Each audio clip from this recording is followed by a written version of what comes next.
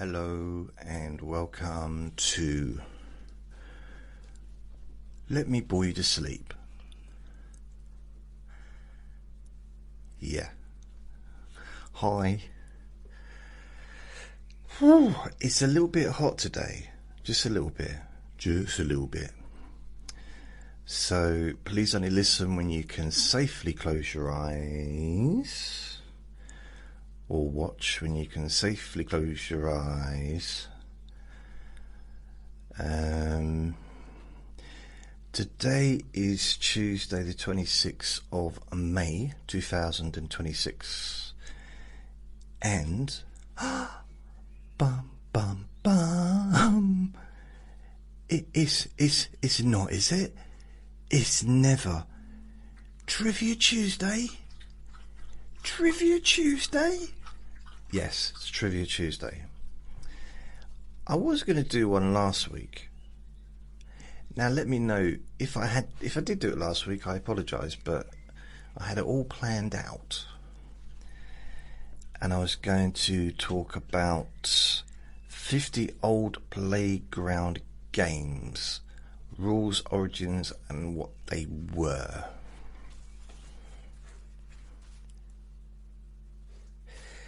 I wonder if I did do it. I'm going to look back because there's a good chance I did actually do it last week. And I don't want to do it again. I'll do the same thing twice.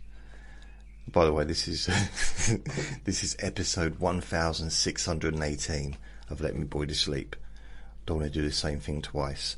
I've done it 1616 times so far.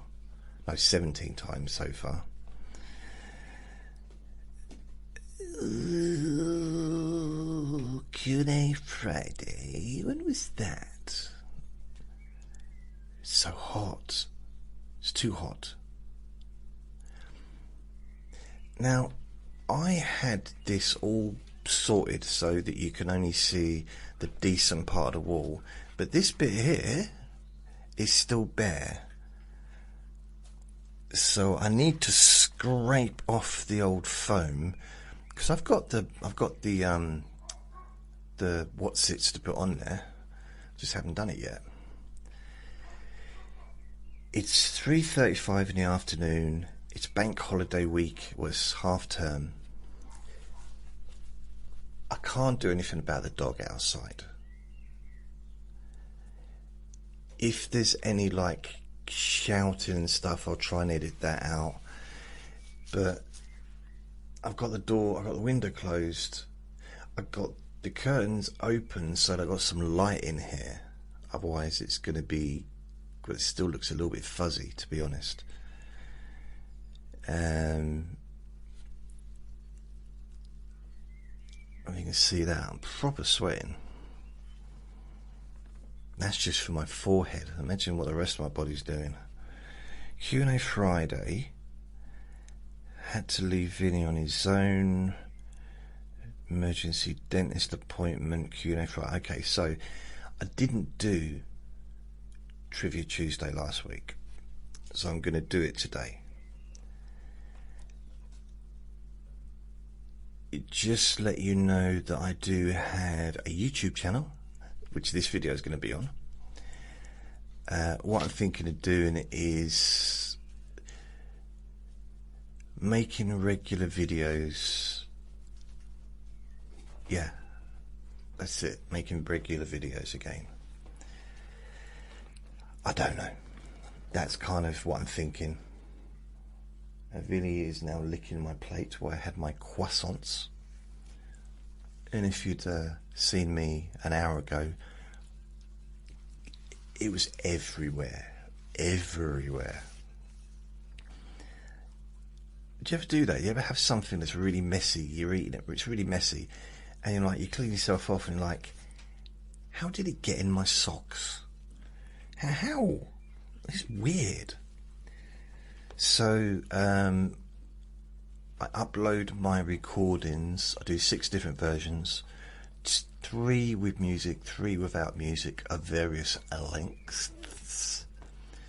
I also post on Instagram, X and TikTok, also upload my recordings automatically uploaded to my website, jasonnewland.com. Yeah.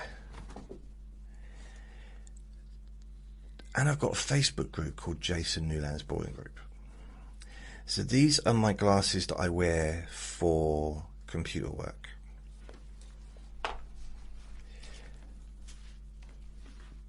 These are my glasses I wear when I'm out. Now, when I bought them, I was in near a shop window and there was a lot of light coming in. Now, when there's light coming in, these have a blue tint. It's very obvious that they're blue. Bearing in mind, I was looking at these without my glasses on, so I wasn't able to see properly. And I thought that they were very different. When you actually look at them, they look the same. Like, I can see the difference because there's light shining in. I've actually gone out with the wrong glasses on because they both look black to me. I made a mistake. I should have got like red or something for the, computer work, because I've got white ones for reading. But I can't be bothered to go and order a new pair or new frames and all that stuff. I can't be asked, if I'm honest with you. So I'll just leave it as it is. I thought maybe getting some Tipex or something and just putting some on the end of one of them, just so I know that that's not the ones I go out in, but the ones that I use for computer work. So I won't be taking these out of the house. I won't be taking the reading ones out of the house either. That's here for reading, unless I do take them out.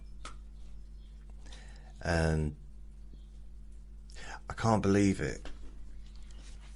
Well, I can believe it, but I've just started reading the first book that I've read in absolute ages, because my eyesight's been so bad, and it is still, my eyesight's not great. I got cataracts, I got a lazy eye, so I got cataracts in both eyes, and my left eye, for some reason, it's weird, right? I thought that with my new reading glasses, my left eye would be corrected. It's not corrected. I don't think there's anything they can do about it. It's the right, it's got corrected lenses, so I can read easier, and I had my Kindle out. I started reading Wilt, which is one of my favourite books from when I was a kid, and I just read the first chapter. No eye strain, no nothing. It's nice. Could see the writing fine, and it's kind of like, oh, this is part of my life. I'm getting part of my life back, being able to read, being able to look at a computer without getting sore eyes, which I wasn't before. Being able to go out and just be able to see a bit clearer. Things aren't as foggy as they was. So I was sitting there with my reading glasses, looking at my Kindle, and I thought, well, this is good. This is very clear and everything. This is nice. And I thought, I'm going to try and read with my left eye only, which is something that I've never really tried to do until I was at the optician's a few weeks ago.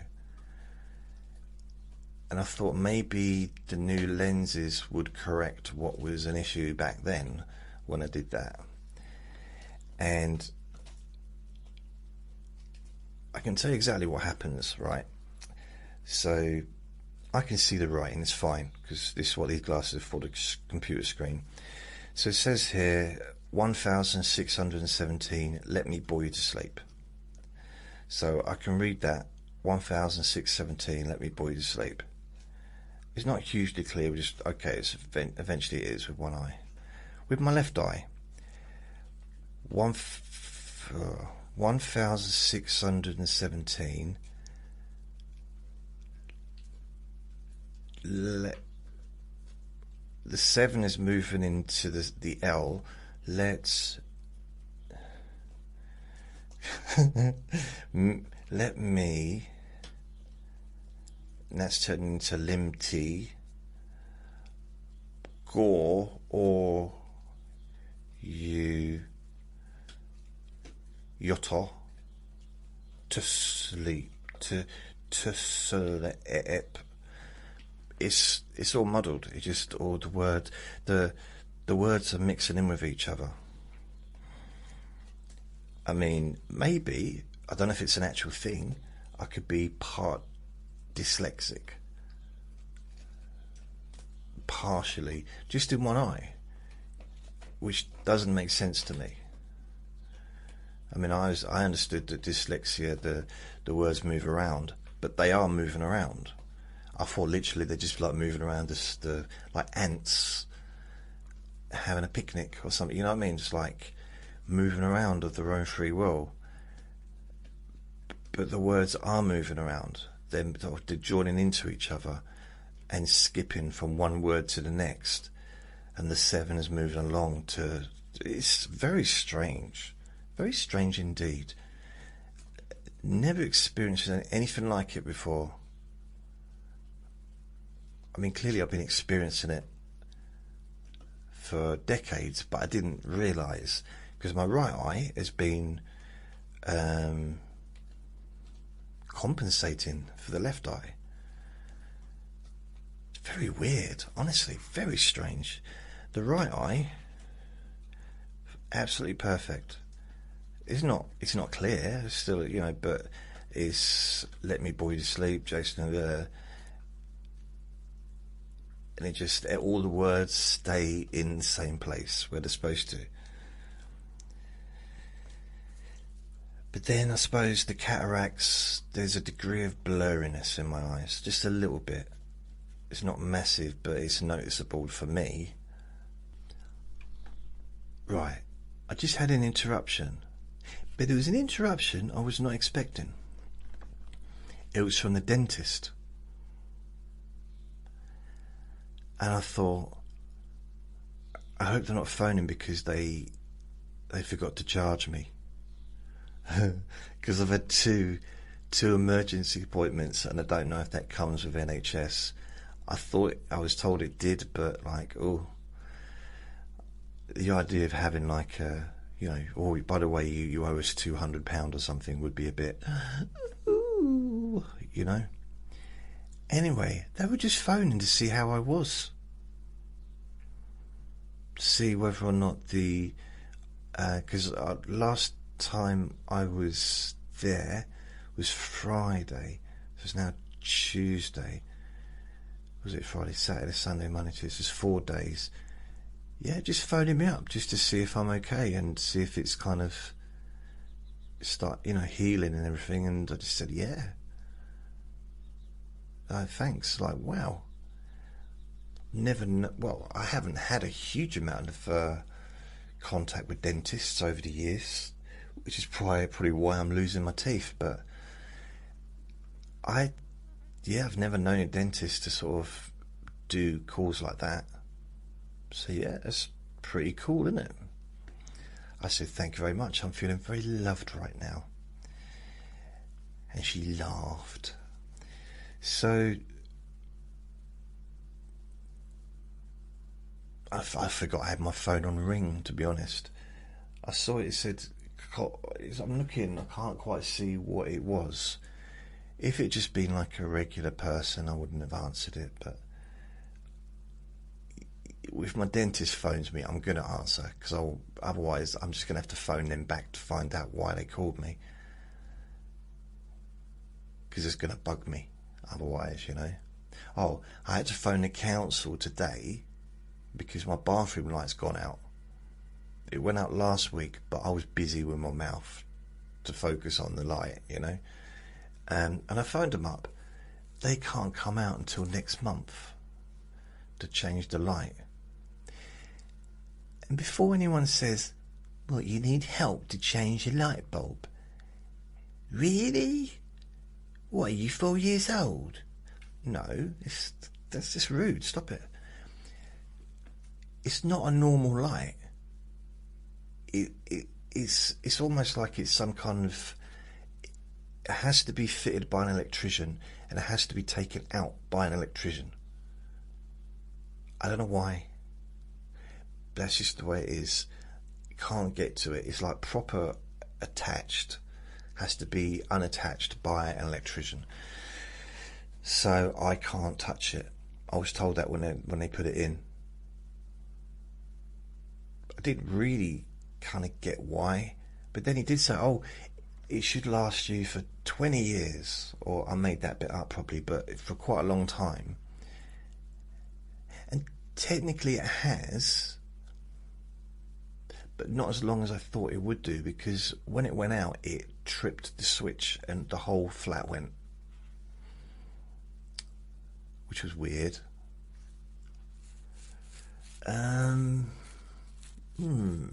Itchy beard. I was talking about something, wasn't I? What was I talking about? Glasses, probably. Anyway, so I had the dentist just call me up. That was nice. The bathroom light. No, run out. I forget what I was talking about. Anyway, Trivia Tuesday. Sweaty Tuesday, more like. Is it Tuesday today or is it Wednesday? Oh, it is Tuesday. Good. Right. So, 50 old playground games, rules, origins, and what they were. Oh, before I go any further, just to let you know, I did a new recording today. I think it was number 7 in my series of breaking free from control and manipulation. And this one was called Fear of Upsetting People. Yeah. So there. Right. So I'm going to read these out. Some of them I will very likely remember. Some I might not. So British Bulldog is the number 1. I've heard of it, but I didn't know it had, I think because I was so little, I might not have known the names of the games, but I participated in the games anyway. A chasing game where 1 or 2 players stood in the middle while everyone else tried to run from one side of the playground to the other without being caught. Ah.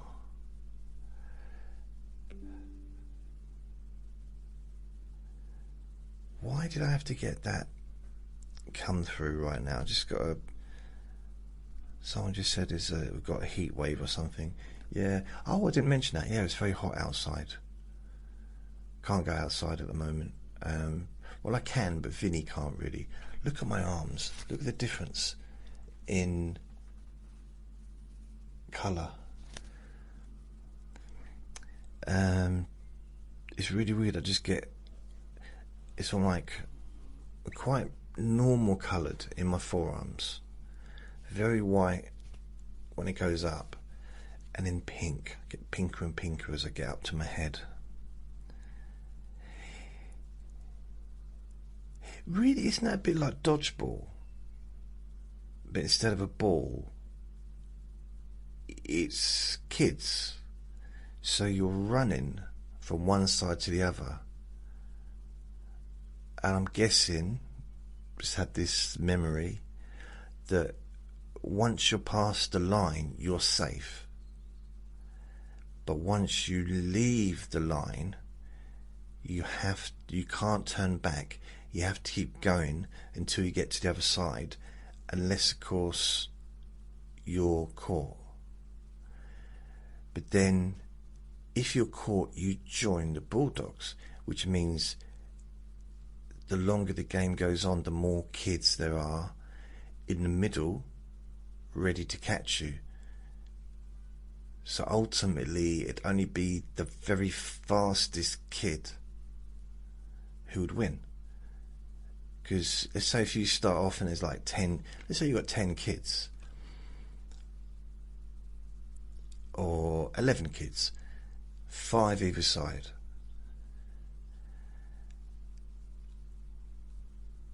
When you had 10 kids in the middle, that's a lot to avoid, isn't it? Well, in fact, if there was 11, you'd win. If there was one left, that person would be the winner. It was popular in the UK schools from the 60s onwards, though similar games existed much earlier.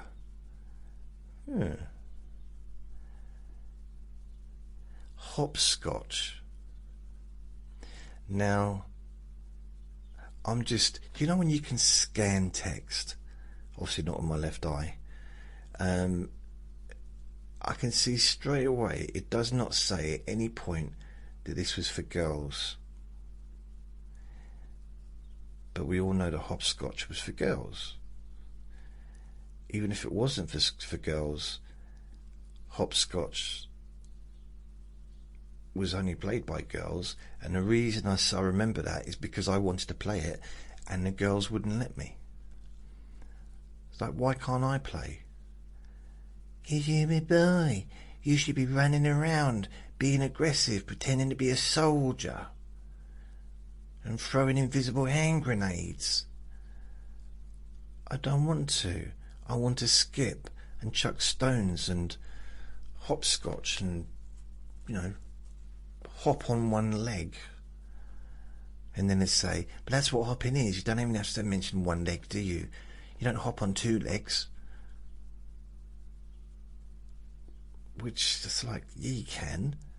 No, if it's on 2 legs, it's jumping. Hopping is 1 leg, 2 legs is jumping. And I'm like, well, why am I having this big long conversation? Just let me play. And she said, no, you can't play. And I said, you realise you just wasted half of our playtime arguing with me. If you just let me play, then we could have had more time having fun. And she said, yeah, but it wouldn't be fun if you was with us, would it? She actually went. I never understood why she did that. She was quite famous for it. So basically, players threw a stone onto numbered squares drawn in chalk and hopped through the course on 1 foot. Yeah, 1 foot, hop. The thing is, right, it's one of those games that was both really flexible and also inflexible. It depends where you were. So, unlike playing football or basketball or cricket or, those kind of games where you would need equipment and you would need space and you would need a football pitch and all that stuff, with hopscotch, all you needed was a surface and a piece of chalk and a stone. And it didn't have to be a stone. It could be a penny. It could be a little twig. Twigs aren't great if it's windy, but you know what I mean. It's you can get heavy twigs like a big, but then that can take up half of the whole of the actual angiogram or whatever it is called, the chalk line thing.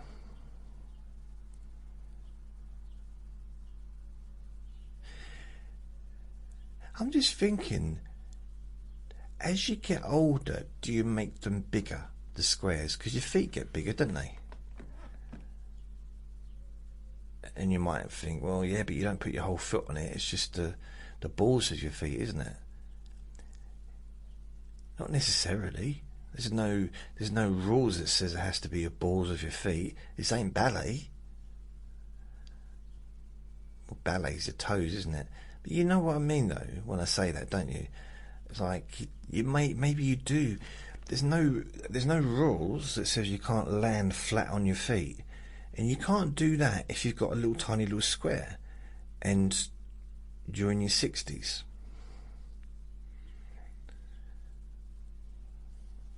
So you have to avoid stepping on lines and retrieve the marker while balance. Wow, that's not going to happen. How do you do that? So you're standing on one foot and you have to get something off the ground while you're balancing on one foot. I suppose you just crouch down, don't you?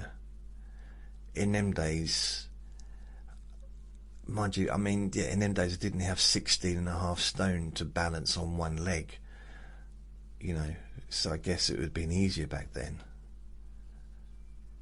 That's what annoys me. When people say, oh, fat people, oh,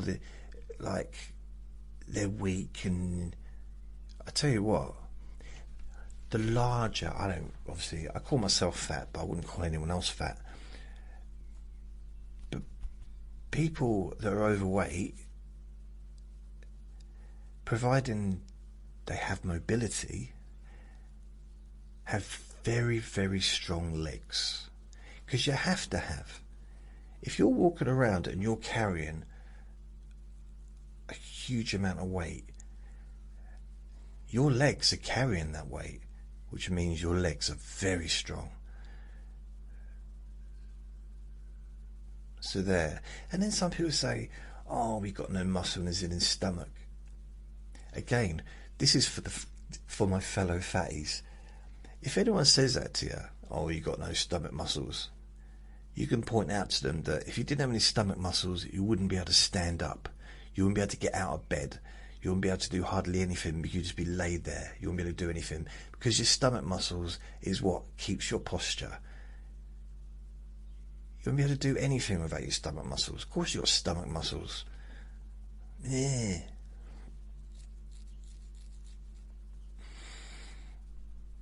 Okay, very well hidden in my case, but I do have them. Me. Apparently hopscotch, the origin, goes back to Roman Britain, where soldiers supposedly used hopping drills for training. So here's me say it was for girls. That's just because it was always girls when I was a kid playing it, and I wanted to play it and they wouldn't let me. Now, had I known that the Romans used it as their main training tool for the Roman soldiers, I could have used that bit of information instead of just pouring a bucket of water over the chalked out line. Conkers. Children threaded horse chestnuts onto string and attempted to smash each other's conker. The rules: players took turns striking, and the last unbroken conker won. Became hugely popular in Britain during the late 1800s. Now, I never liked conkers. I did participate because I had two older brothers. They were into it, and I'm sure they used to put the conkers into the oven, soak them in vinegar, all kinds of things to try and make them as hard as possible. In other words, cheat. And I didn't like it because I'd often get hit in my fingers or my hands by the other person's conker. And my rule is learn to aim or don't play the game. That was my rule for that one. That's my little rhyme. Learn to aim or don't play the game. I don't want my hands bruised. By the way, I'm really pleased with myself and how quickly I came up with that.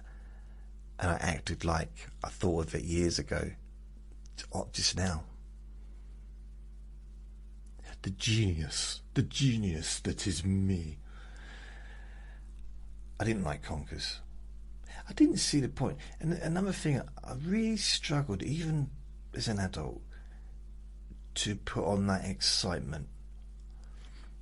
Do you know that excitement people have when they're watching football?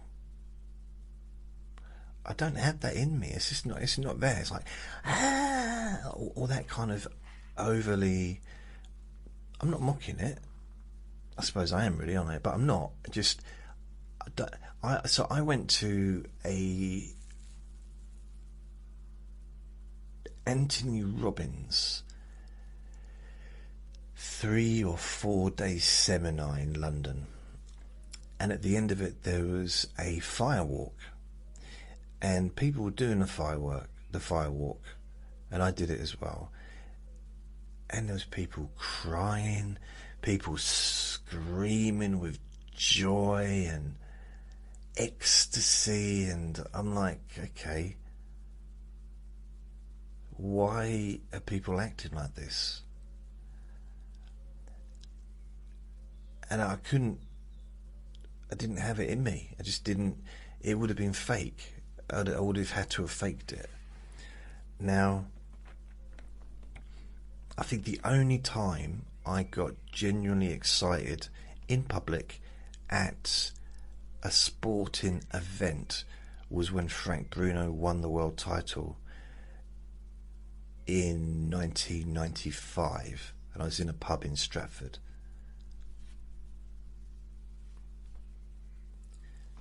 Now that was exciting, but that was because I was a huge fan of Bruno for a long time. Like, at this point I'd been a fan of his for, I don't know, 15 years or something.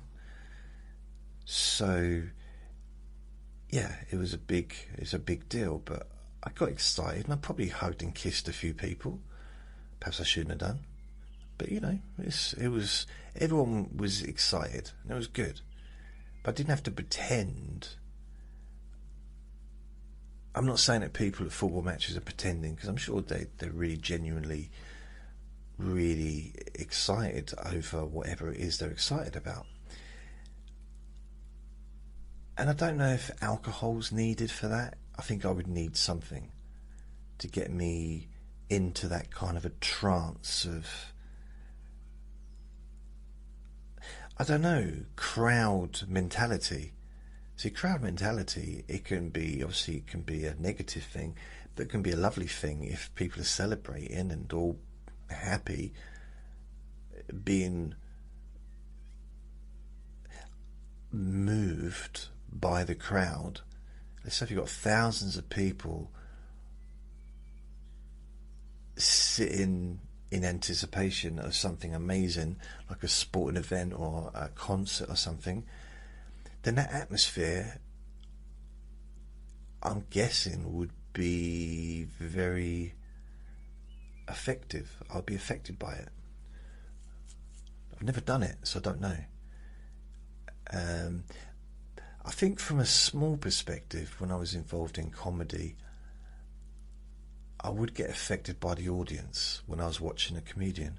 If the audience were really having a good time, I'd enjoy it more. But if the audience were hostile or just not liking the comedian, I found it hard to enjoy it.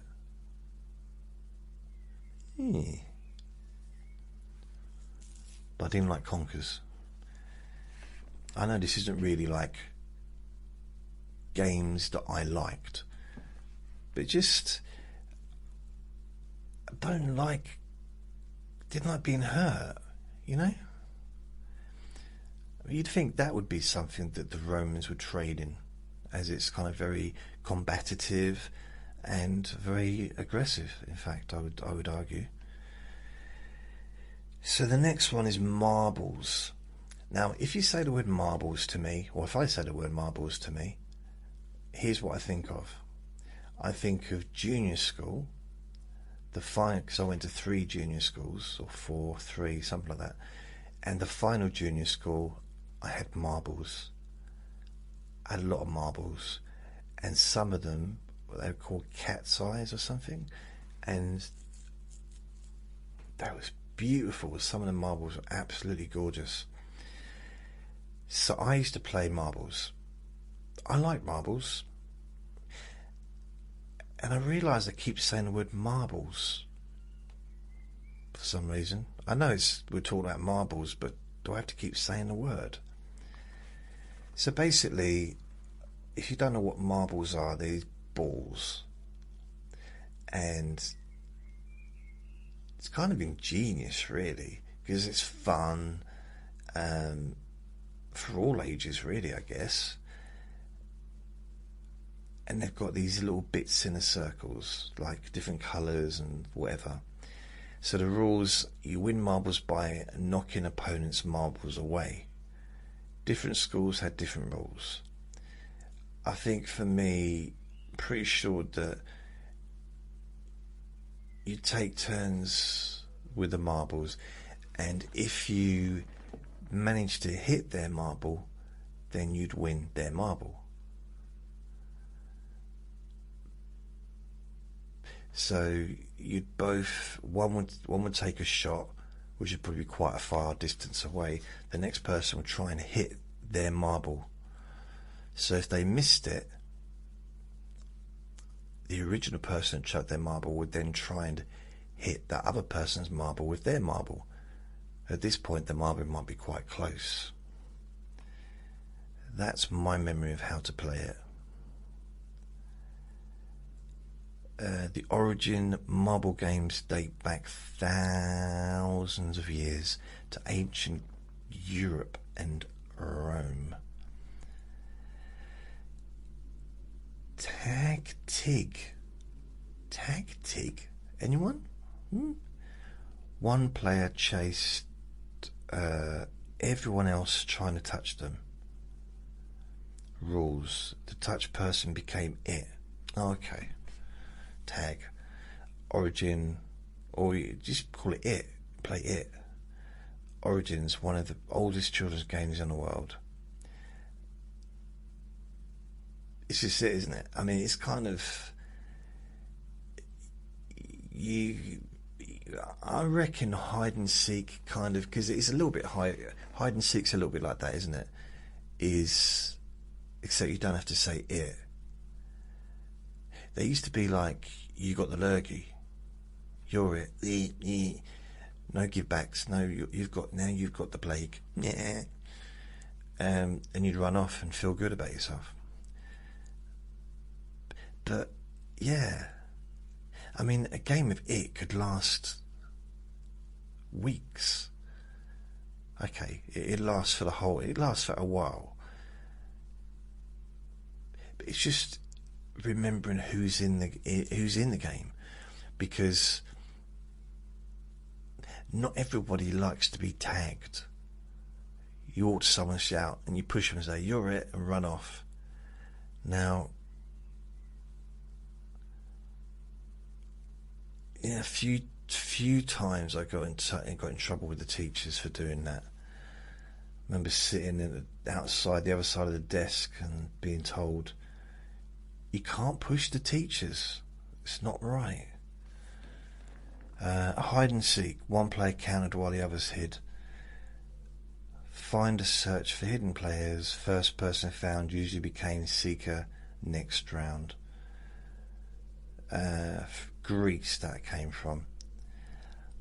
I used to play hide and seek, but then the thing is, if you hide too well, it becomes a little bit boring. And also, I played hide and seek. First of all, okay, if you're going to play hide and seek, make sure that the people you're playing hide and seek with know that you're in the game. That's important. Because I remember once I was playing the game, I was just standing around and all these kids said, let's play hide and seek, and I'll count to 100 or 100 down. So I'm running and hiding. So I'm in a tree like 3 weeks later, and I'm thinking, I wonder if they knew I was in this game. Red Rover. Don't know about this one. 2 teams stood opposite each other holding hands. Really? One team called someone to run and break through. If they failed, they joined the opposing team. Likely originated in the 1800s in Britain. I don't remember that.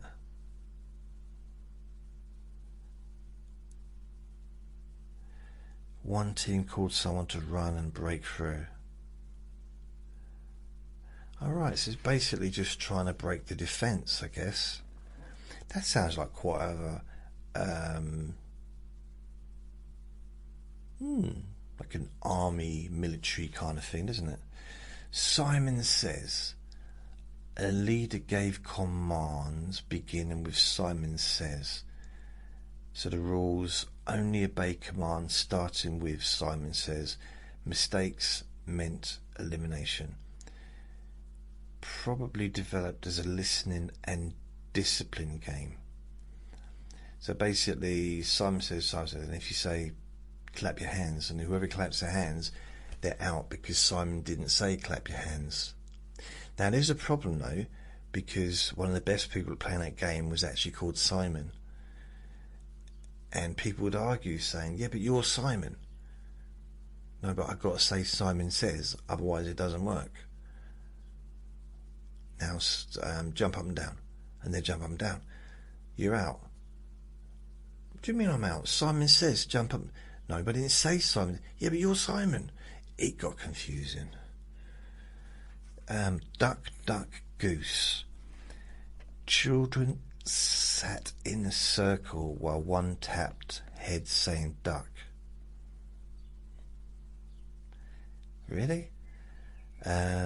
Rules. Choosing goose triggered a chase. Popular in North America since the 19th century.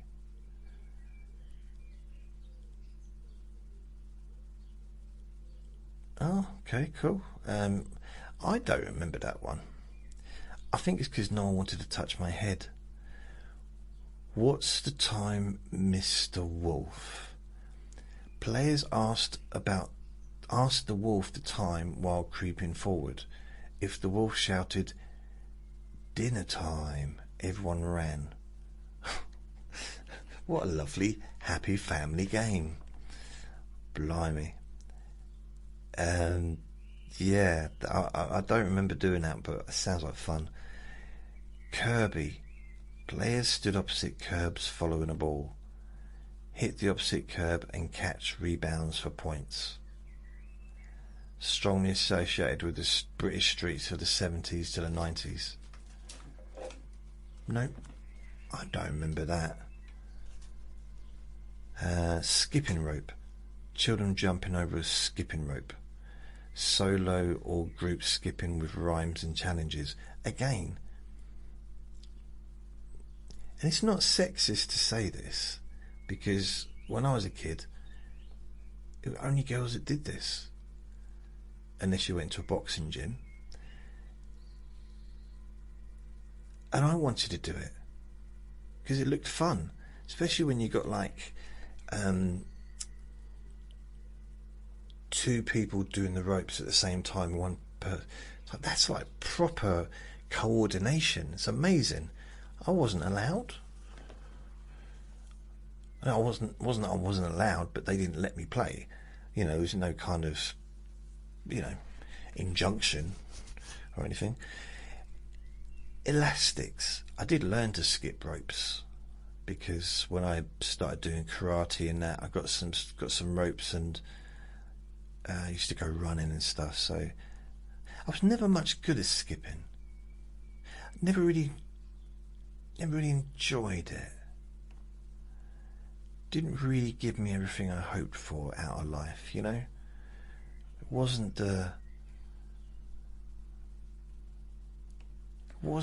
really, I think there's only so much fun you can have doing the same thing over and over again.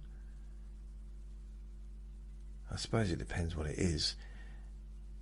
if it's eating chocolate cake. There's a lot of fun you can have. Elastics.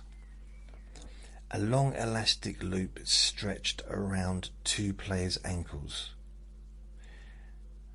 Don't remember this. Performing jumping routines without touching the elastic incorrectly. Very popular in the 80s and 90s. Nope, don't remember that. I don't, generally. Cat's cradle. String patterns made between fingers. Players transferred shapes back and forth. Ancient game found in cultures worldwide. I've seen this again. I've only seen when I was a kid. Saw girls do this, like put and then like share it and put it onto each other's fingers and make all these patterns and stuff. I wanted to do it, but no one wanted to touch my hands. Heads down, thumbs up. Children sat with heads down while chosen players sneaked around. Sounds a bit weird, doesn't it? Rules. Guess who touched your thumb?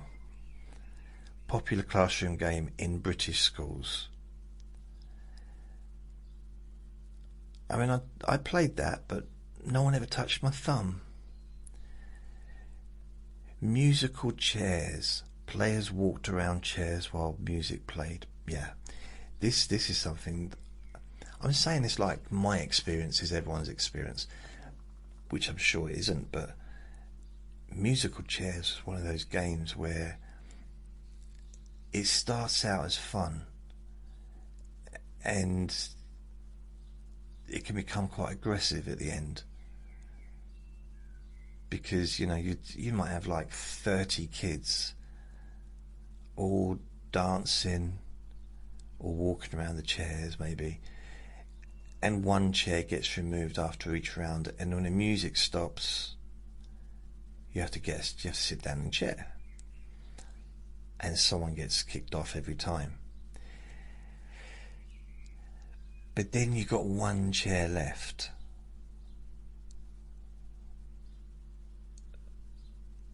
and you're determined to sit in that chair no matter what happens, no matter, even if it means getting expelled, you're sitting in that chair. It didn't bring out the best in me. Honestly, you know, because musical chairs was always played at birthday parties, and I'd hear the same thing. Well, you know, eventually I wasn't invited anymore, but the amount of times people say, just Jason, put the gun down. Victorian party games. Musical statues. Children danced until the music stopped. I used to like this. I used to like that game. You freeze instantly or be out. What I didn't like is the person that was in charge, because quite often I'd find that you'd have these games at school, and maybe at the Christmas party or some kind of school thing, and I'd be like, I knew that I'd frozen because I practiced at home. I knew that I'd kept quiet and I wasn't moving. So I'm pretty sure the teacher had it in for me. Like, and it's like, what do you mean you practiced? Well, what I used to do is I used to creep around in people's gardens right in front of the kitchen where they'd be like doing the washing up, and I'd just be completely still.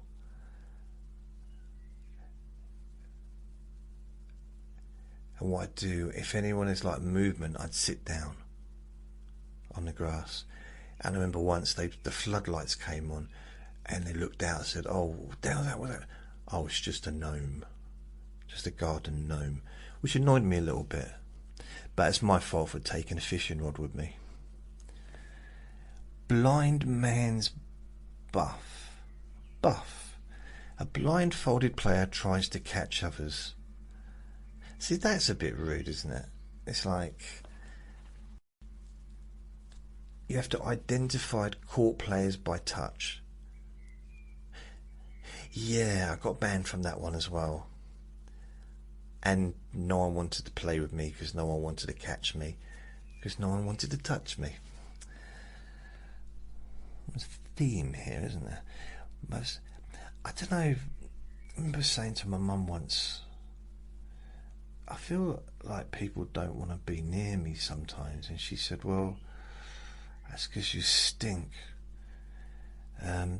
Mother May I, players requested permission to move towards Mother. Maybe you had a bath at least once a week. That, you know. Players requested permission to move towards Mother. Must follow exact instructions. I don't remember that one. Sardines. Reverse hide and seek. Reverse hide and seek? One person hides.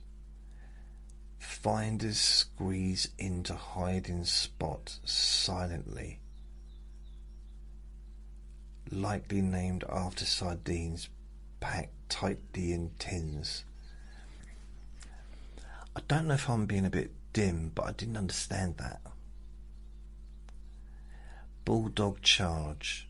Variation of British bulldog with rougher tackling. Cross safely without being stopped. Frequently banned in schools. Yeah, basically it would be like rugby tackling. Another situation where I was told to leave my gun at home. Kiss chase. A playground chasing game involving pretend romance. I didn't realise it was pretend. Chase and tag players. Common in UK primary schools.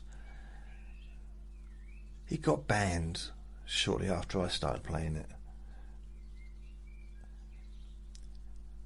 Yeah, honestly, kiss chase is not allowed in schools anymore.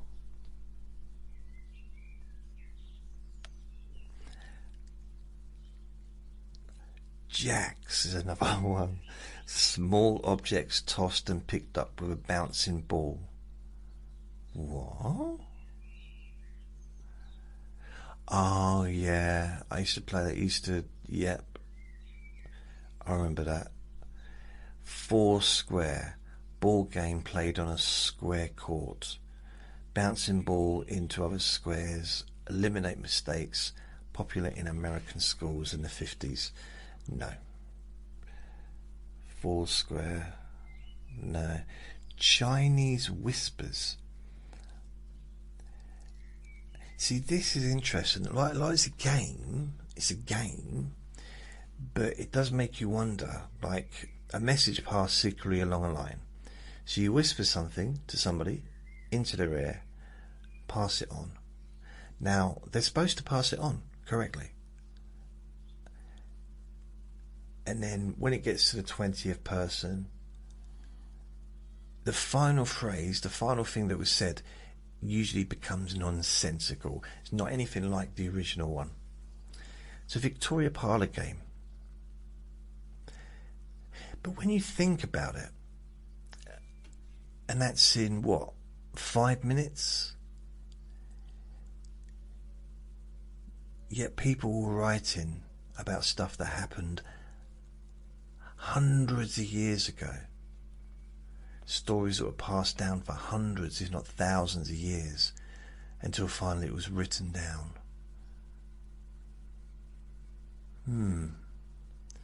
Just like querying reliability. Chinese whispers. Oranges and lemons. Children formed arches with arms. Players passed underneath while singing. It doesn't sound like a game. How do you win? Do you have to knock people over? I don't know. Stuck in the mud. Tag variation where frozen players waited for rescue. You freed teammates by crawling under legs. Another one I was banned from. Modern playground adaptation of tag.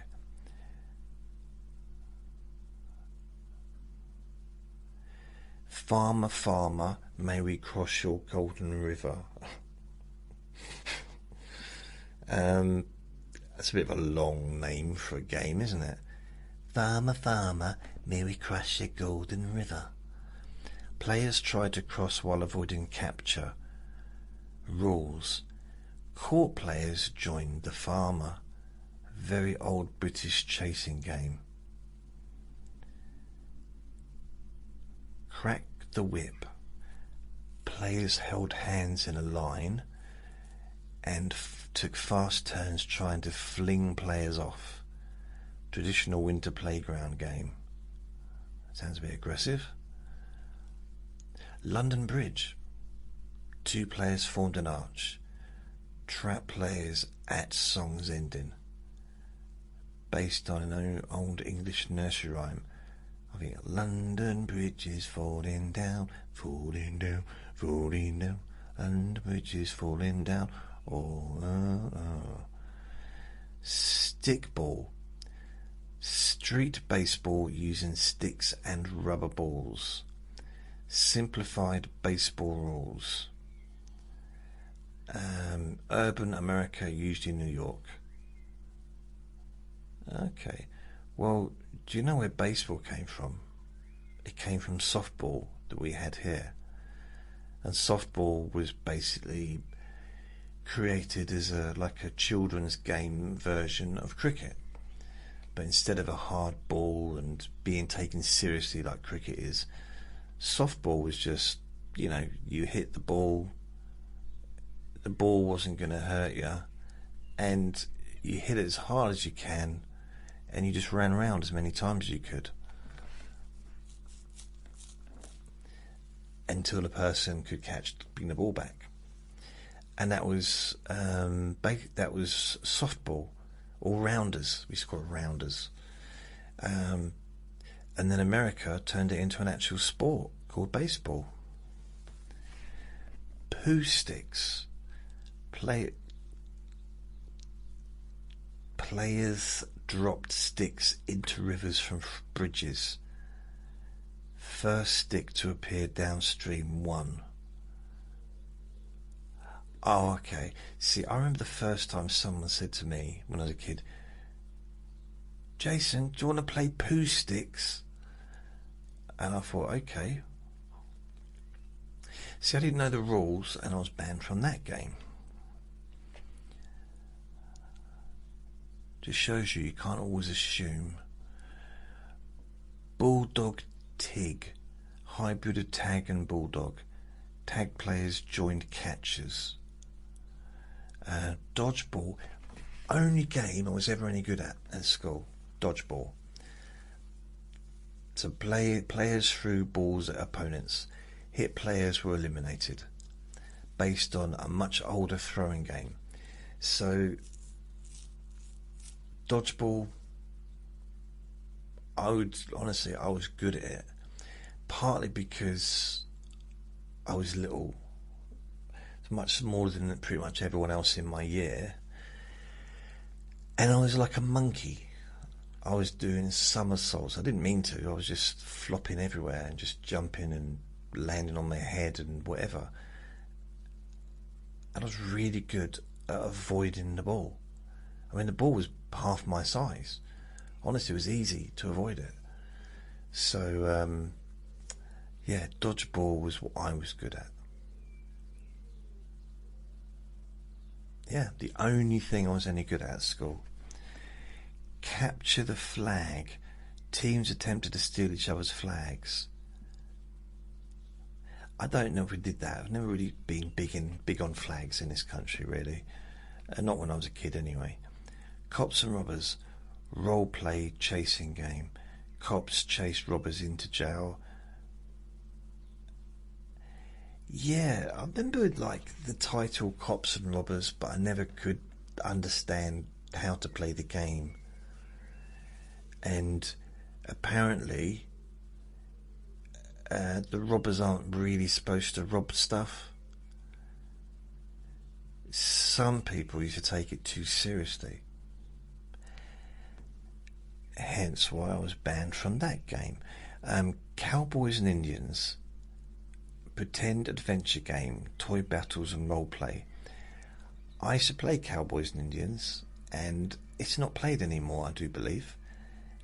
Inspired by Western films and TV. Yeah, I had what was classed as an Indian costume. I also had a cowboy costume with guns, a hat, and what's those things on the ends of your boots that are little wheels? Had them as well. And yeah, every Sunday, Saturday afternoon, Sunday afternoon, there'd be Cowboys and Indians, John Wayne and all that stuff. Old movies, because I'm talking like early 80s, late 70s, early 80s, but it was old movies from the 50s and the 60s. Ring a Ring of Roses. Children danced in circles singing and falling down together as song ended. It's not really a game, is it? I think anything that's just repetitive, they just ring a ring of roses, a bucket full of roses, down, and you fall down. I mean, the falling down could be nice, I suppose. It's like, whee, that can be a bit like that. But it could also be painful. It depends if you're doing it on a beach or if you're doing it on a, I don't know,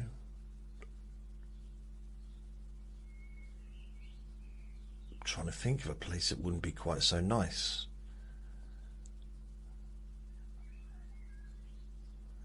Refuge site, perhaps. A ground like broken glass. Anyway, I don't know. So, Fox and Hounds. One player chased multiple runners. Yeah, not really my thing. Grandmother's footsteps. Players crept towards a leader, and the rules were freeze when leader turned around. That's just rude, isn't it? Like creeping around behind grandmother, but when she turned around you just froze like that. Yeah, that's really going to be do her a world of good, isn't it? Statues. Can you imagine, especially if they were like into kind of science movies, science fiction movies that watched, oh my god, I've turned into the Medusa. My grandchildren are turned into stone. Statues. Children froze in funny poses, and the rules: moving meant elimination. Common party game. Oh, I just realised. Players crept towards a leader and freeze when the leader turned round. So yeah, that was a thing. So someone had their back to you, and you'd be like that, making and then they turn around and you'd be stuck like that. But I didn't know it was called Grandmother's Footsteps. That's the bit that I find a bit weird. Other than that, it was a really fun game, especially because you make the weirdest faces, like, and have to stay like that, even if the wind didn't change. Tug of war. 2 teens pulled a rope. That's fun, but that's very much about strength, isn't it? And I'm not sure if I ever won a tug of war match, ever. Leapfrog. Players jumped over bent over teammates. I don't know. I mean, for me it wasn't so much fun because everyone was so much bigger than me. So I used to end up like landing on their head or on their back. I'd have to climb over them. Piggy in the middle. 2 players passed a ball over a middle player. Middle player tries to intercept. Wall ball. Wall ball. Players threw a ball against the wall. Catch rebounds cleanly. Urban playground game.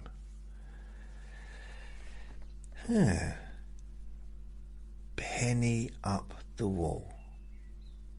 coins tossed towards the wall. Closest coin won. See, this is a game I used to play in my teen years, and it was hugely popular. Hugely popular.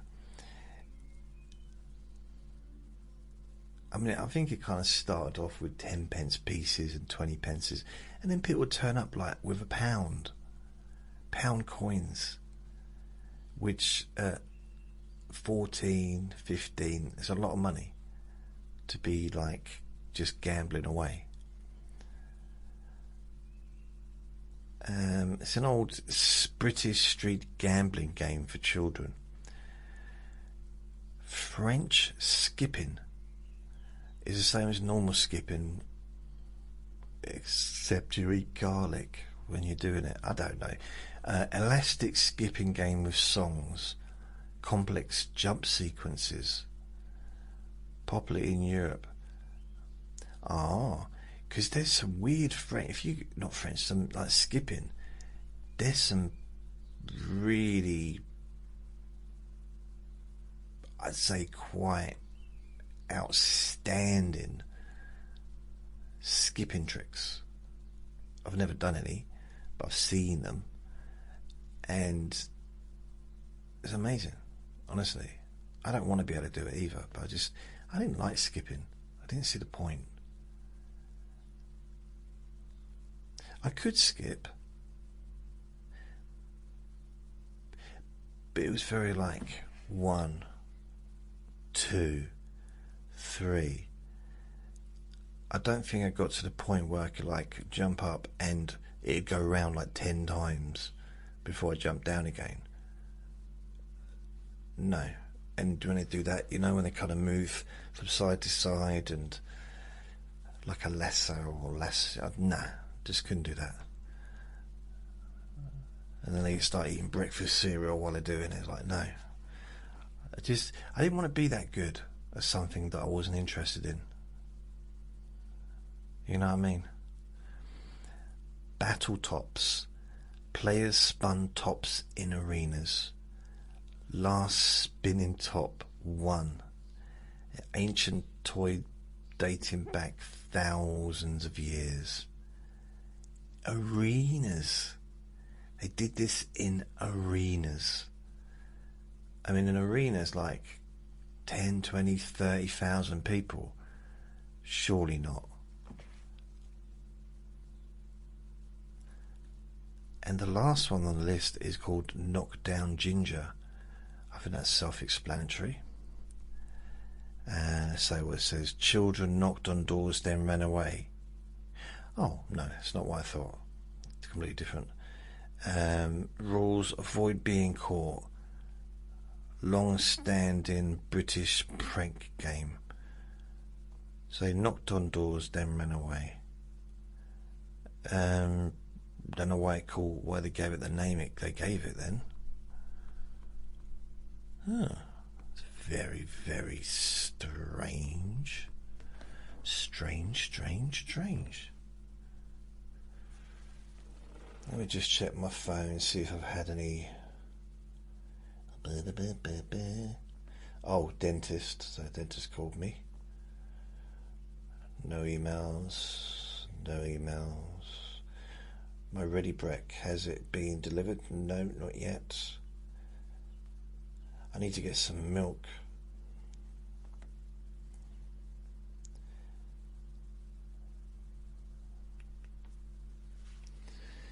Just like to check the stats, have a little look to see how many people have listened or watched my videos that I've posted on TikTok.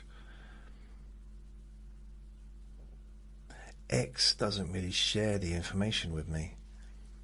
Instagram does. I mean, Instagram varies from like just a few to quite a lot sometimes. Very variable, it's not very consistent. I'm consistent with what I upload now. Like today, exactly, that's really weird, right? Okay. This is Instagram. 40 views. Oh, okay, right. So this is Instagram. This is like 1, 2, 3, 4, 5, 6 days ago. 2 views. So what is that? What's today? It's Tuesday, Monday, Sunday, Saturday, Friday, so Thursday. The video uploaded 2 views. Friday, 40 views. So I upload a different one every day. Saturday, 193 views. Sunday, 228 views. Monday, 209 views. And the one I uploaded a few hours ago, 213 views. So it's just, I'm doing it every day, upload every day, and for some reason, I don't know why, they started to take off. I was getting 14, 18, 20, occasional 300, but generally quite a small amount. And now suddenly I'm getting like hundreds. I can't figure it out. I mean, maybe it's the consistency. That's the one thing I've discovered over the years, is being consistent is, I'm not going to say it's a secret, because I don't know what the secret is, but it's definitely useful to be consistent, which is why I try and make a recording every day. And the recordings I upload to Instagram, X and TikTok, they're not necessarily the day that I made them, so I'm usually a few days behind, which means I've always got something to upload, and I upload the same one to all 3 sites, all 3 apps. X doesn't give me any stats, so I've got no idea really if anyone's listening. Maybe I'll just have a little look while I'm thinking about it. While I'm thinking about it. X. Wonder where it could get notified. XXXX history. Videos. May the 9th. Nope. So I don't know where the stats would be. Download Grok, Creator Studio, Inspiration, Analytics, Advanced Analytics with X Premium. No thanks. See, yeah, there's no way of finding out really if it's not even telling me if I've had anybody look at my stuff. I mean, genuinely, I've got 2 followers on X. Wow. So I really don't know. And it doesn't tell me if I've had any views at all. Yeah, it doesn't tell me. No, nothing. Doesn't say anything about how long, how many people have listened or watched or anything. It's a little bit annoying, really. Wonder why that is. I don't know why. Really don't know.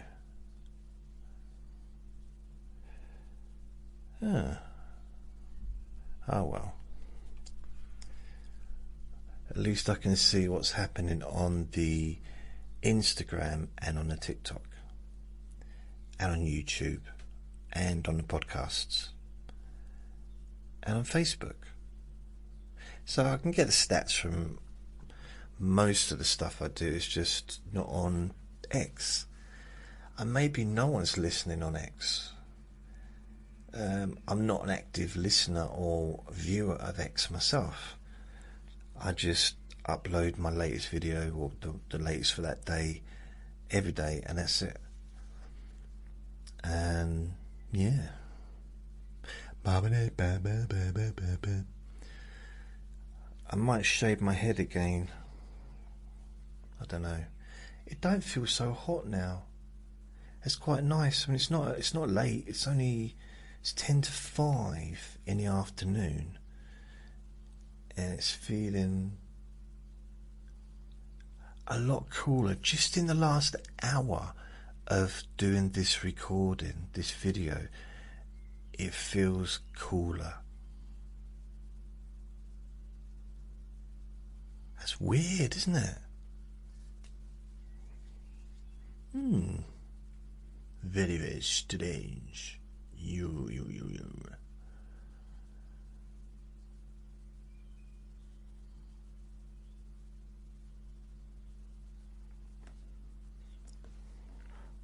Vinny's fast asleep.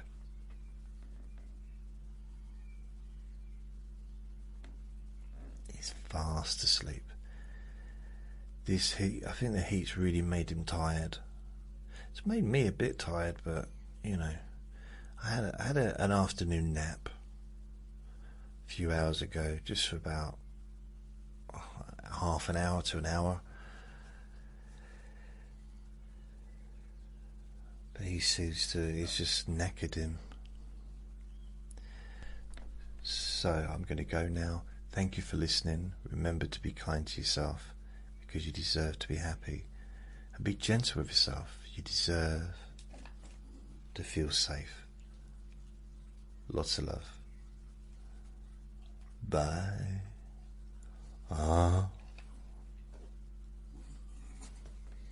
You woke up. You just listening for me to say thank you for listening. As soon as he hears me say thank you for listening, remember to be kind to yourself, his ears prick up and he wakes up. That's his cue. Amazing. See you later.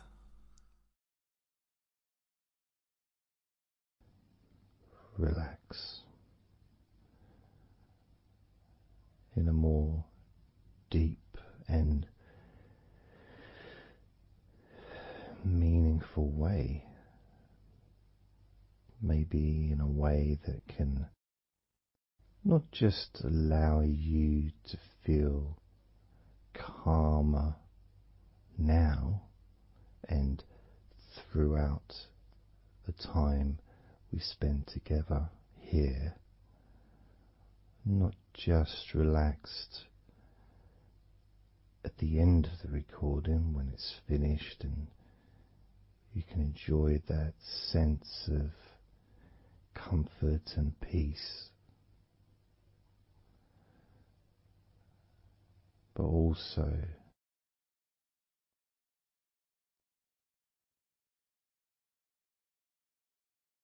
I think it would be nice to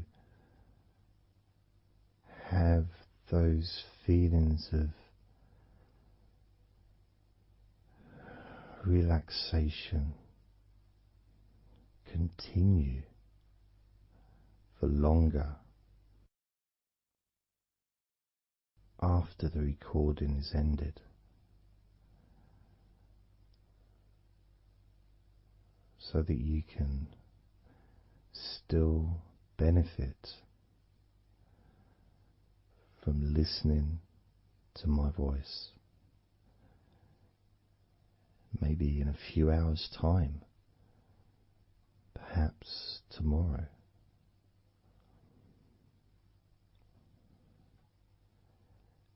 And then by listening regularly, especially if you find, like some people do, and myself as well, sometimes I find one particular recording that really resonates with me, and I just listen to it over and over again, like every morning, every evening.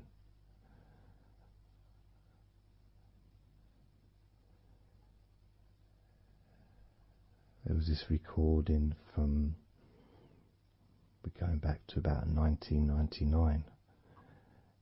It wasn't hypnosis, but it was a guided visualization, so it kind of was hypnosis really. And I managed to find it again, and it still has the same effect on me. And part of it was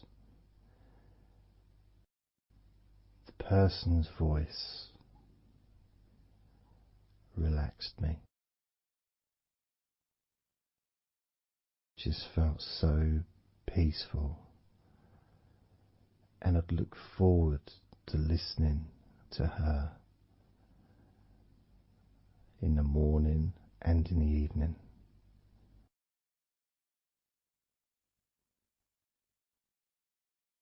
And I knew before even pressing the play button that as soon as I'd done that, pressed the play button, this was in the days of CD players, pressed the play button. In fact, it might have even been a tape recorder. I'd lie down on the bed, and then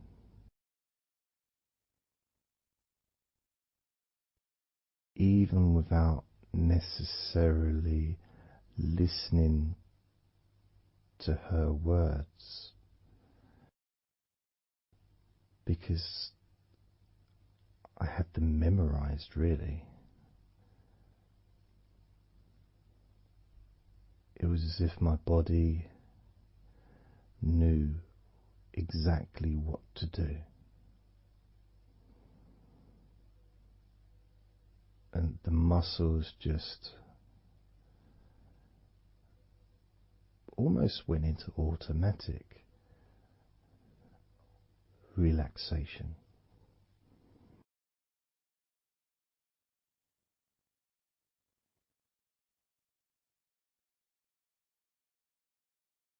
And I remember my mind would slow down.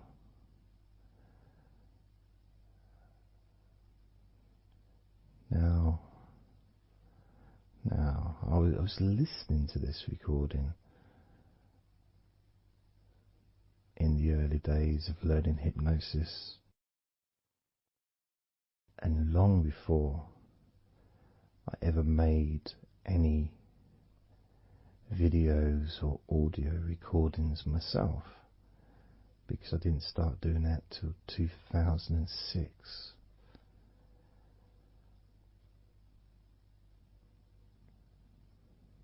But I knew how helpful I found being able to just let go, to have that trust in the person that I'm listening to.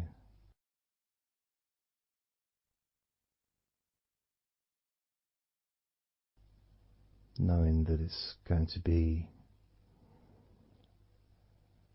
just as relaxing, if not more so, each time you hear my voice. You may feel the same.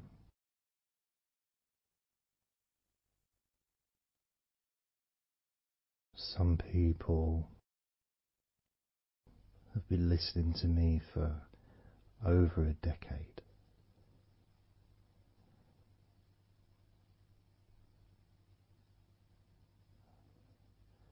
Maybe not solidly, obviously not 24 hours a day, but maybe people come back. Some people maybe listen every day.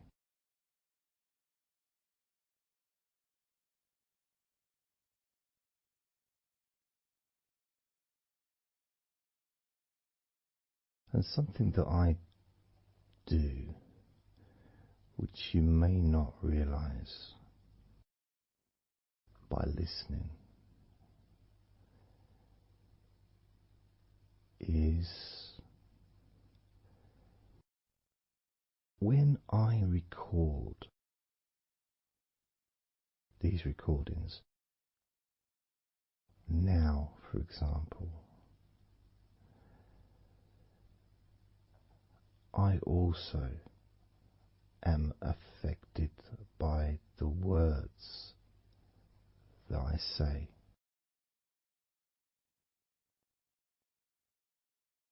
So if I said to you, focus on your feet,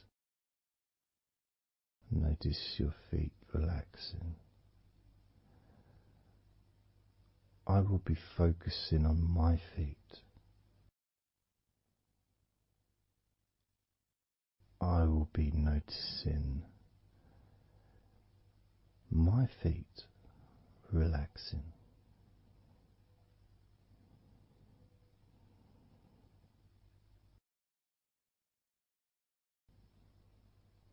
If I said focus on your hands,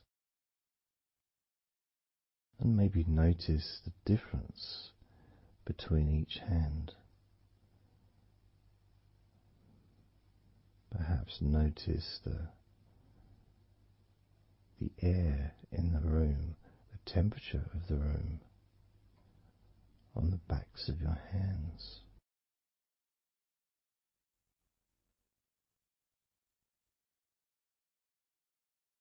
You may start to notice what almost feels like a very light breeze,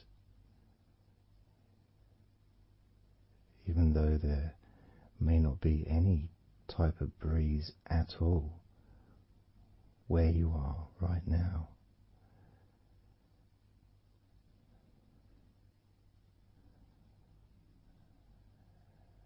And as you become aware of your hands, I'm also aware of how relaxed my hands are feeling now.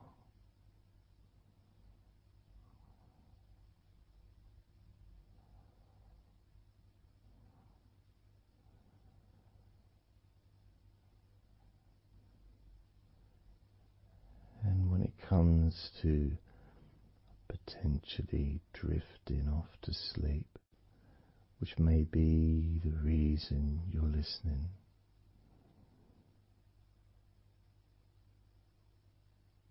I also feel drowsy when I make these recordings.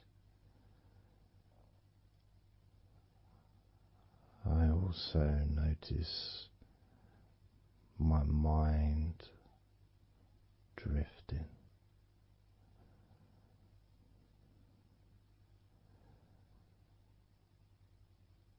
In fact, at times I've actually fallen asleep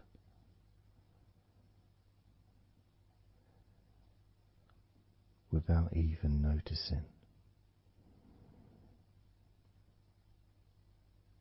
And then I carry on talking.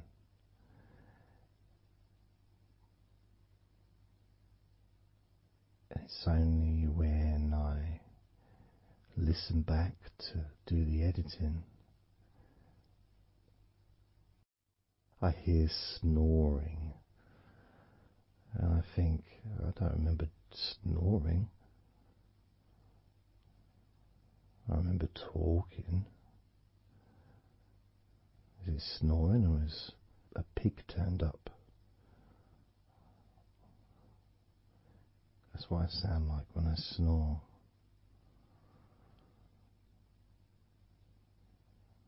And I get really into the whole experience.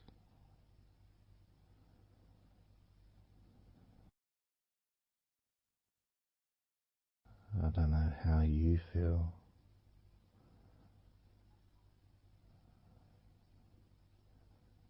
How relaxed you feel in your feet, how relaxed you feel in your hands.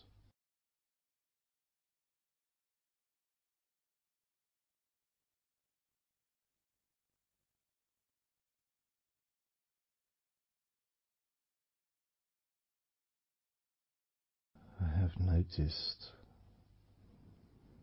more and more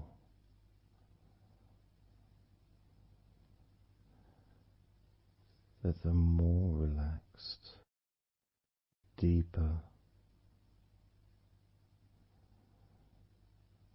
level of comfort you feel, the easier your breathing becomes.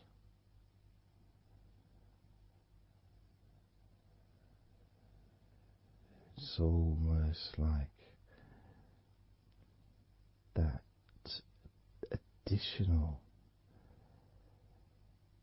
muscle relaxation. So this allows you to breathe easier,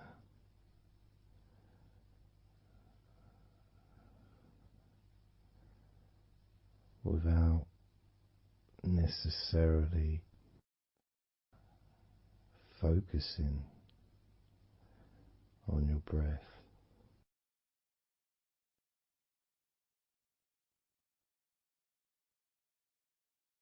However, being able to notice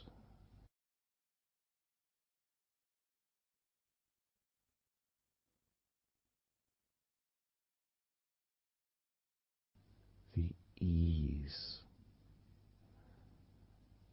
in which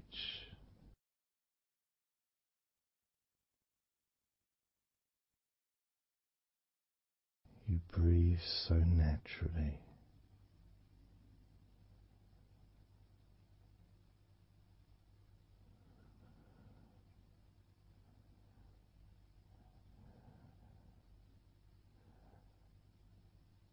You breathe so very easily and smoothly.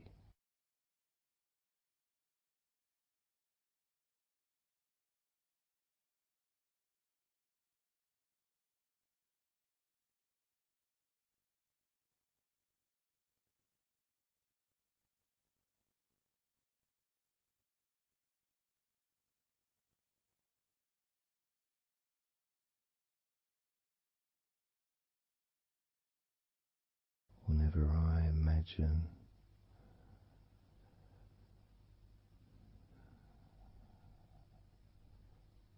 my breathing improving,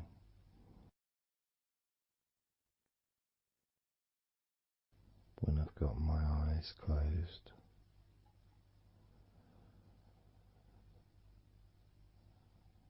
I tend to visualize a beautiful field with trees and flowers,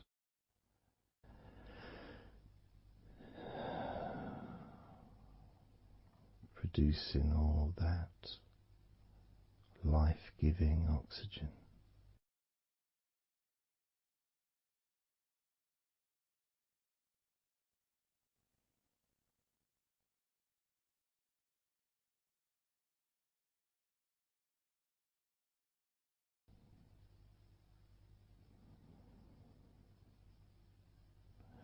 It feels nice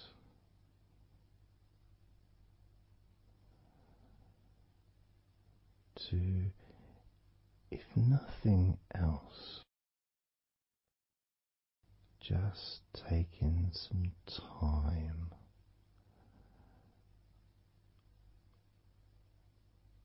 away from everything.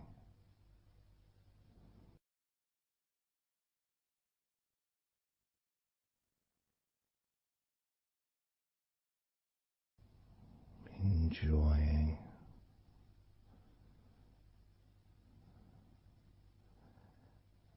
that feeling of peace, serenity.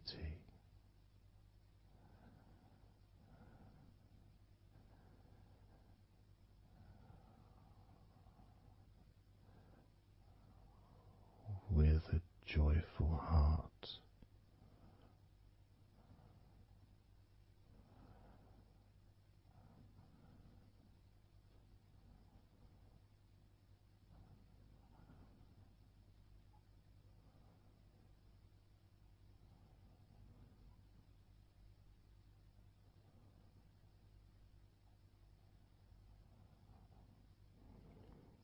Time seems to just drip by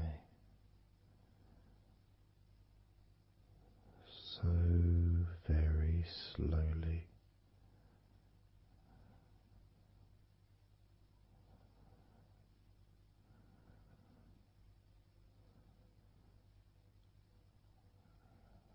Relaxed,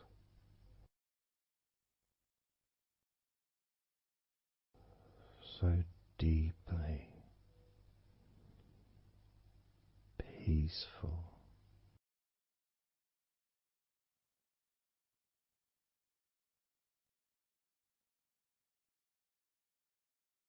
completely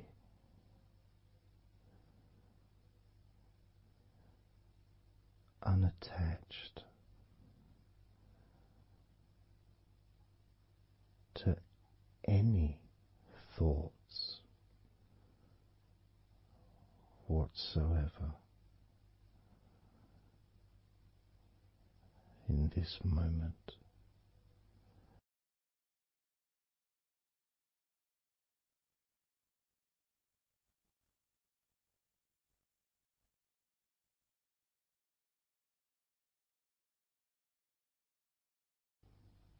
Completely free.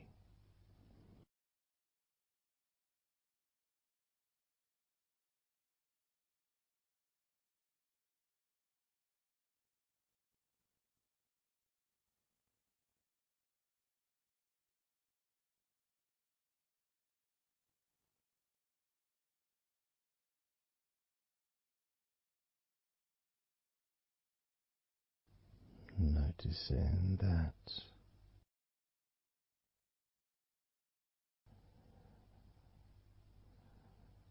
your mind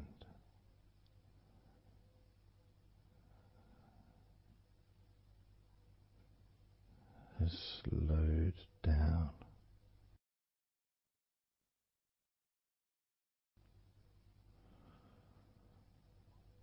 slowed down,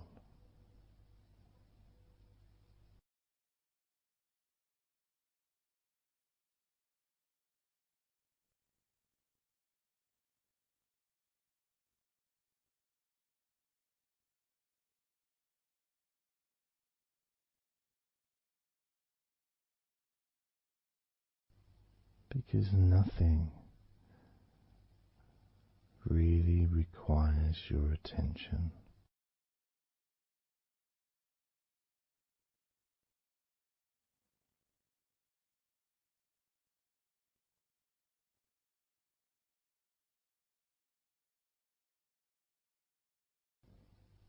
You can enjoy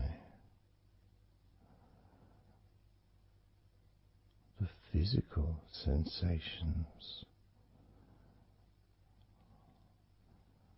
of allowing the stress to drip out of your body,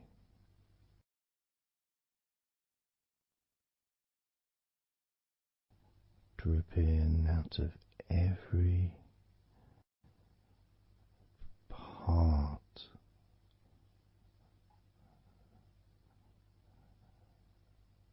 of your body.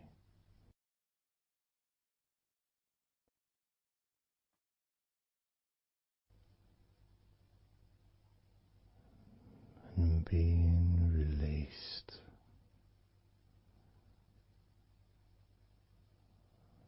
your brain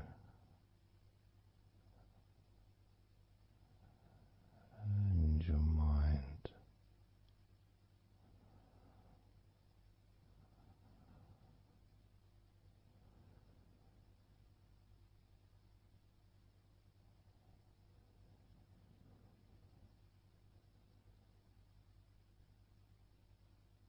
Slowly but surely,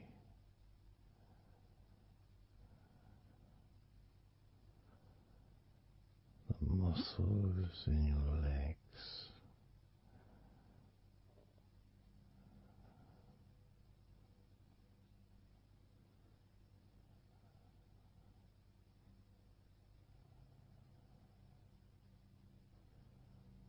relax,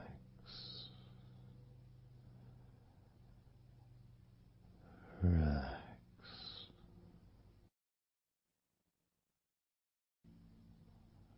relax, so very deeply.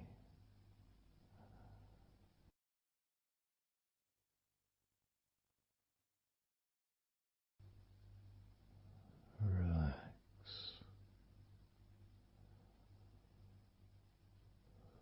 so deeply.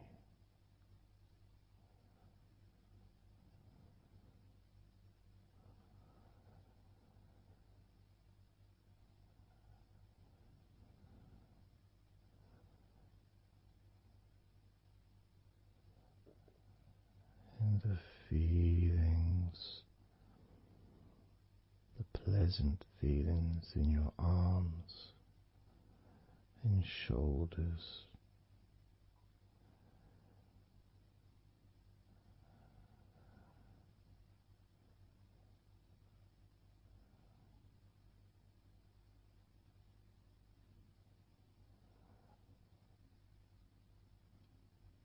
deepening each part of your body further and deeper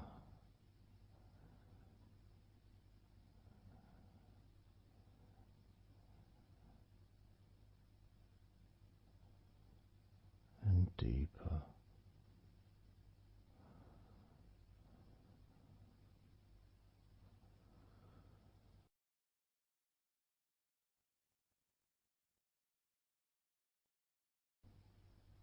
Noticing the feelings in the back of your neck,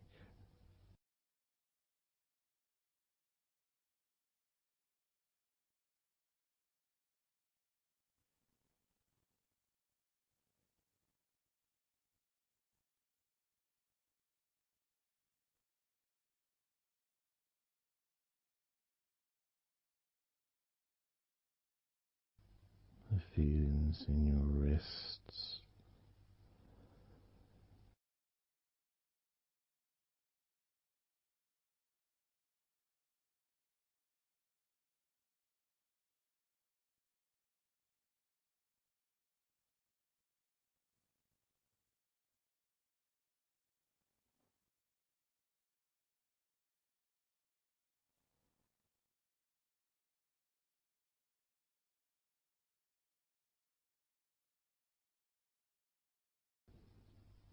the muscles in the front of your body,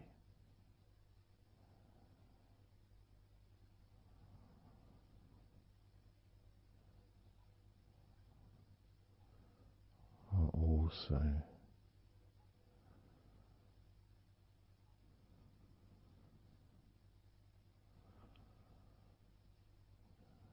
feeling peaceful,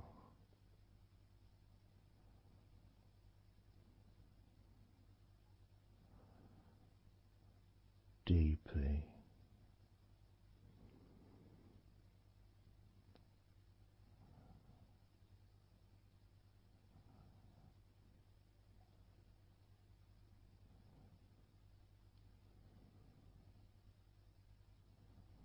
as a sense of peace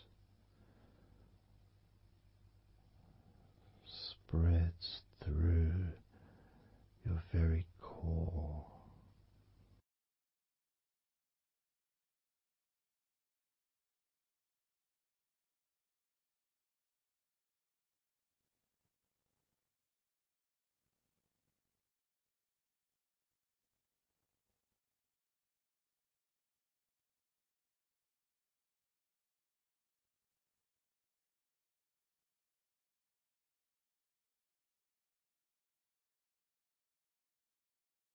Even when you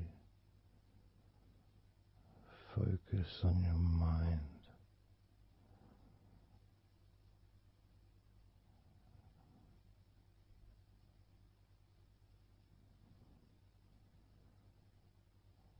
your mind becomes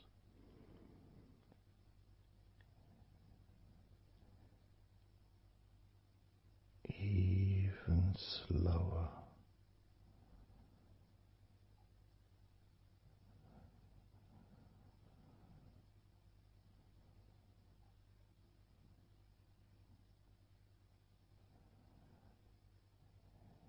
Even deeper.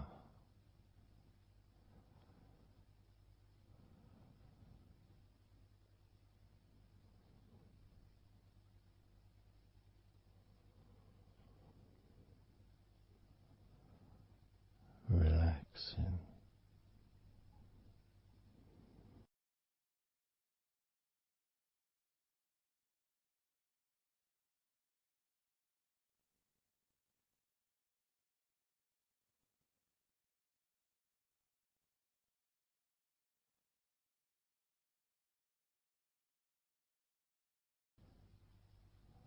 So very slow.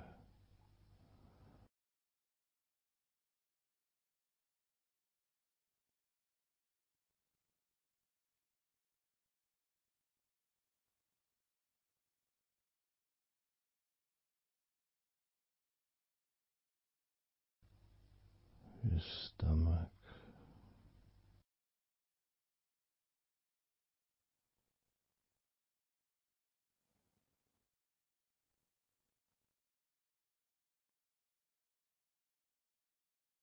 peaceful in your stomach.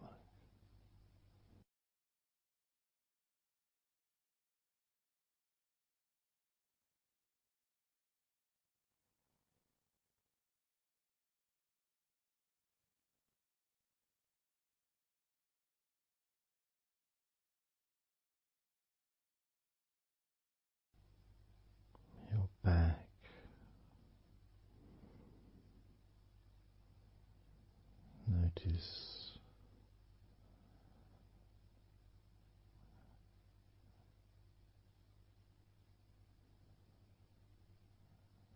Notice how relaxed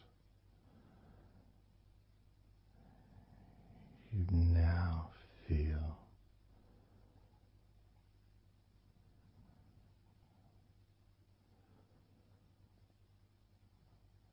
In the whole of your back.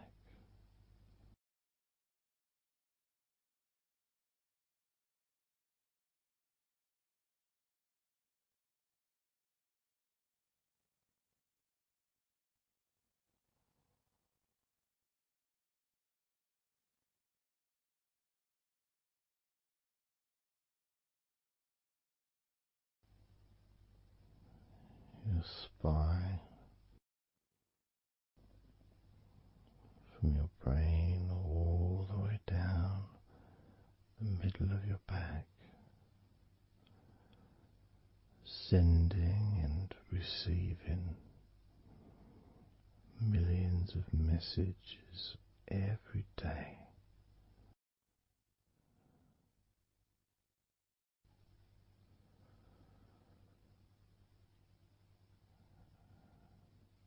Deep comfort increasing.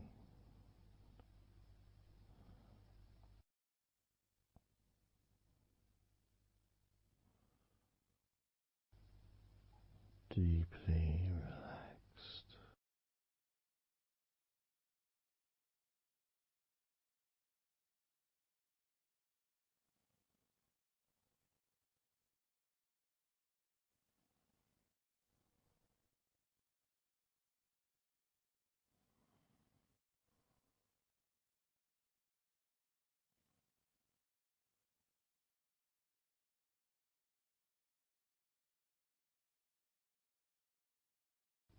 your knees,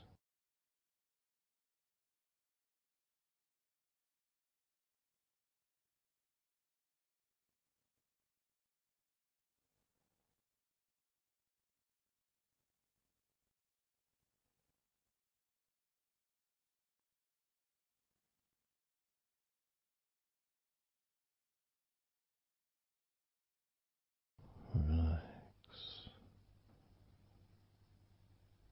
spreading those signals down your spinal cord into every part of your body.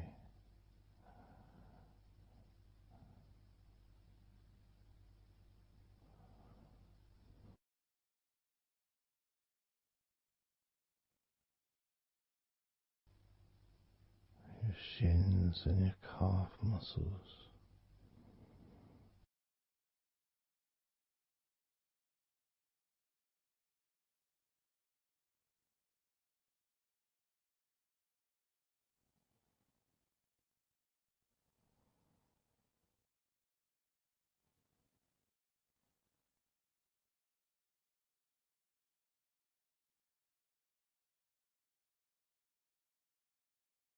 your elbows,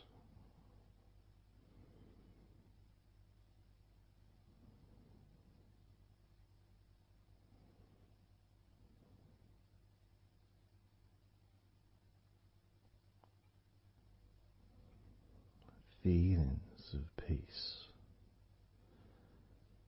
and tranquility spreading through your body,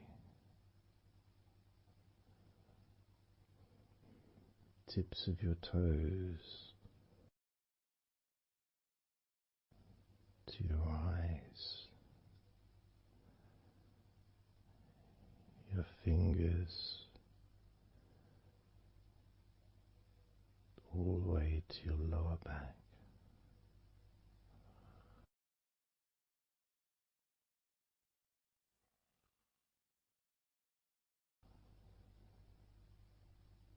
And letting go, really letting go.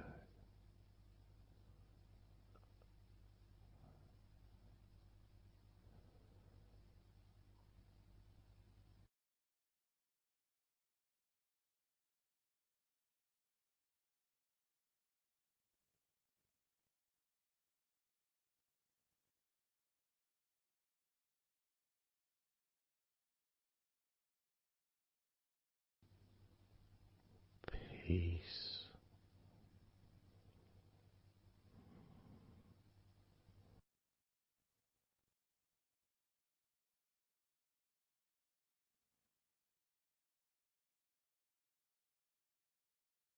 drifting,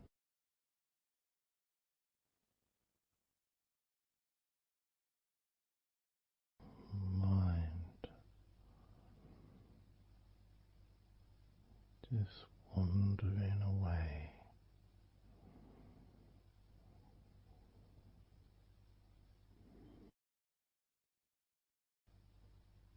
happy to let go, let go,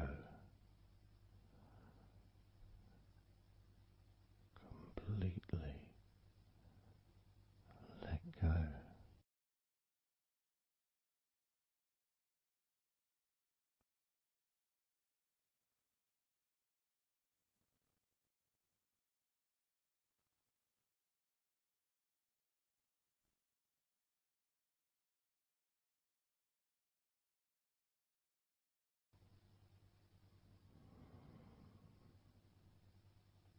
So tranquil,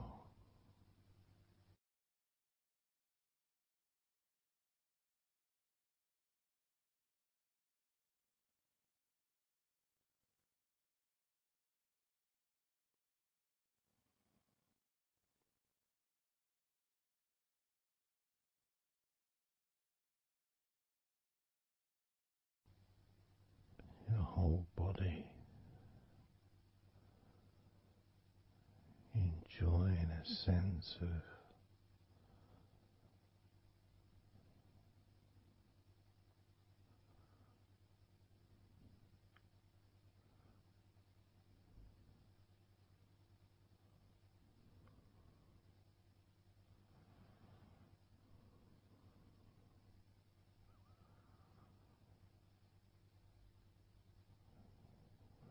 letting go even more.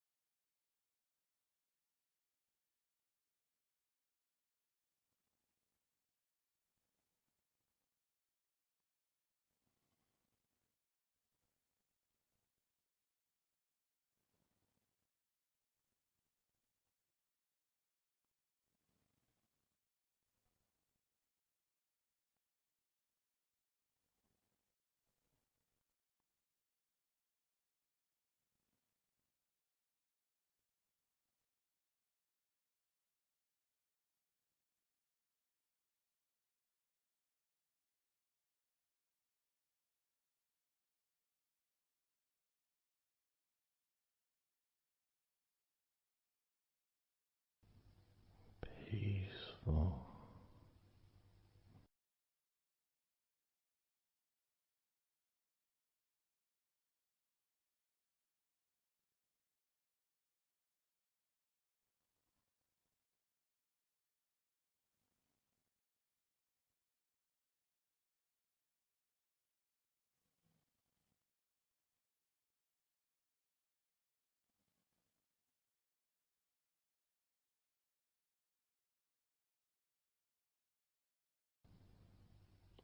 Enjoying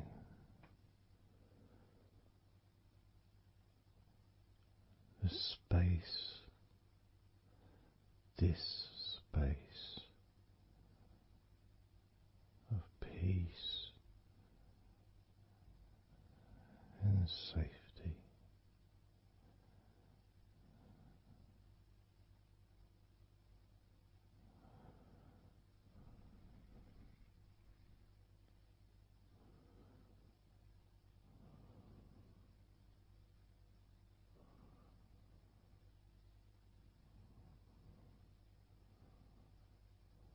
So very, very relaxed.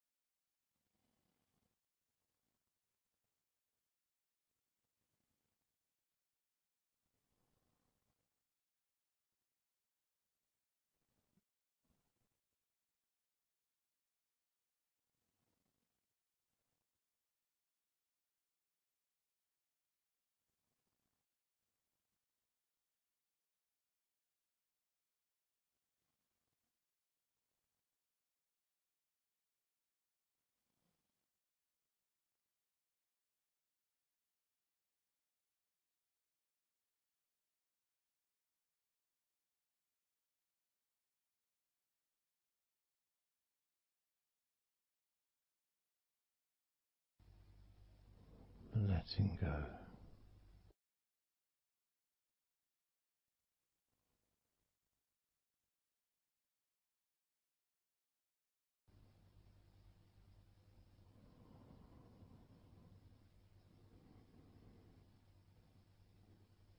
Maybe we can just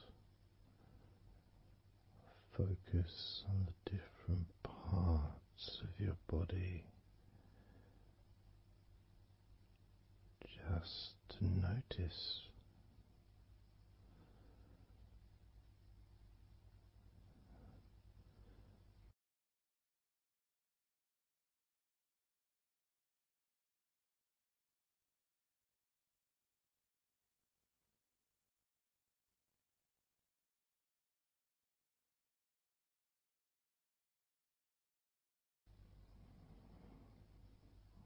forehead and your eyes.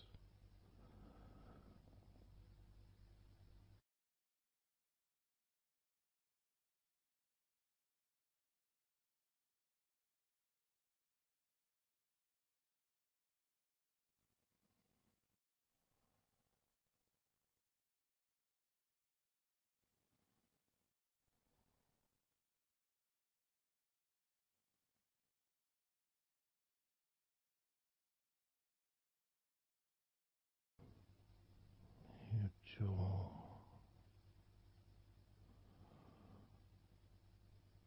so loose.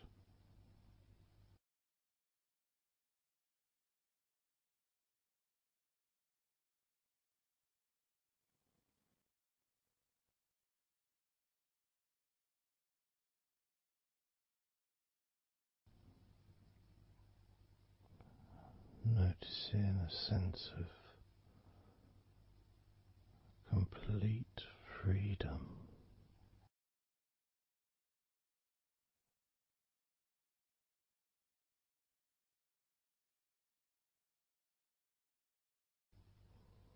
Absolute freedom.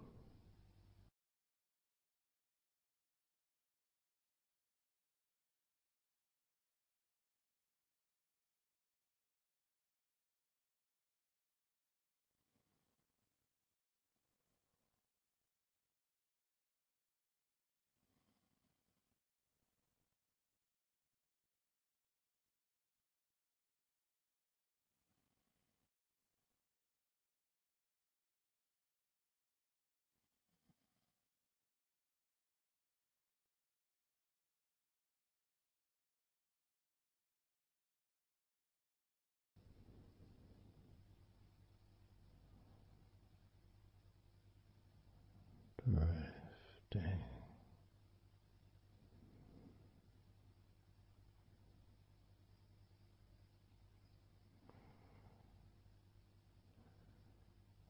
Drifting.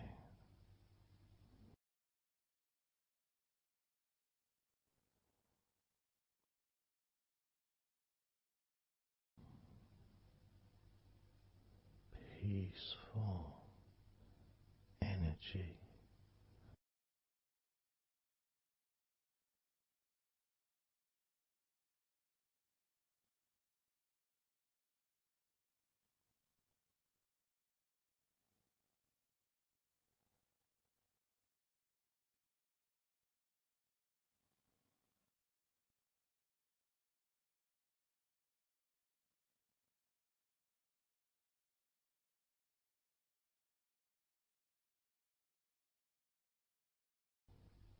Peace to breathe. So much easier.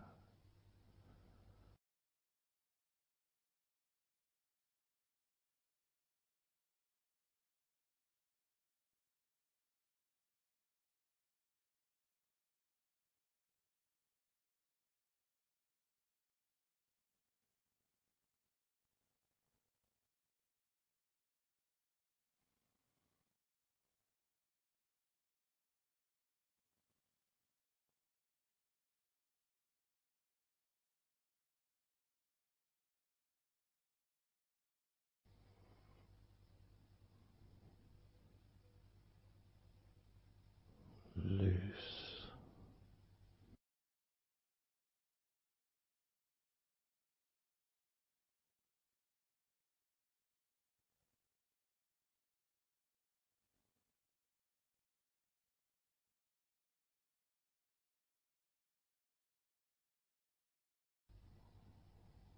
You may have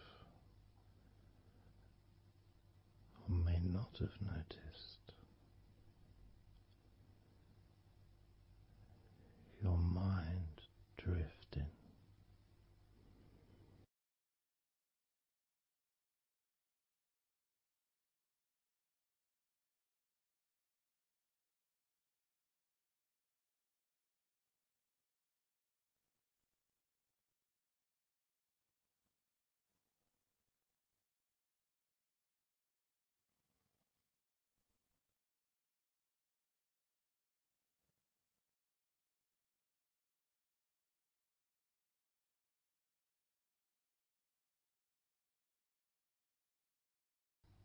peaceful.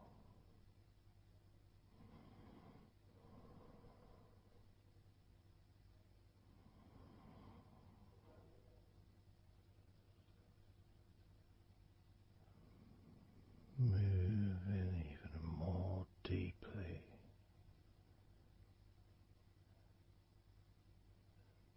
in the direction of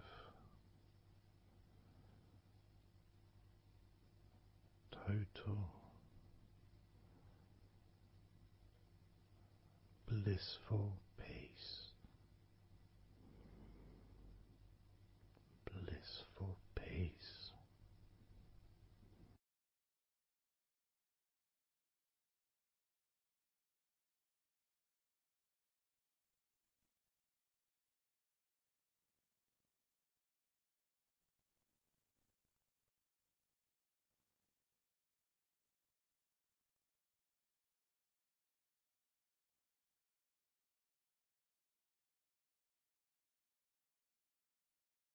Drifting.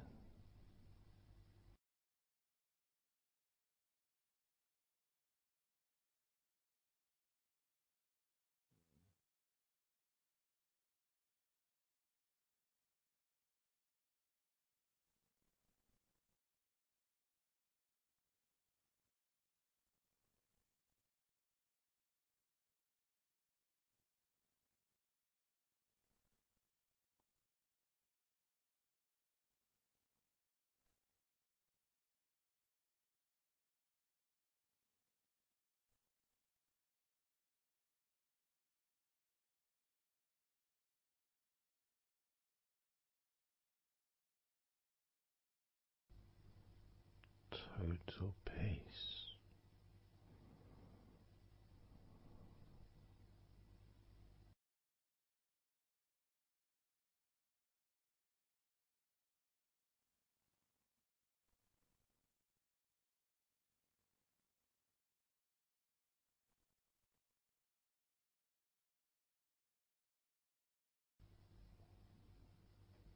Calm.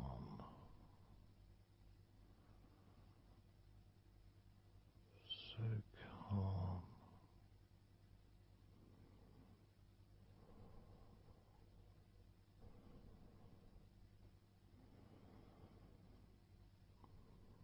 Letting go.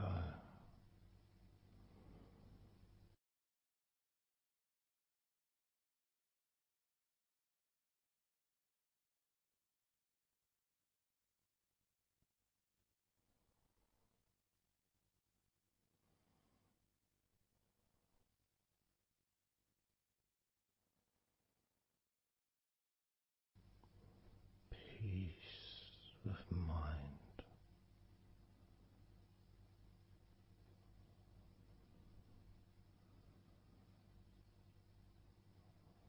Relaxed body.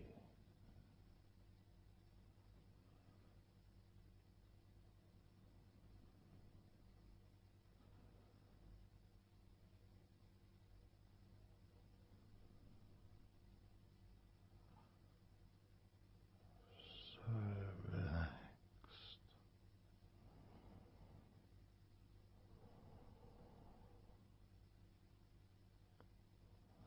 So relaxed.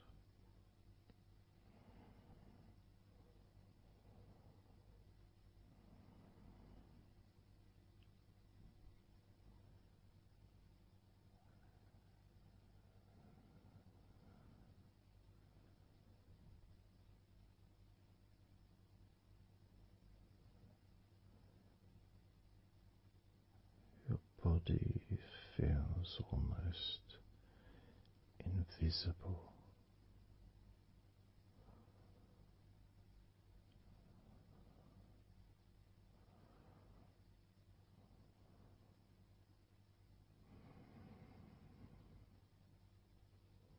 So very relaxed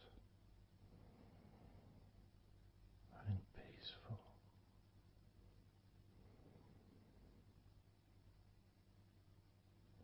So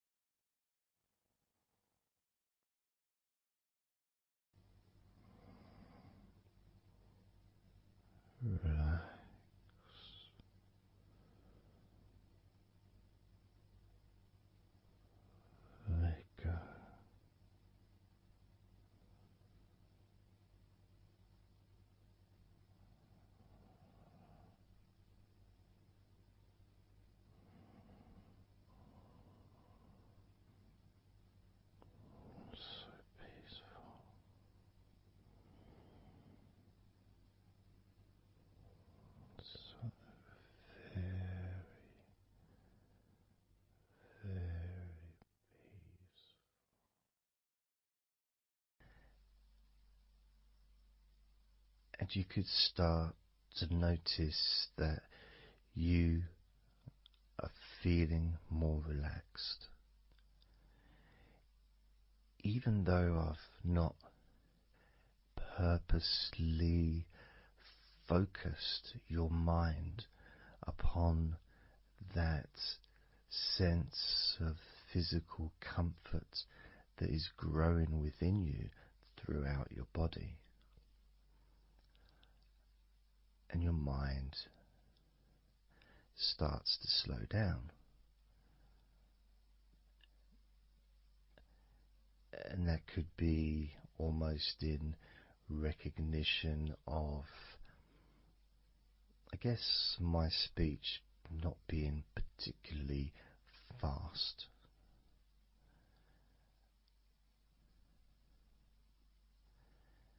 And things just generally feel calmer just by listening to my voice. You give yourself an opportunity to take a break from the day. Take a break from your life as it is. And to give yourself a rest. Giving yourself permission to take some time off. And to allow your body to relax. And allow your mind to slow down. Which in turn releases the tension, any stresses that you had in your body.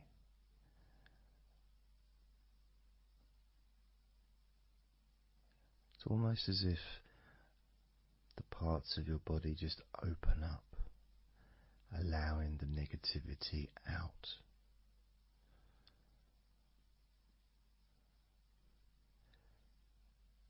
And at the same time, replacing that negativity with positive, healing energy,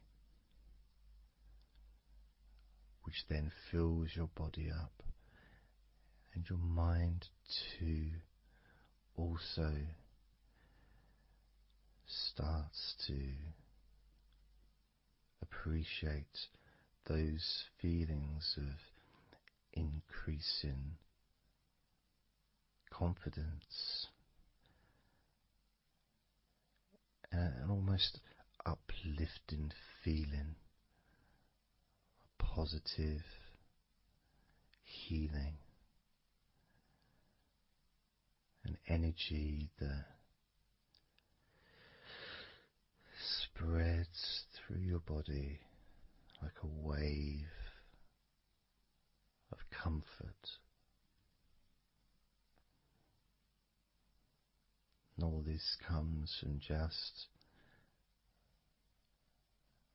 allowing yourself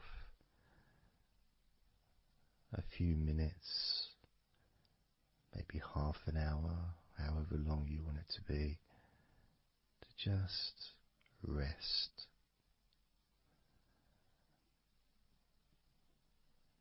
And allow your mind and your body to almost reset itself to the settings of comfort and relaxation, calmness, which allows more room for feelings of pleasure and happiness to move around your body and into your mind, almost as if your mind and your body are sinking together, almost mirroring each other with that growing positivity and calmness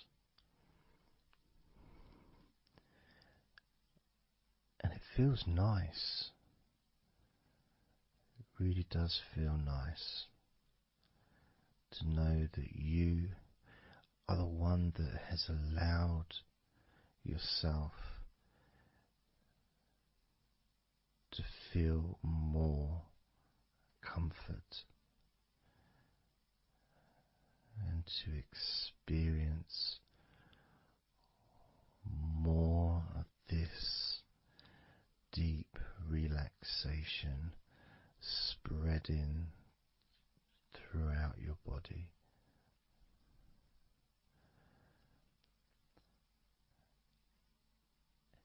And as I focus on each part of your body, you can notice that that part becomes even more relaxed just by focusing on it. It becomes even more calm and comfortable just by focusing. And as I move down your body, starting at your head, the parts that you've already focused on will continue to relax deeply. And those parts that we've not yet focused on will just automatically release any remaining tension in anticipation of even more comfort about to come.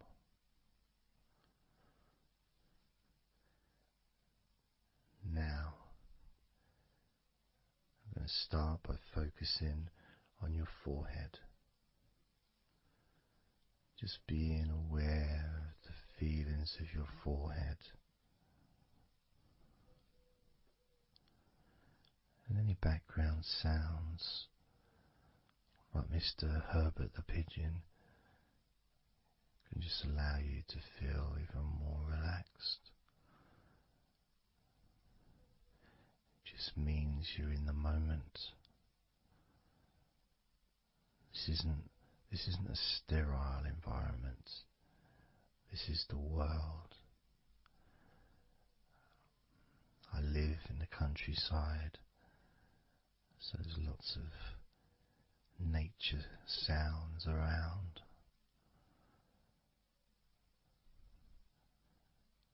So as you focus on your forehead, just notice how it becomes even more relaxed as you focus only on my voice and that part of your body. Moving down to your eyes, focusing on your eyes, noticing how your eyelids feel so heavy, yet so light at the same time. And all the muscles around your eyes relaxing completely. Moving your focus down to your mouth, your lips, your tongue, your teeth and your gums, and the whole of your mouth relaxing, calm and loose. As you focus now on your jaw, not just the part of your jaw near your mouth, your chin, but all the way up the sides of your face to your ears, that whole of your jaw, feeling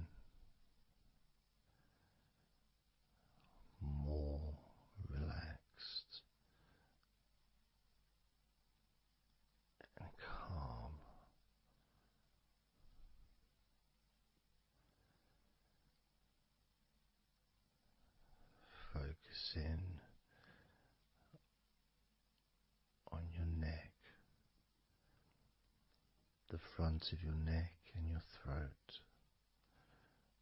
Relaxing and loose and calm. The sides of your neck, the right and left side of your neck, relaxed and loose and calm.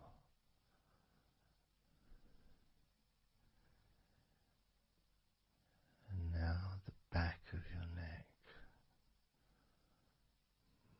focusing on the back of your neck,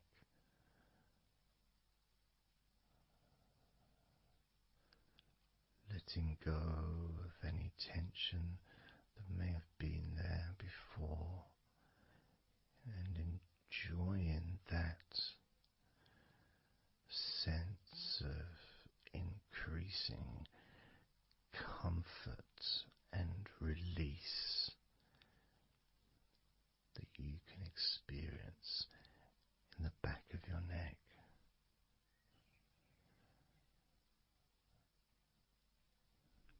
Moving down your back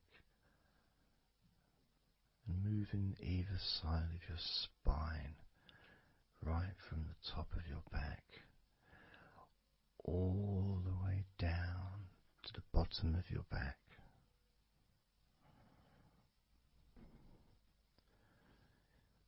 Down to your lower back.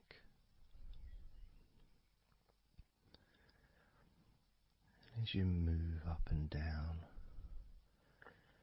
your spine, you can feel the muscles either side of your spine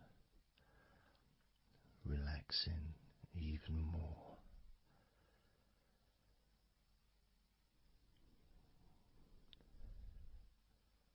And as those muscles relax, that sense of comfort starts to spread outwards from your spine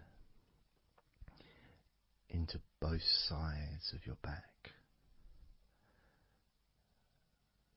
The top of your back, the middle and your lower back. And as you scan gently and slowly up and down your back, as the muscles in the top of your back relax and become looser, the muscles in the middle of your back also seem to just almost divide from each other, separating and almost melting.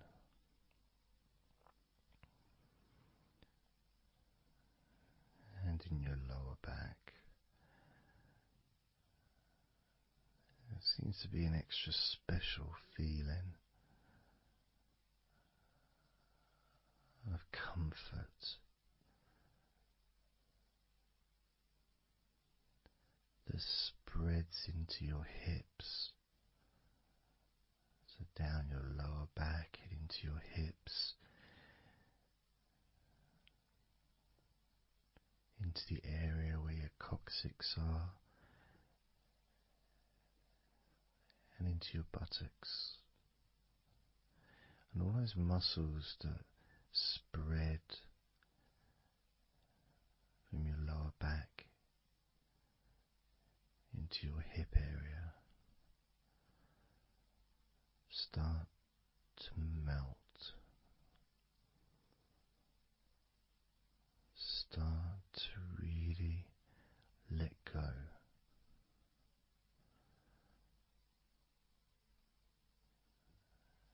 And even though we're about to focus on your shoulders, your back and your spine will continue to let go. Continue to relax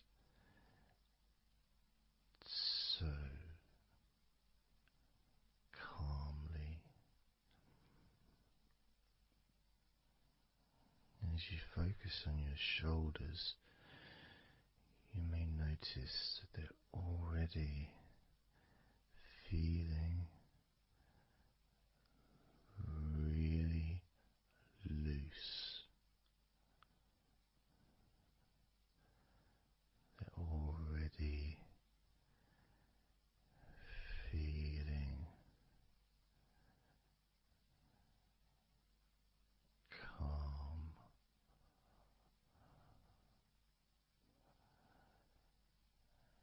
and that feeling of those muscles that move from your neck into your shoulders.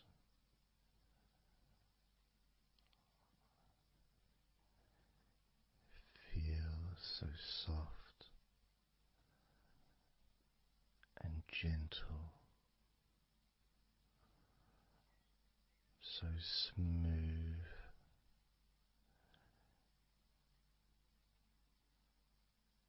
and calm.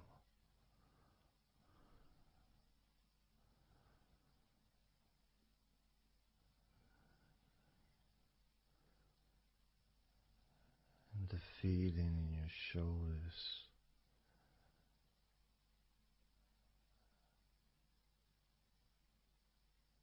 seems to spread deep into your shoulders. That sense of relaxation, not just traveling deeply into your muscles, but also relaxing the bones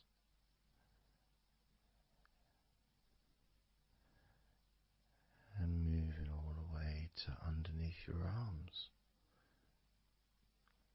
relaxing that whole area between the tops of your shoulders and underneath your arms, healing.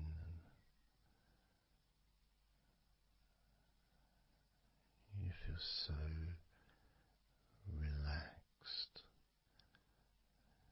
and comfortable in your shoulders, which sends that deep healing message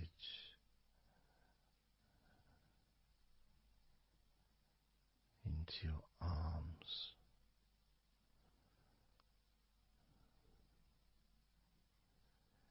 And you may feel almost as if your arms are not even there because they're so relaxed, so deeply relaxed.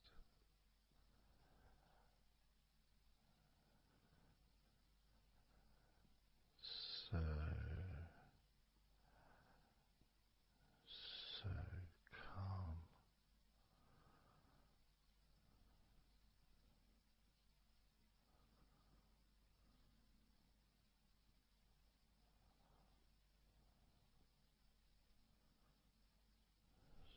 So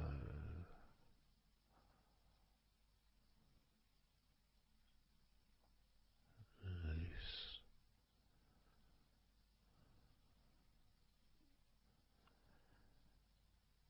That feeling spreading all the way down your arms to your elbows, including your elbows.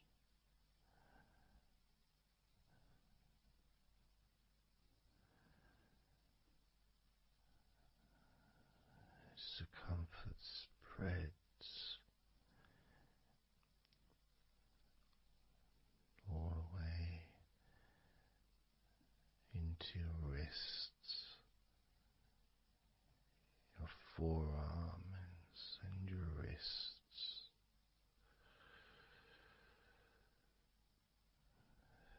feeling so heavy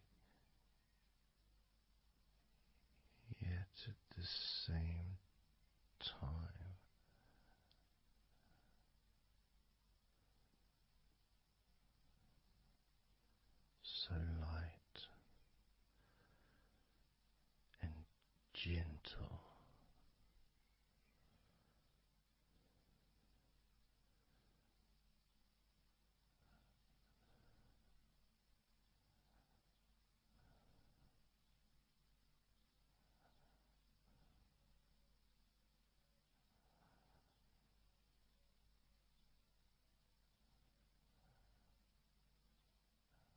Focusing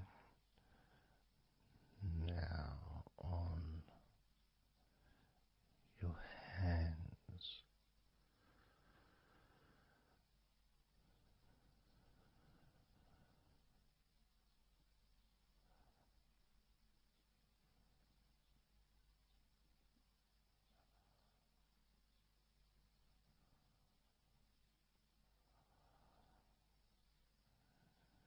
Your hands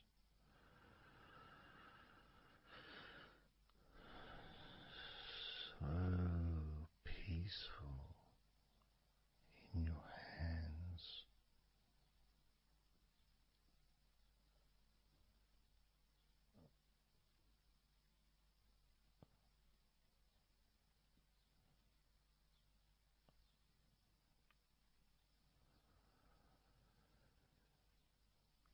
There's a sense of real peace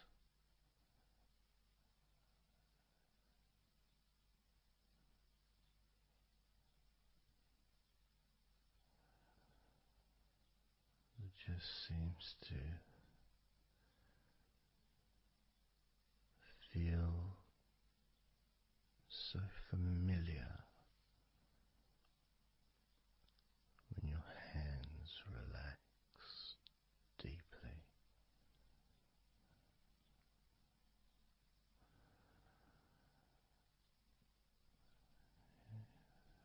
Feels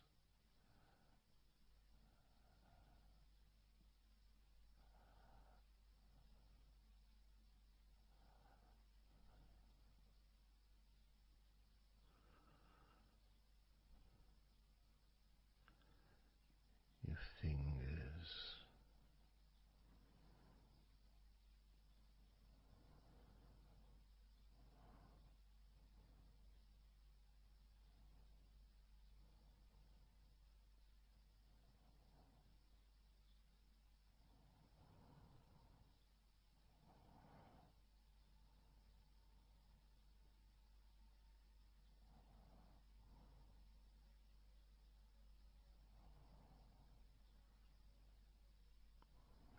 your fingers so loose,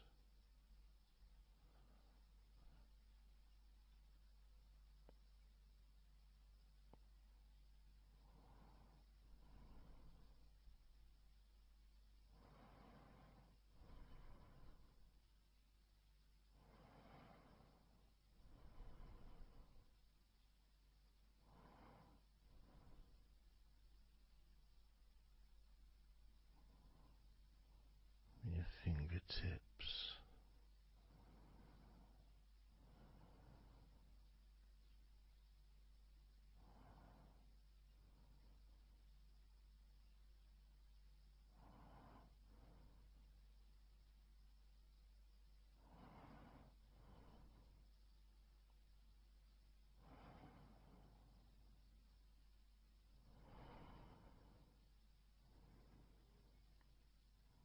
moving your attention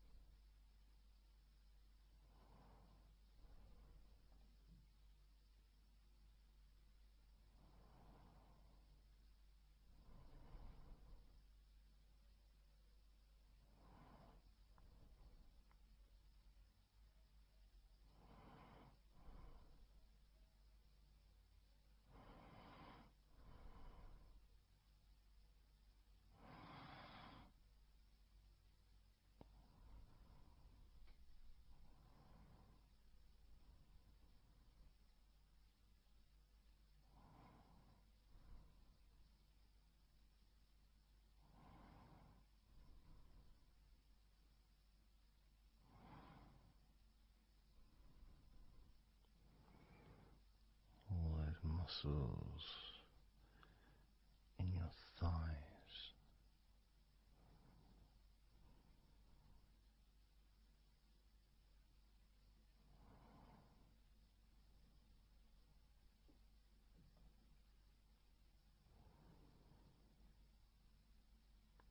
Your knees, so relaxed.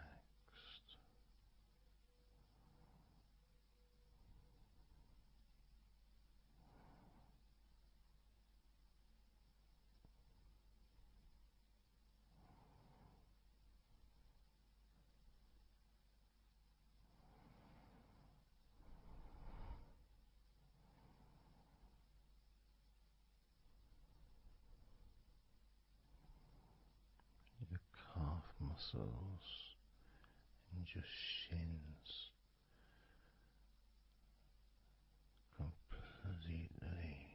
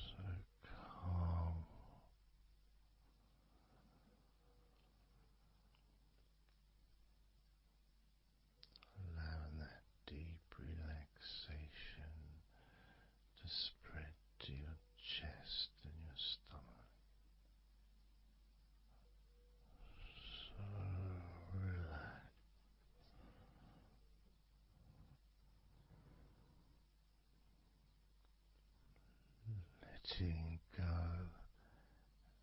of everything.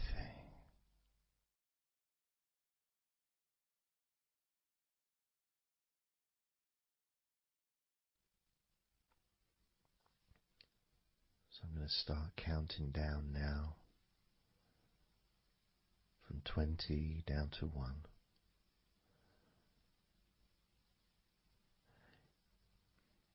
You can imagine in a way it's like just walking down some steps.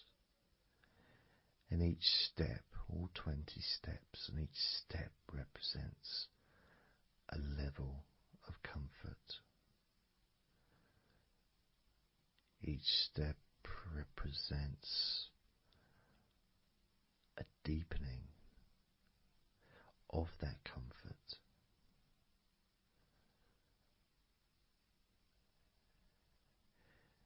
And the further you walk down those steps, the deeper and more relaxed you feel.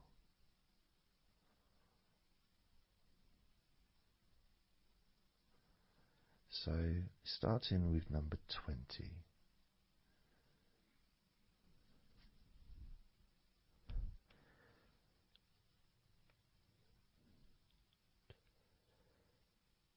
Twenty.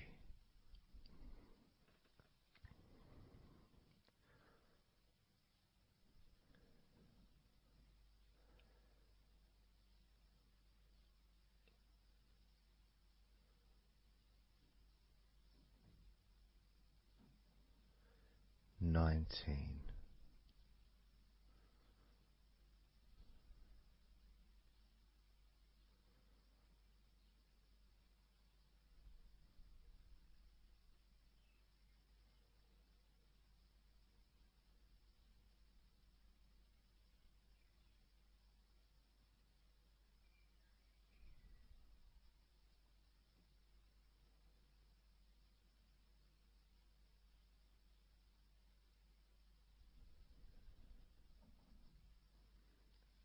18.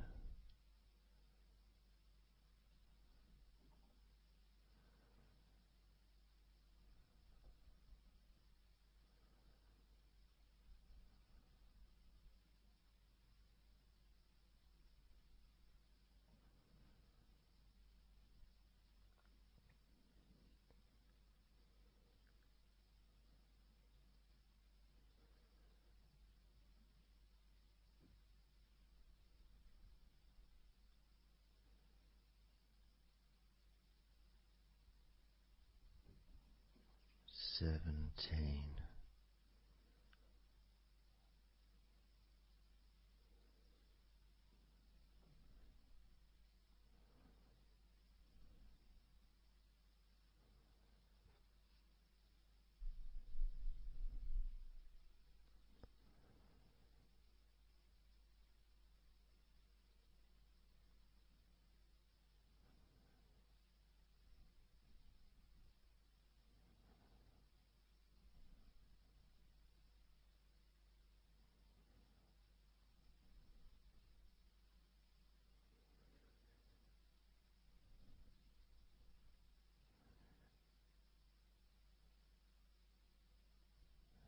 16. 15.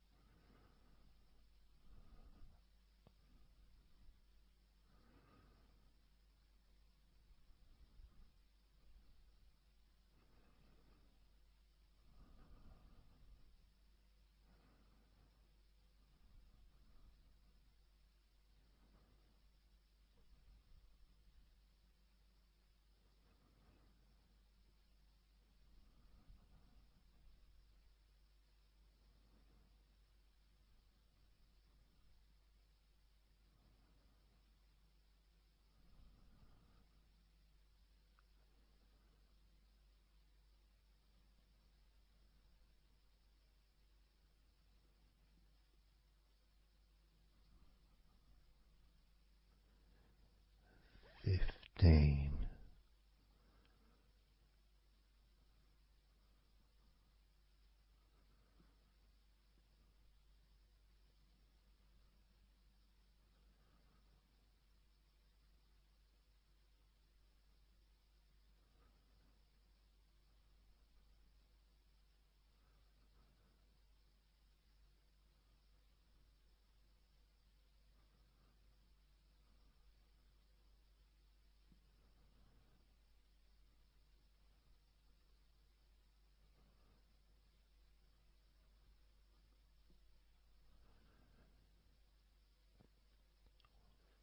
14.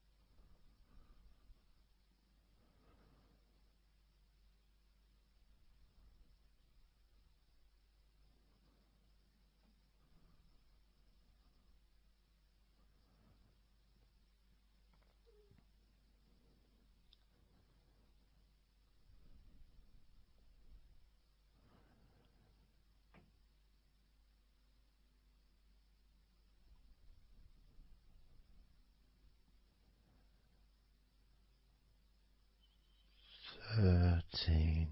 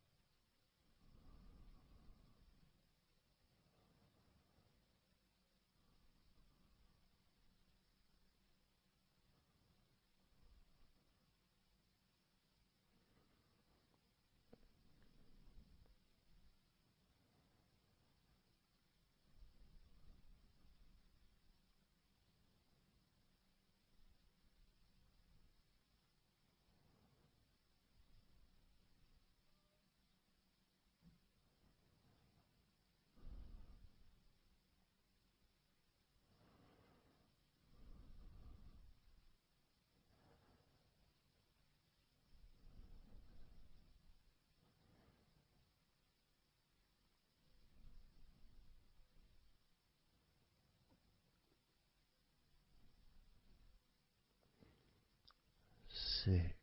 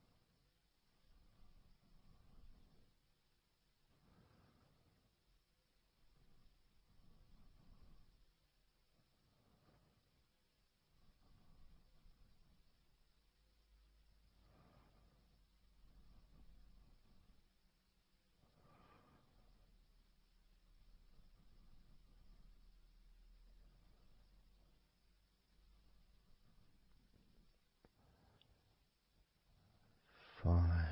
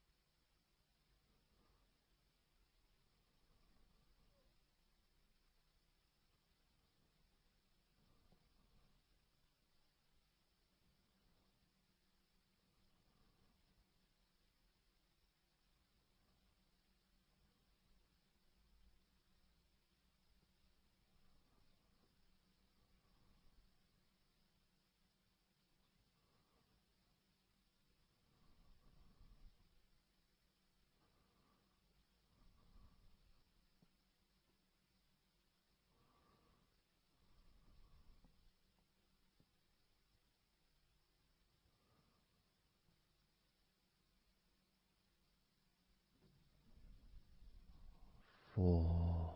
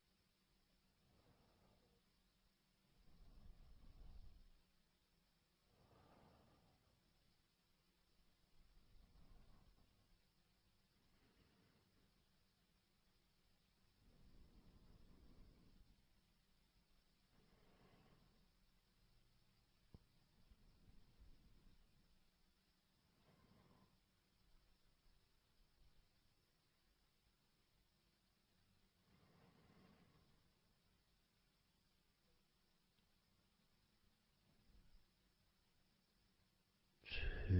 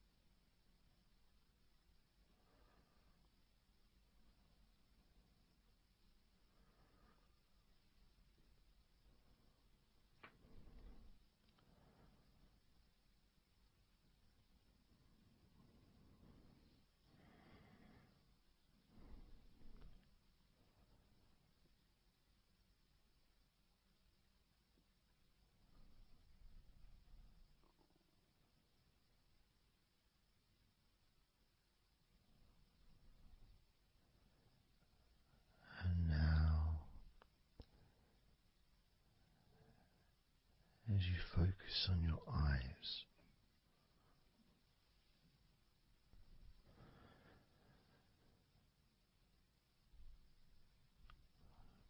we're going to count down from 10 down to 1.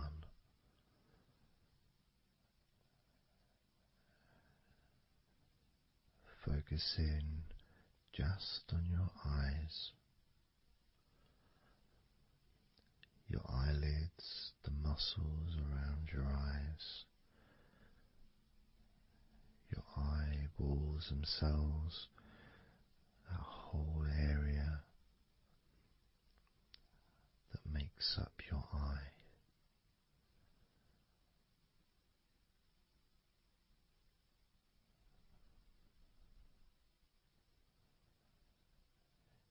And as we count down from 10 down to 1,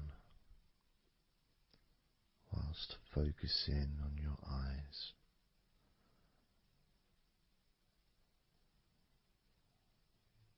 you will become twice as relaxed with each number counting down.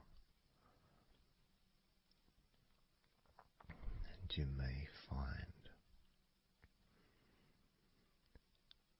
that all you want to do is just drift off to sleep.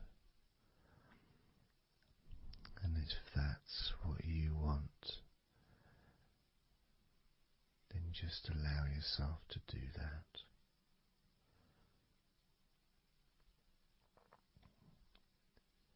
Now, focusing on your eyes, I'm going to begin counting down from 10 down to 1 right now.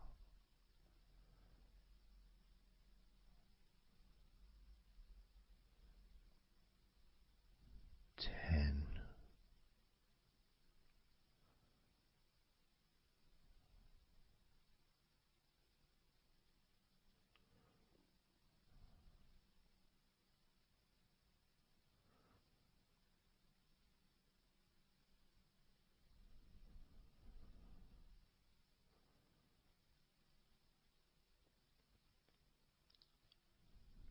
9.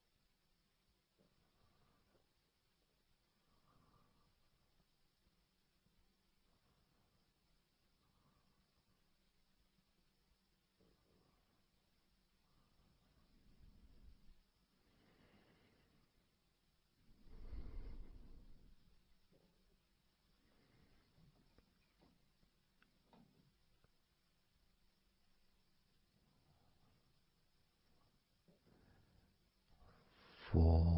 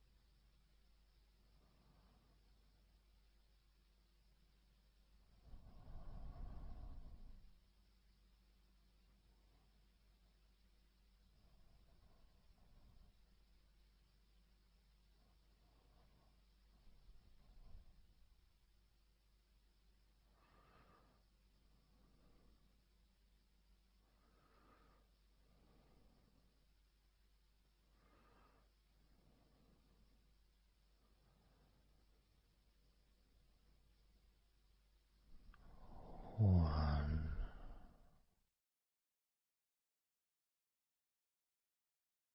So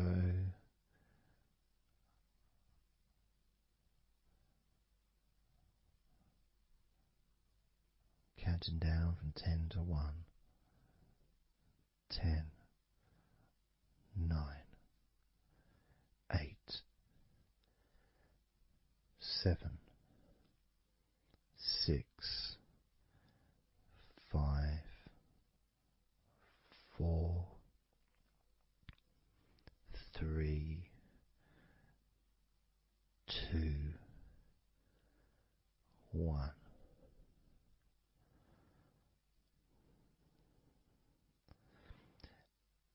And maybe that was a bit too quick in order to relax. Maybe it's a bit too fast for you to notice the calming of your body. Maybe even a little bit of pressure there, like Well, you're counting down from 10 to 1. What do you expect me to do, man?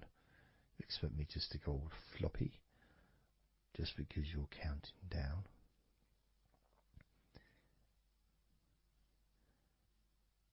We could try again, but this time I'll go a bit slower. This time, as you focus on the whole of your body before we focus on your legs, just notice how your body does start to feel more relaxed with every number that I count down. 10,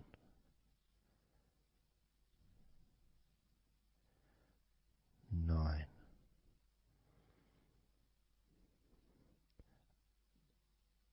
8,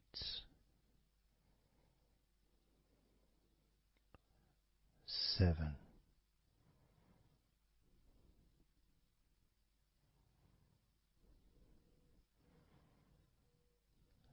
6,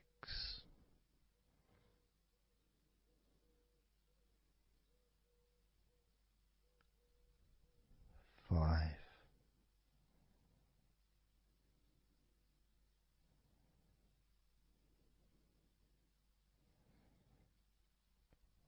4,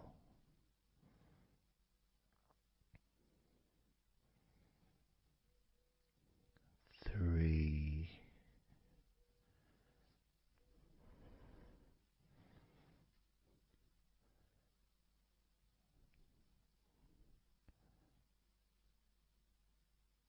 2,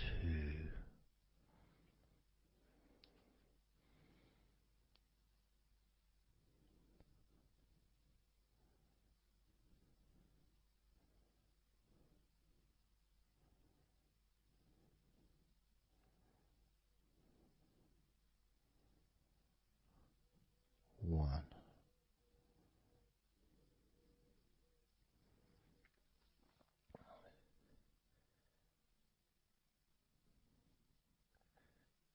And just notice how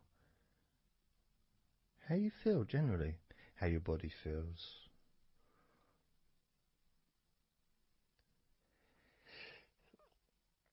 It's not necessarily even about counting down from 10 to 1. It's that space that you have, that space between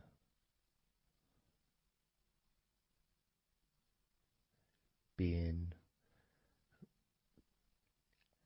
active physically or mentally to just sitting or lying down, just being there, not doing anything, not saying anything, not needing to think about anything. So it opens up a space, a bit of a space, a gap.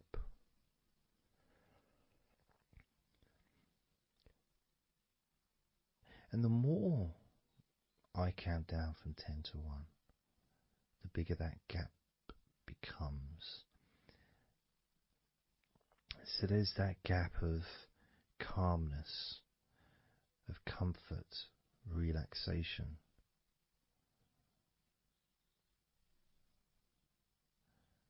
It's a nice feeling.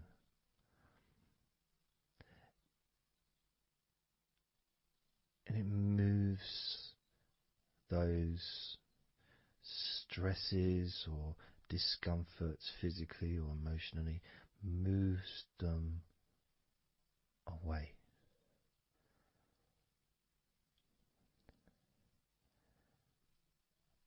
Allows you to just slow down. So I'm going to count again from 10 down to 1 and notice that gap widening. gap. And as it widens, it's almost like the stress and attention falls into the gap.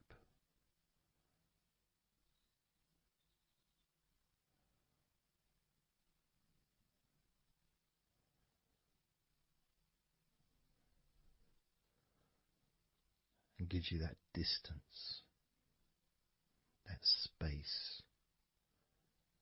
Now, 10, 9,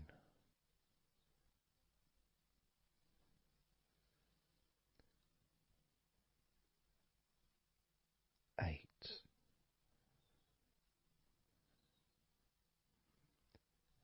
7,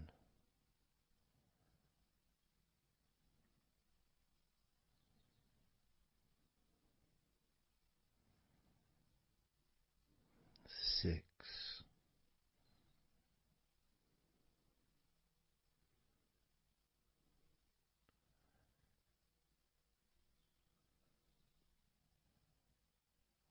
5,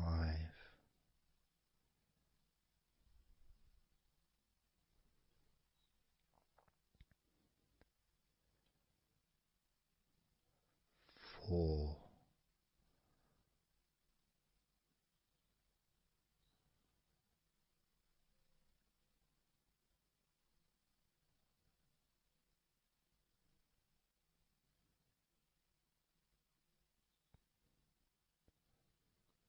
3,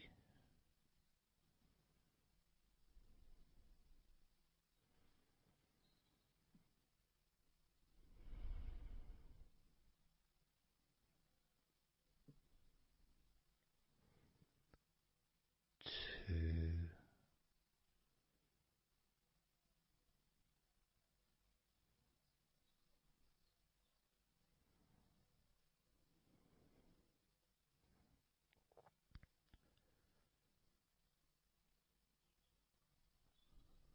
1.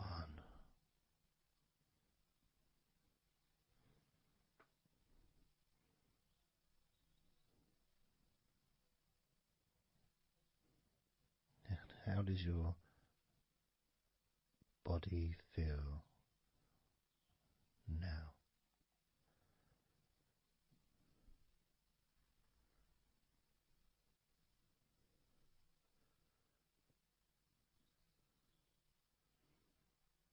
Can you notice that you're feeling calmer?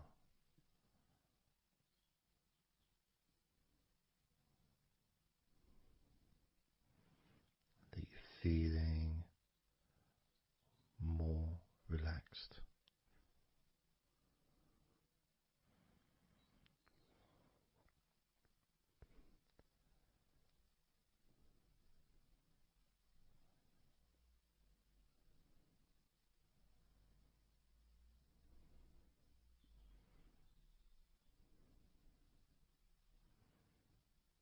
As we now focus on your legs, just your legs.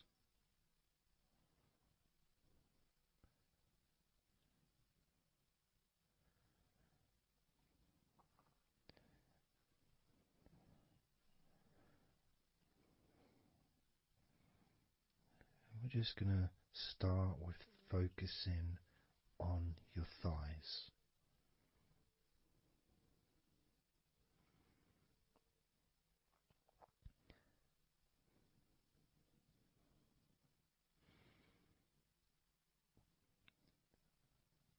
Of course, it's not the most exciting thing to be doing because I'm sure, like most of your body, there's not a lot going on right now.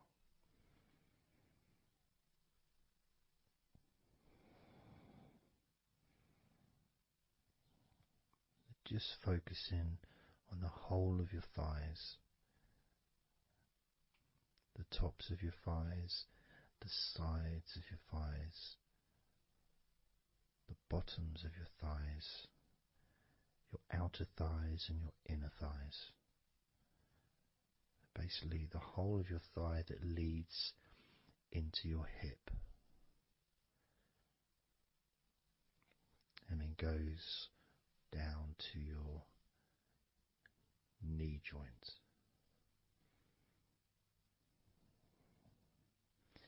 Now this is a big area.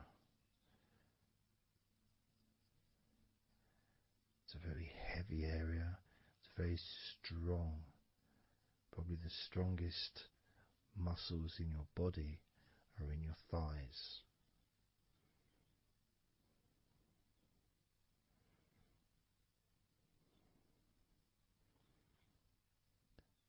But I don't think we perhaps give enough attention to our thighs.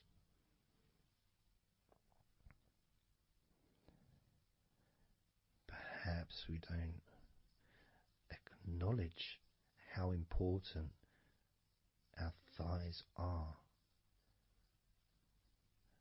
to our lives.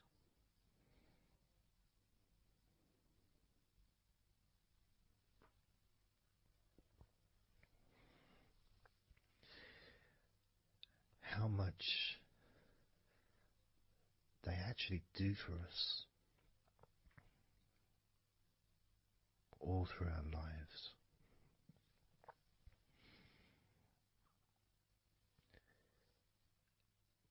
And it may sound really weird, but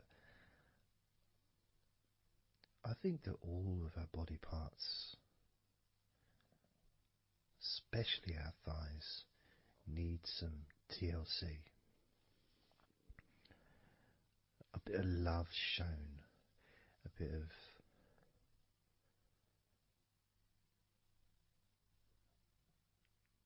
acknowledgement, a thank you, gratitude for what our thighs do for us.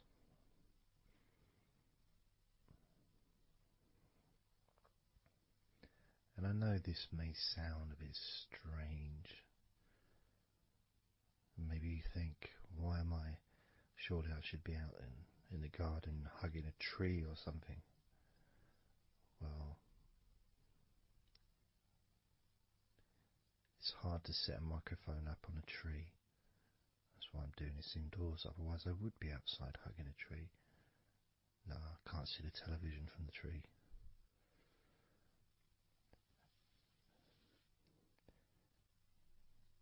If you move down to your knees, again, such an important part.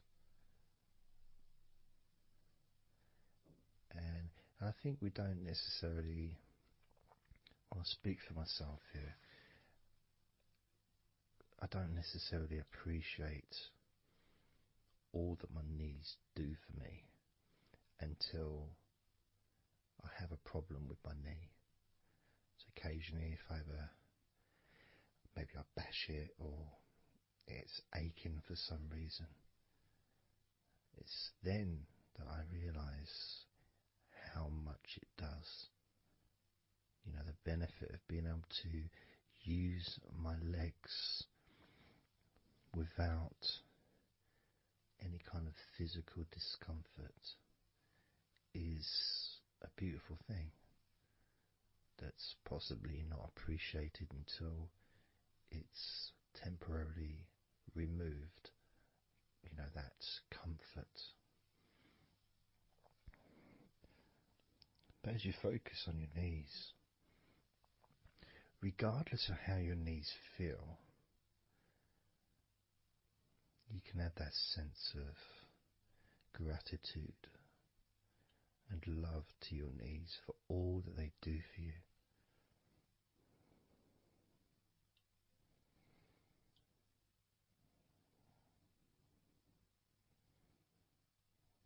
And you can still have that attention on your thighs and maybe notice how your thighs feel. Maybe you've noticed that they are relaxing more deeply.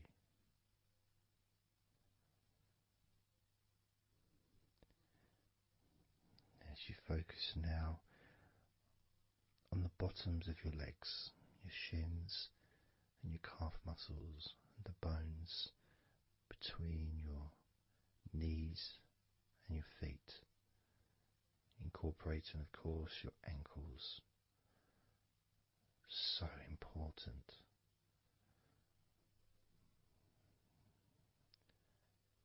Anyone that's had even like the slightest sprain of an ankle knows how much we take our ankles for granted.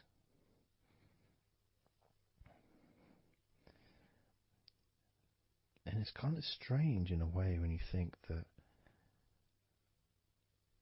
logically our wrists are a lot thinner than the rest of our arms, which is okay, can't see any problem with that because we're just picking stuff up. But our ankles are so much thinner than the rest of our legs.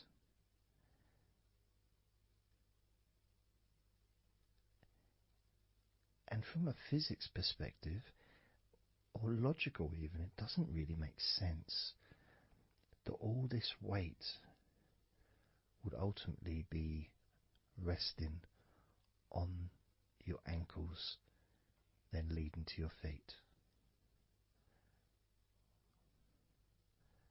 That thin area, thin bone, yet it does so much great work. Supports us, supports our body for a lifetime. Helps us to balance, helps you to get around and be mobile.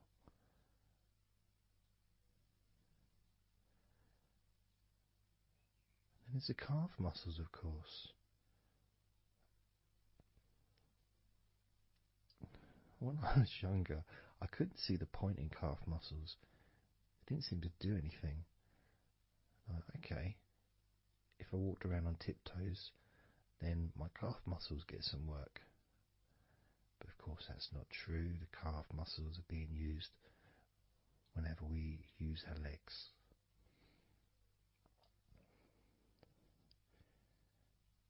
And your shins, there to protect your lower legs, shaped in a way almost as a protector for the bone.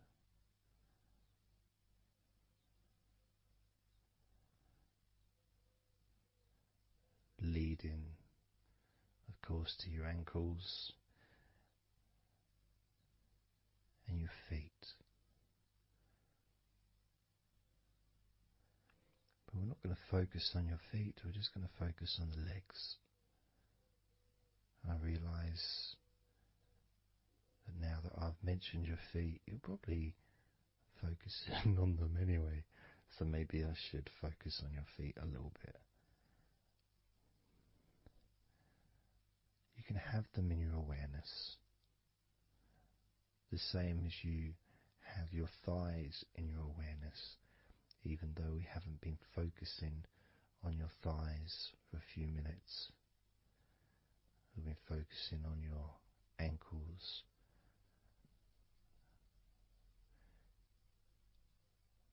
there's still that sensation of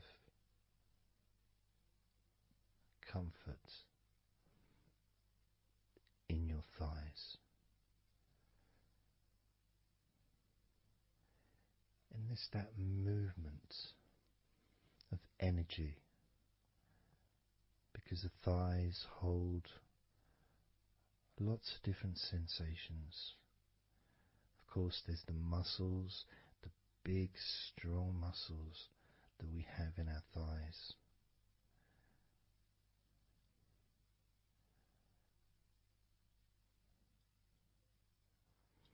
But the skin on the outside of the thighs, as in the outside of all of our body, can be very sensitive.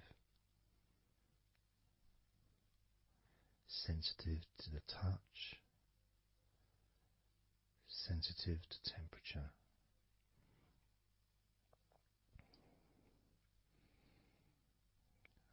And inside your thighs, the bones, there's the muscle, there's the blood vessels, the arteries. So all this stuff is inside your thighs. And I guess sometimes it'd be nice if you could actually put your fingers inside your thighs and massage. So you can massage on the outside, of course, but to be able to get deep into the muscles, and to be able to just massage inside your thighs, massaging the bones of your leg, massaging all the veins, and just gently healing your thighs. And you could move down, massaging inside your knees, just massaging those bones, but with healing fingertips, spreading that healing energy deep into the joints of your knees. And of course, there's the back of your knee, you know, the inside crease where your knee is. It's a very sensitive area. Feels very nice when you stroke it. That might be because it's an area that's not really touched very often. It's almost like a hidden part, that crease in your legs. It's almost like a part that has a sensitivity which is a little bit different.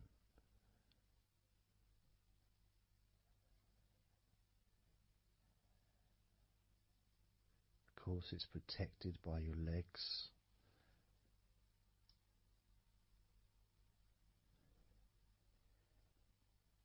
So you can imagine putting your fingers into that crease in your legs.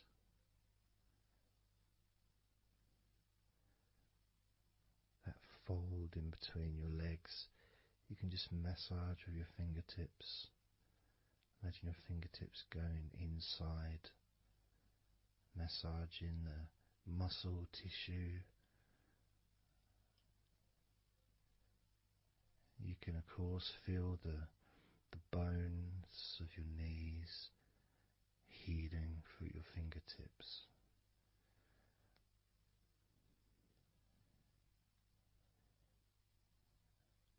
And then as you go down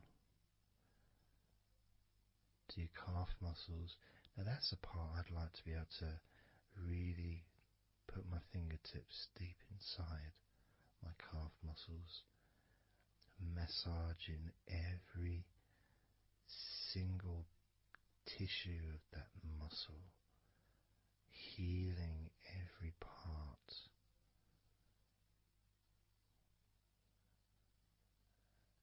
And then doing the same for my shins,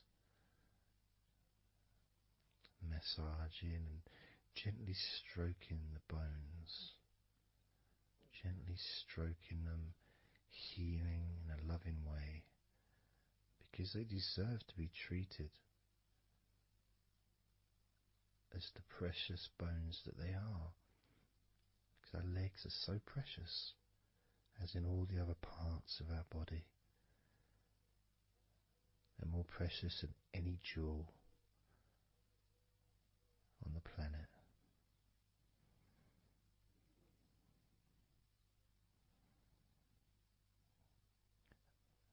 And when you start to think about your legs in this way, it can change your perspective. It might sound a bit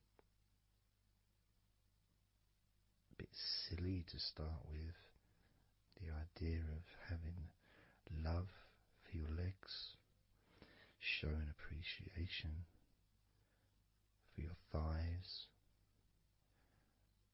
wanting to be able to put your hands in your thighs and massage the muscles and the bones, and to get your fingers deep in there, releasing all tension, just to show how much you care about your legs, how much you care for what your legs do for you regularly. Your knees, your calves, your ankles, the strength of your ankles, considering how thin they are compared to the rest of your legs, especially your thighs. Yet they're so strong, so flexible. Absolutely amazing things. Your ankles are truly a gift because of what they do for you.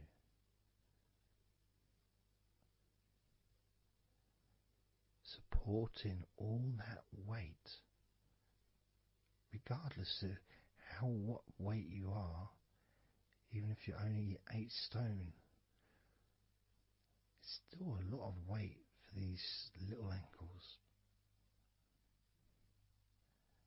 Now I'm a lot heavier than 8 stone, double that. Yet my ankles support my body all the time. Although they do give off a sigh of relief when I sit down. In fact, my whole legs do. My feet also go whew, and my toes clap. They're so happy.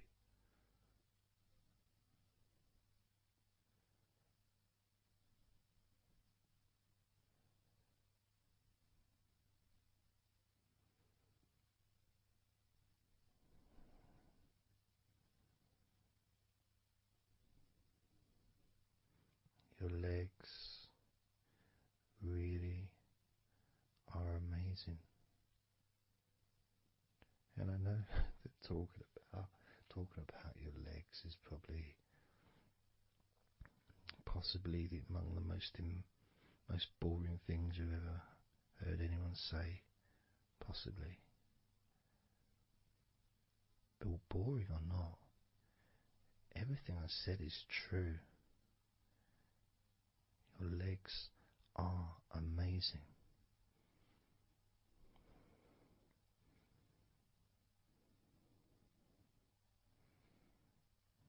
Your legs deserve not just respect,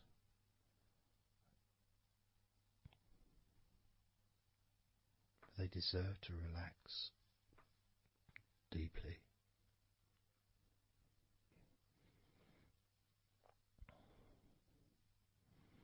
They deserve to take some time out of the day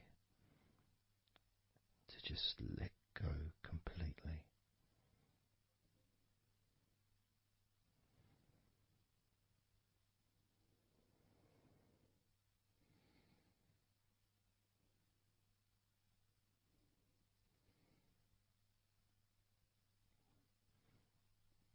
Your legs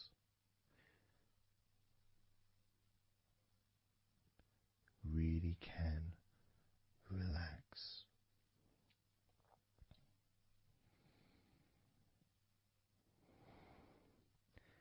And because the legs are such a very important part of your body, when you relax your legs, the rest of your body also naturally follows in that journey of comfort.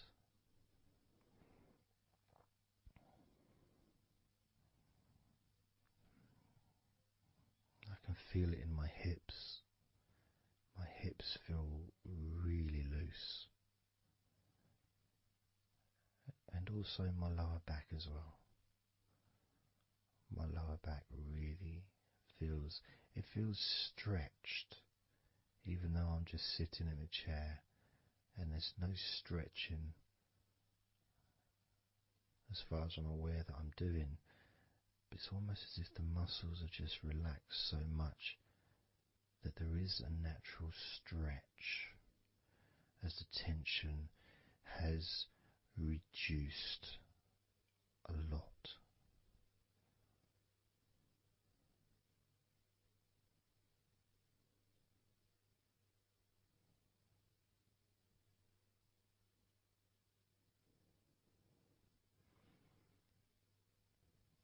And I'm now going to count down from 10 down to 1. And you can continue to feel wonderfully relaxed. 10, 9, 8, 7, 6, 5, 4, 3, 2, 1.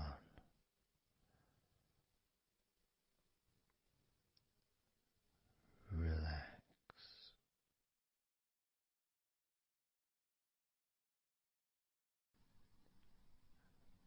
So I'm just going to count down from 5 down to 1. And as I count down, if you just focus on the numbers, just the numbers, counting down, and notice how you feel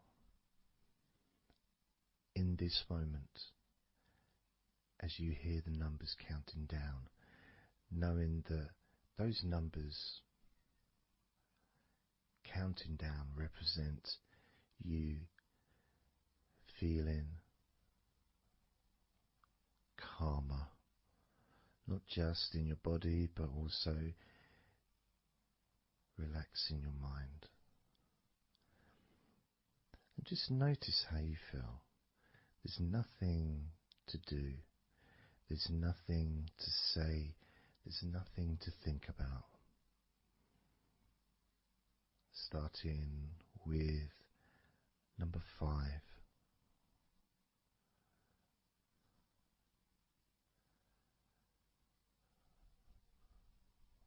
4.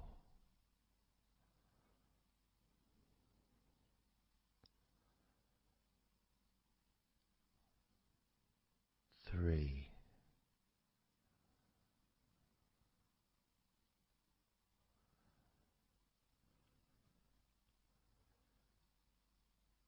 2.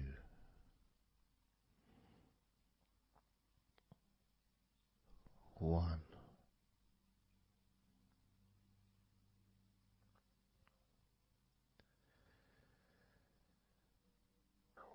As you notice the gradual letting go of the tension in your body, you may also begin to notice and be aware of how your mind is starting to slow down.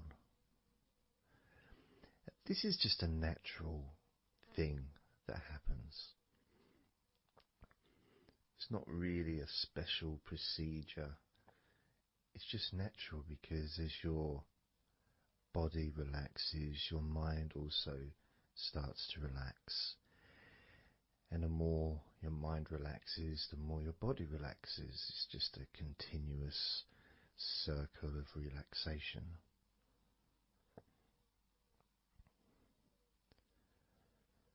And there's that calmness that comes from relative quietness.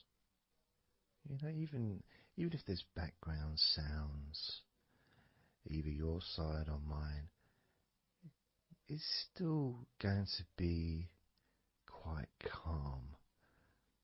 You know, you haven't got the television on, there's no music in the background unless you're listening to the recording with music, of course.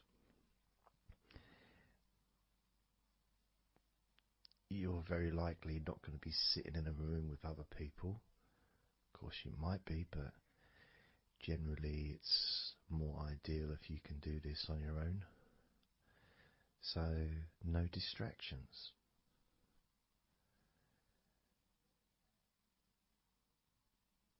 And when you stop thinking about stuff,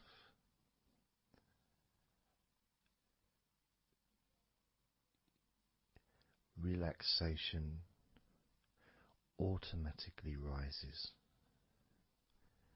A sense of comfort starts to grow. And without trying to build it up into something fantastical or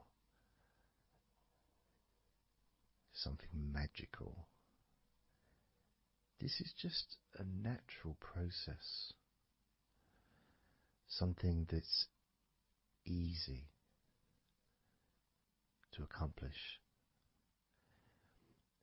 In fact, it's almost, the sense of relaxing completely happens really when you put no effort into it. It's not something that you can really force. It's something that happens naturally. And part of the process of this recording and others is simply to allow you to take advantage of this space,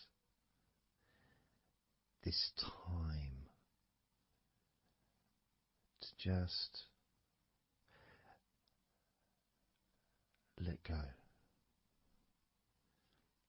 to just be here, to be in tune with how you feel.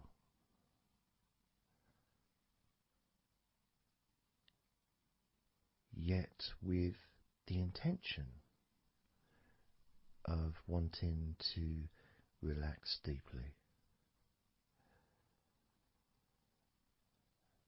And maybe even to fall asleep, depending on what it is that you wish for yourself in this moment.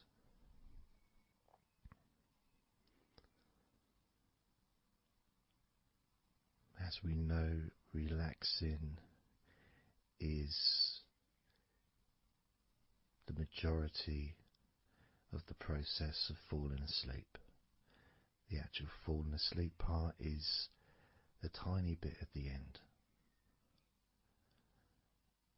The deeper relaxed you become, the easier you find yourself drifting.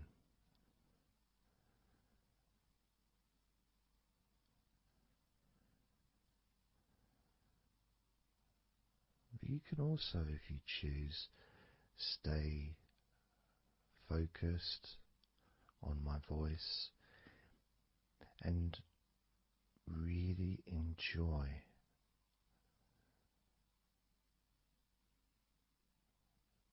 the process of gradually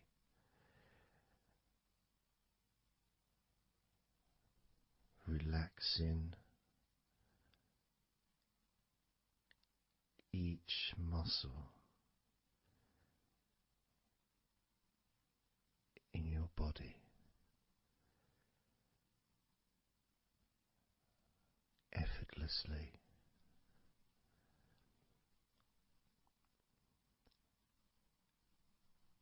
and just observing the sensation of letting go.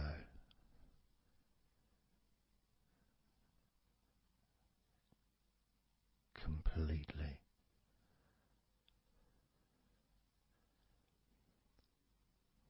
This time I'm going to count from 6 down to 1.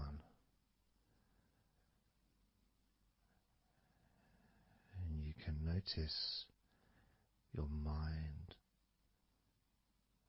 calming down more with each number that you hear me say. Naturally feeling calm and slow and peaceful.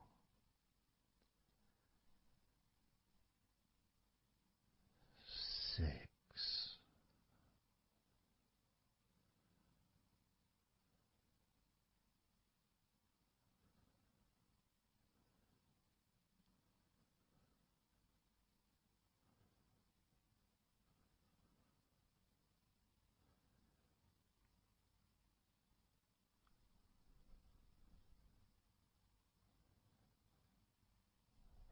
5.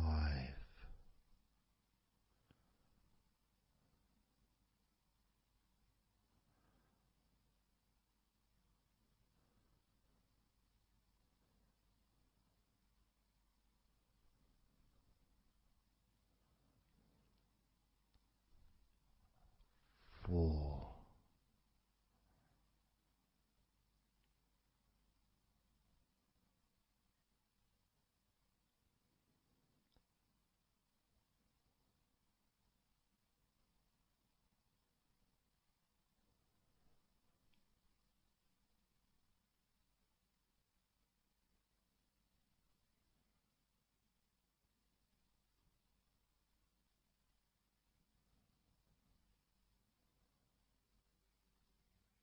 3.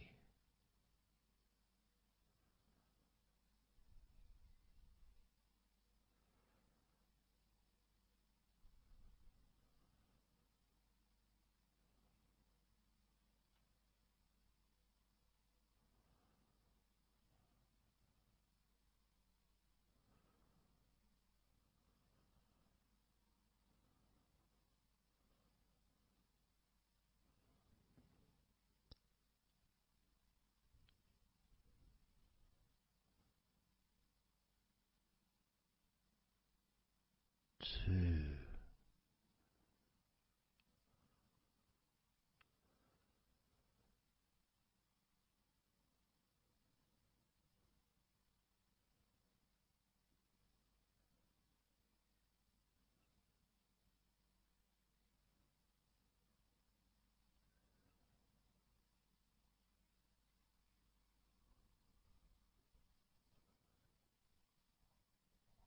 One.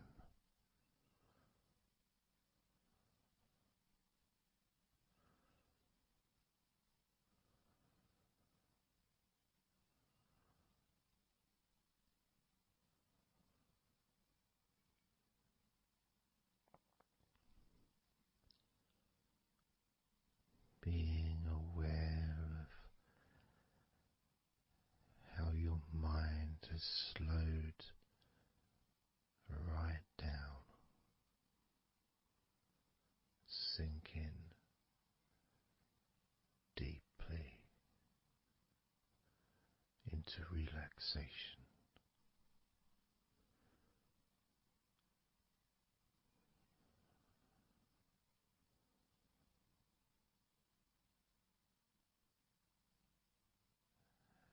And as you focus on your mind, you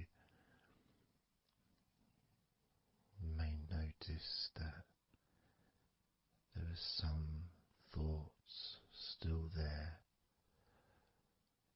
maybe some stubborn thoughts that for some reason perhaps need your attention.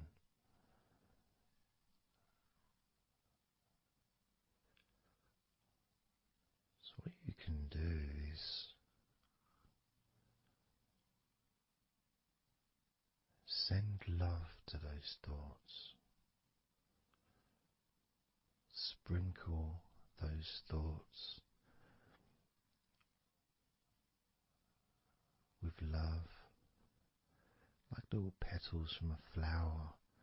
Just sprinkle it over them. Petals filled with love towards those thoughts, to let those thoughts know that you're not abandoning them. You just need them. You require them to just calm down, slow down, quiet down for now.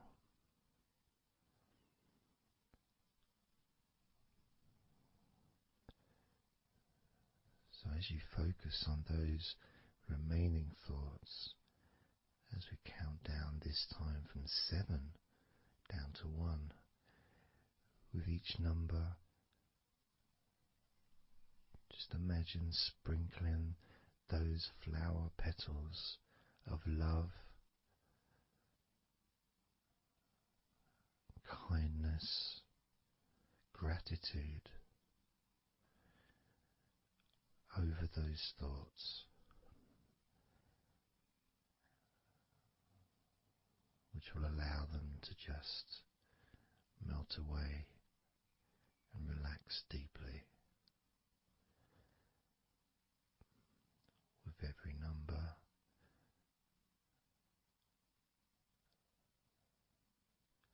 those thoughts will become more and more relaxed.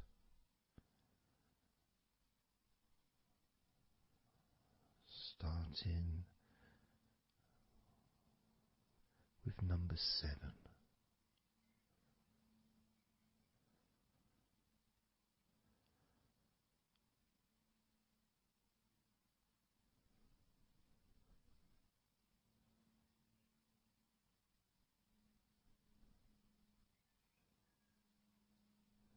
6. 5.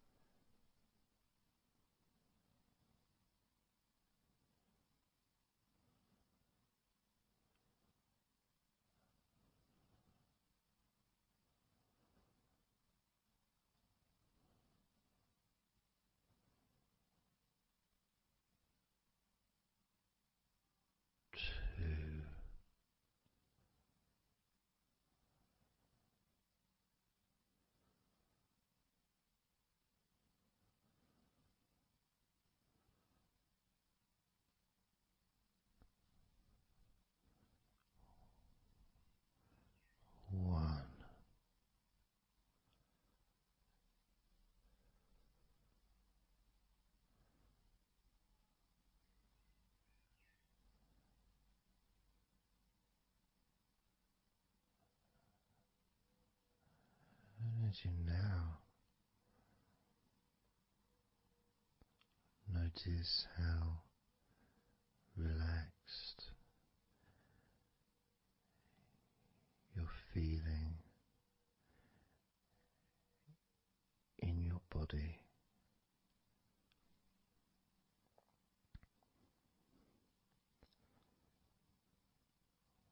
We're going to focus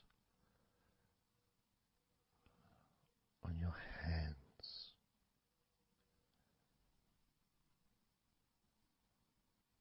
Because the more relaxed your hands are, the more relaxed your body and mind are.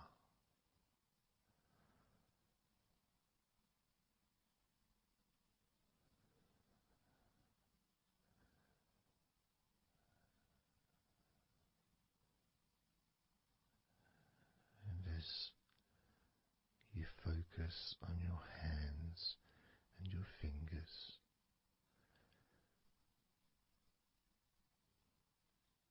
there's nothing needed to be done. There's no clenching of fists or tensing the fingers or anything like that.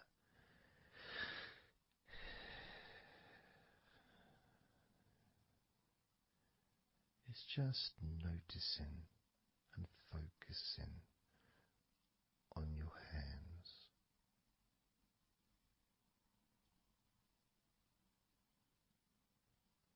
Noticing how they feel.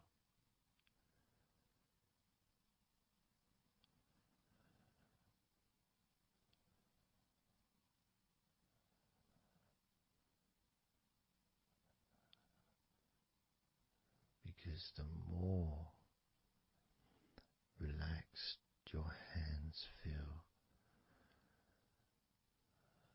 the calmer your mind feels, and the more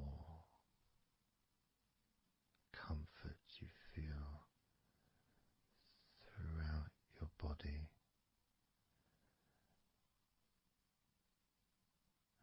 And you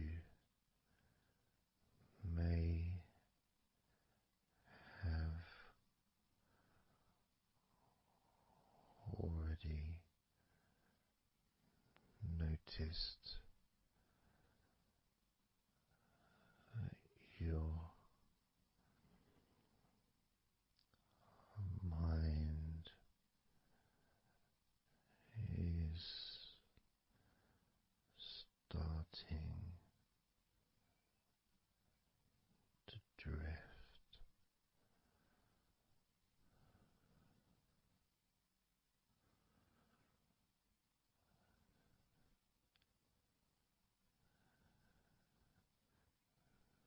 Focusing just on your hands and fingers, allowing them to experience a real deepening of that relaxation in your hands and fingers.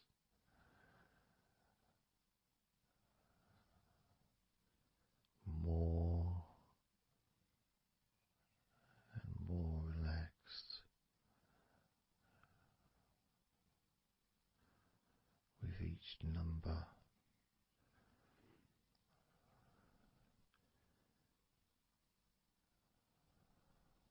From 8 down to 1.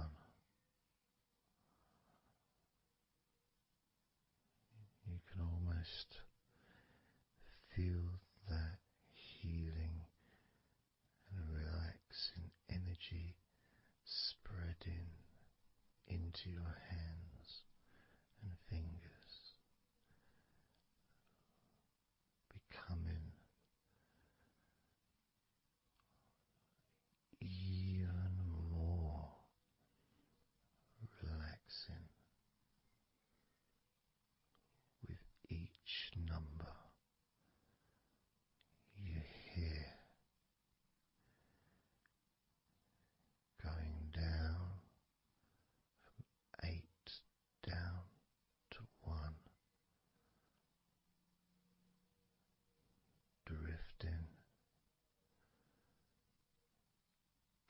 Drifting again,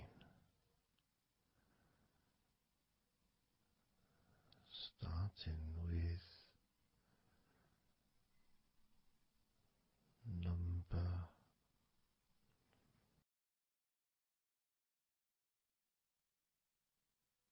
8.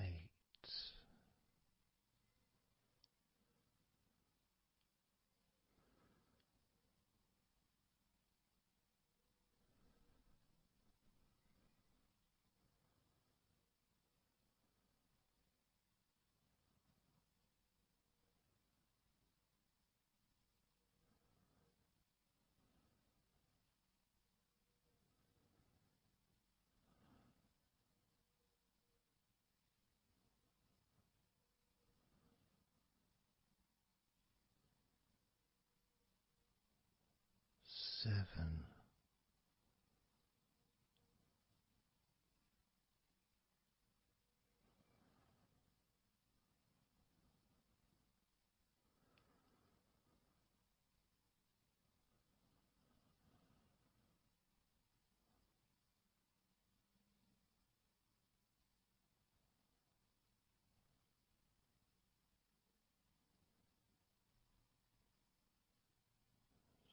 6.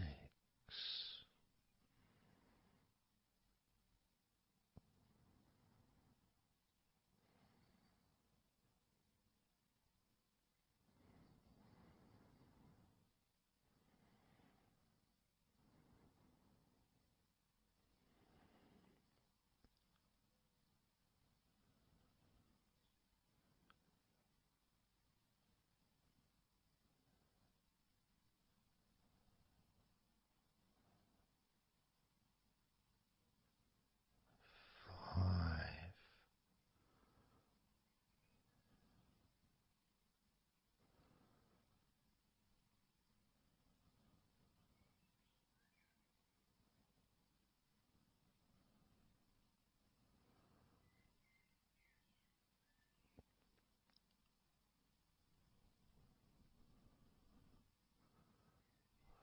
4.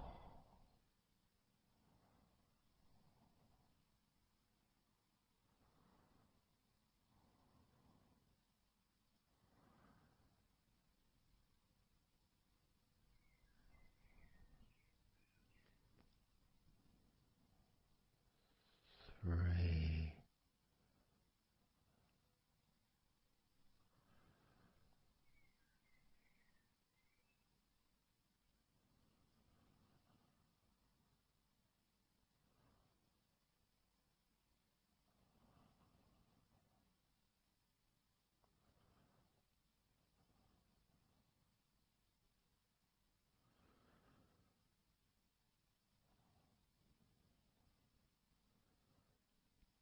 2. 1.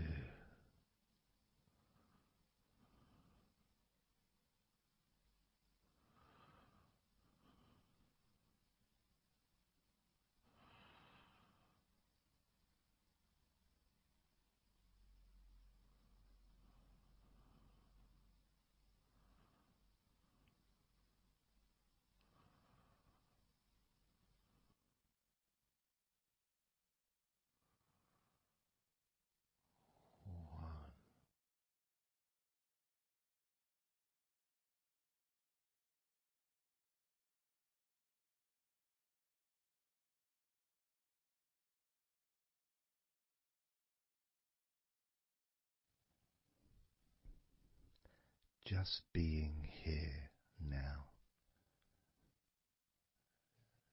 Nothing to think about, nothing to do, nothing to say.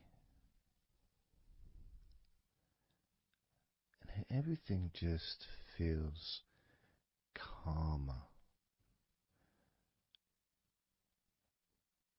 And this is your natural state of being. This is how you just normally feel when you take away all of that other stuff that we add. Things like stress and worrying and overthinking and anxiety, tension, just generally thinking about stuff. When you take that away, which is what we're doing now,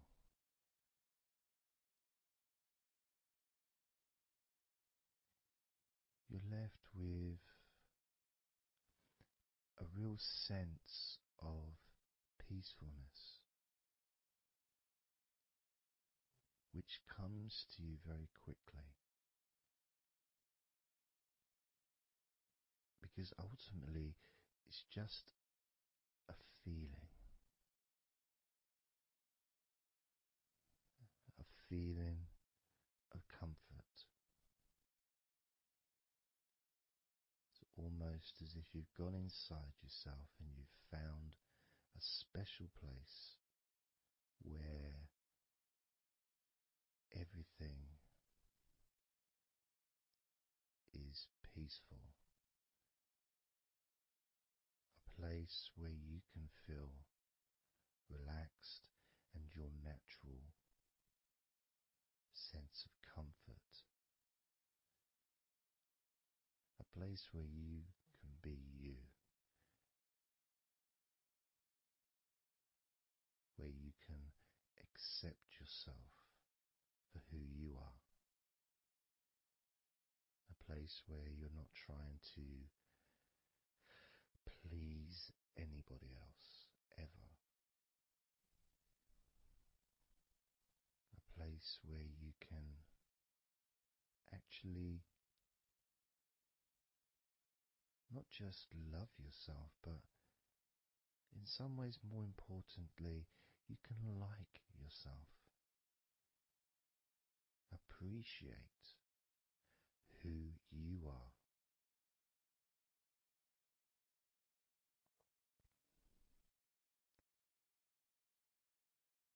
And that sense of gratitude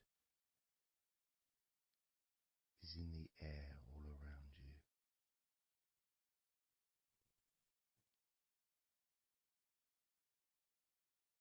And that's also a place where you can actually feel the healing energy soaking into your body.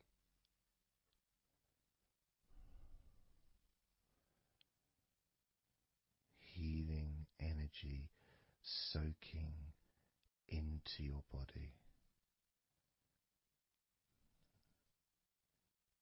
And that healing energy spreads through your veins, traveling to each and every single part of your body.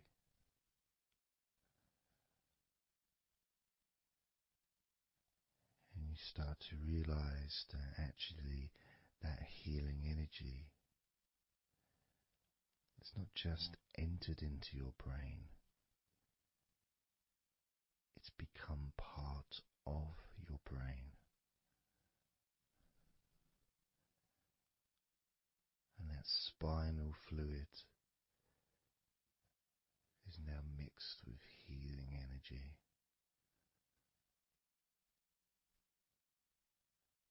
Not just allowing you to feel so much more relaxed and healthy in this moment,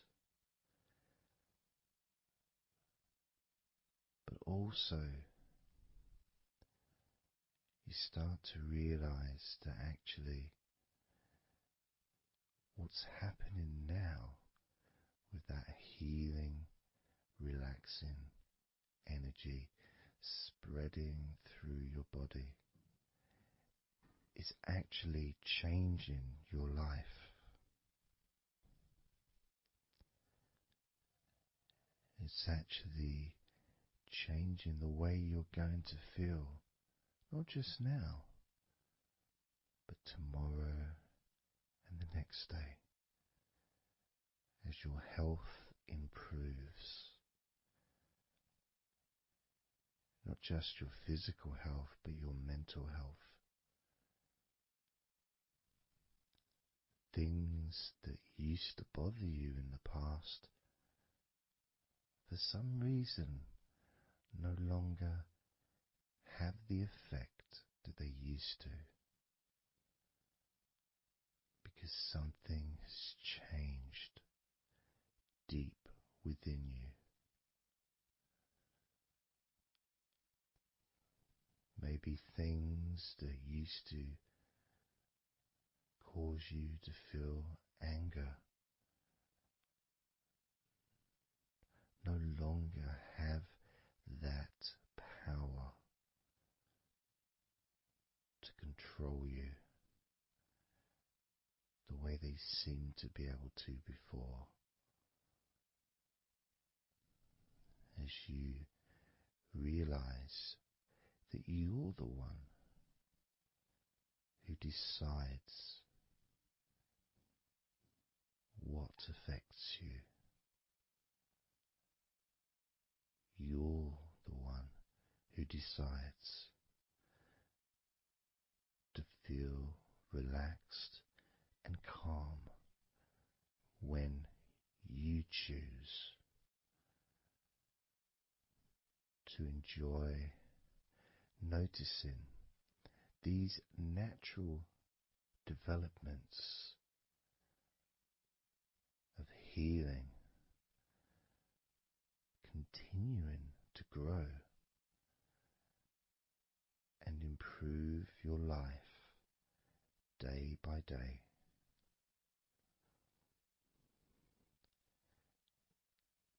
Including, of course, your ability to relax so much easier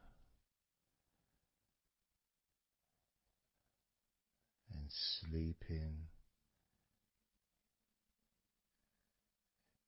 is the most natural thing in the world to you, because falling asleep is something that you've done so many times in your life, and you know that you were born, as we all were, with the ability to fall asleep naturally. We were born with that ability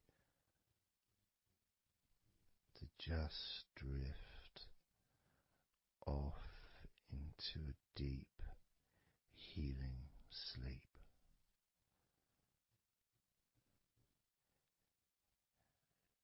Even when we're kids, sometimes we'll fall asleep when we don't even want to. We try to stay awake. Maybe it's a birthday in the morning, or it's Christmas or holiday or something we look forward to. We don't want to go to sleep. But the more we want to stay awake, the more we just start to drift. And the more you fight drifting, the more you try and stop yourself from drifting asleep, the deeper and stronger that drifting becomes.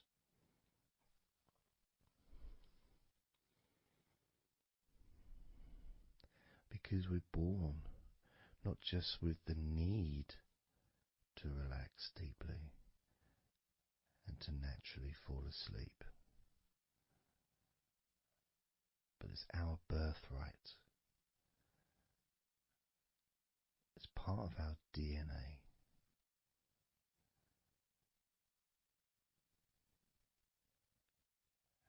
And sometimes as we get older in life, perhaps at times we have forgotten that relaxing completely is not only a wonderfully pleasant experience,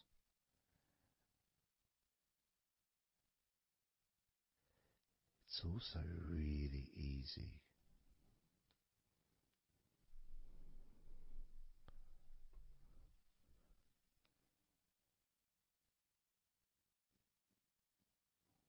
very, very easy to let go, because that's all it is. It's just deciding to let go.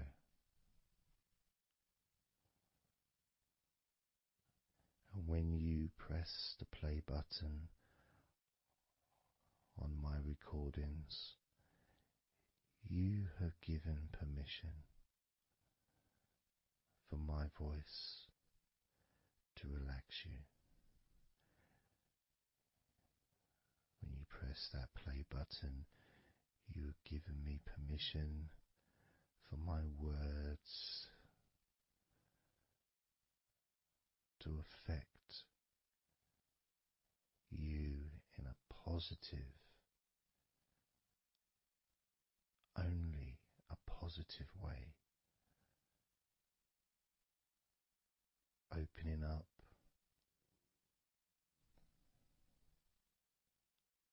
your mind to useful and healing suggestions that can have such an amazing effect on how you feel right now, as well as those changes that continue long after the recording ends, those changes within you that continue to flourish and grow, transforming your life in a positive, beautiful way, allowing you to move forward in your life in the direction that you choose for yourself.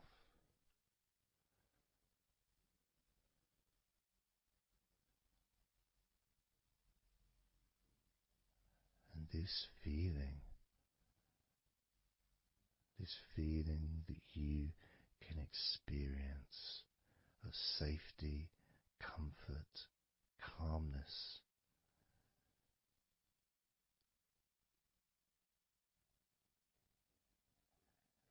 just feels so nice.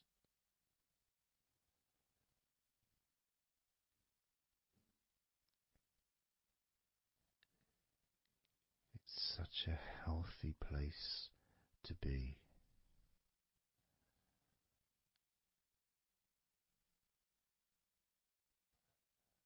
And that positivity grows within you.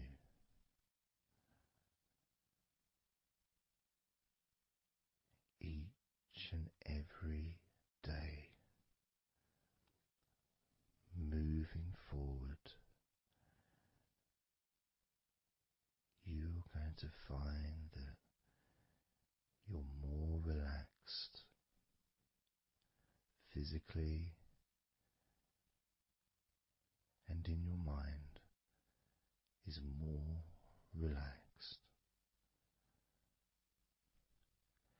And it's not that you're thinking slower, it's just that your mind will be less clogged up with unnecessary negativity. Because from now on, your mind rejects negativity. From now on, you're going to start noticing when negativity arises, and you can just say stop. Stop. And that negativity turn around and leave you alone.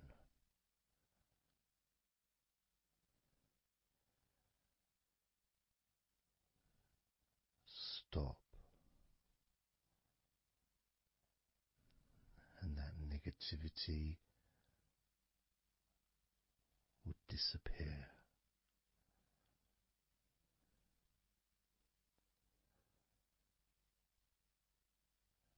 And as you notice that you feel way more relaxed than you probably expected,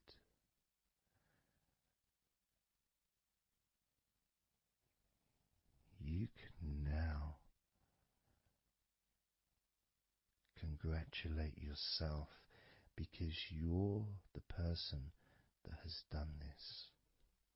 You are the one that has opened your mind up to the simple facts that you can feel more relaxed in your body and in your mind.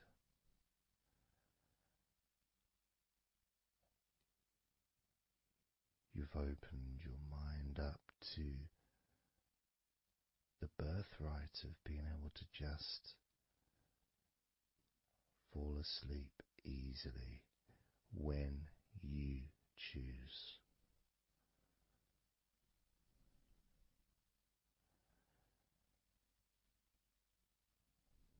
And that's a nice feeling, don't you think? It feels nice, doesn't it? To feel calm with all that healing energy spreading through your body and your mind.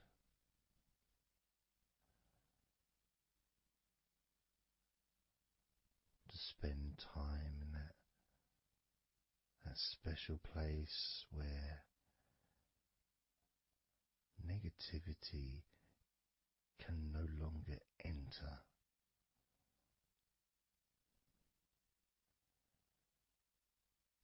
Negativity is banned, it's barred, it's not allowed entry.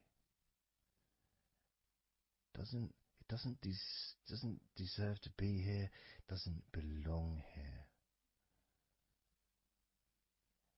Negativity has no place in your life.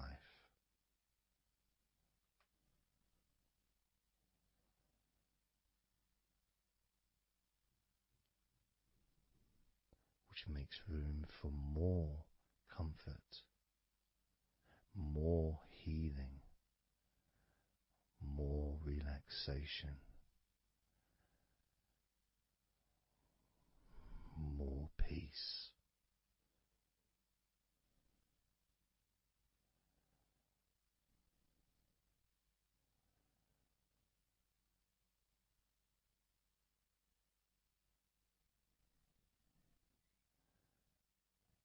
It feels nice, doesn't it?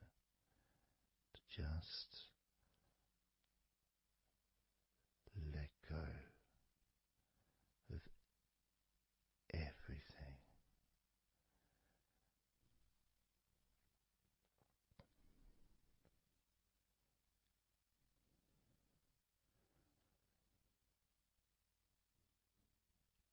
And I'm going to count down now from 20 down to 1.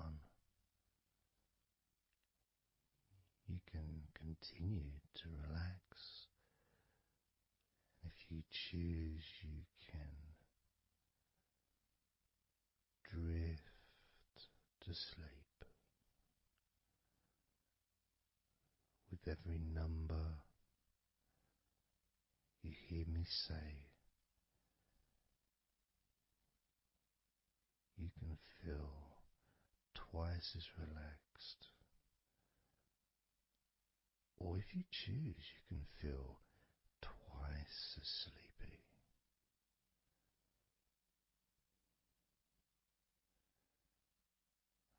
Now,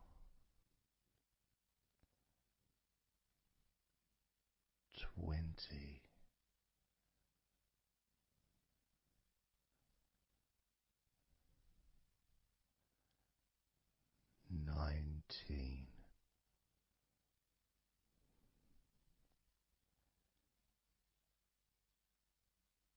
18,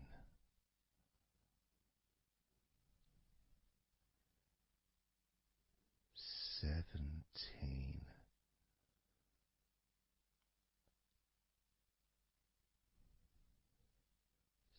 16,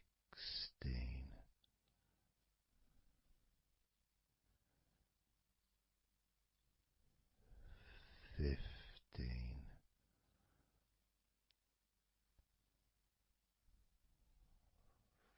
14,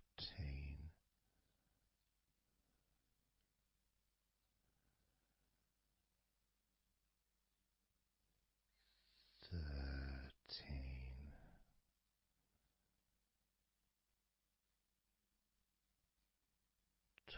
12,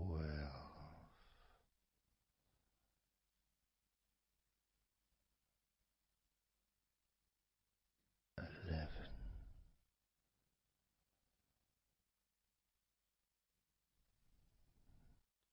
10,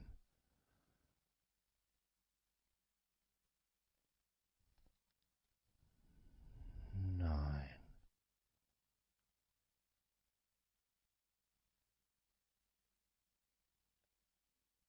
8,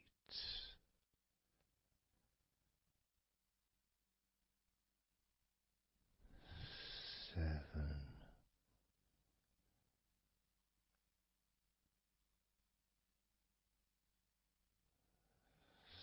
6,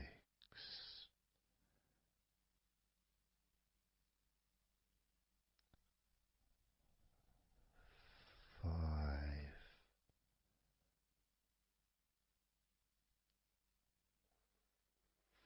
4,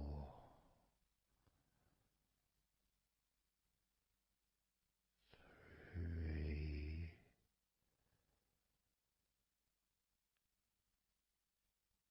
2,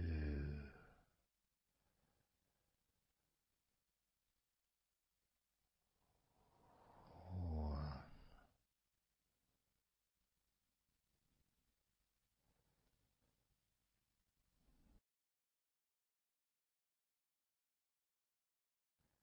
This is your time to just take a break. Your time to relax, to allow your mind to slow down.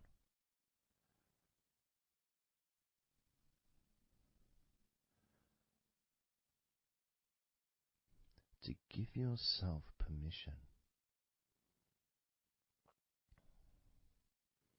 to take a break from everything. And you're the only person that can make that decision. You're the only person that can actually tell your mind to just relax.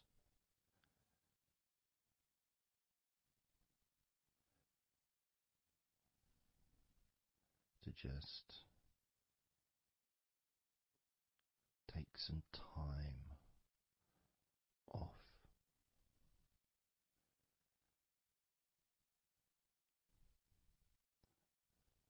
So that you can focus on your body, getting in touch with how you feel physically.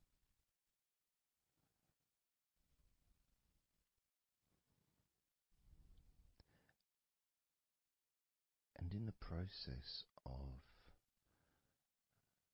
this body scan, where you focus on different parts of your body,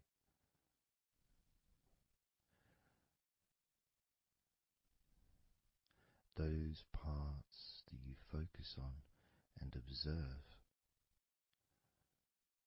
even though you're not purposely requesting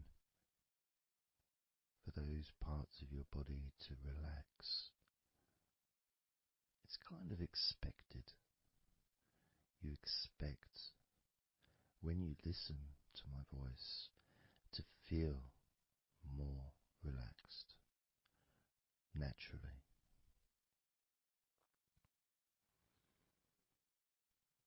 Because when you're listening to me, your attention is focused on my words. And as my words guide you to focus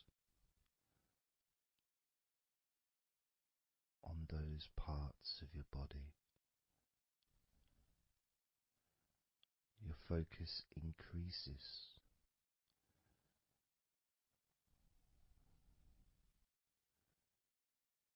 Which actually calms your mind.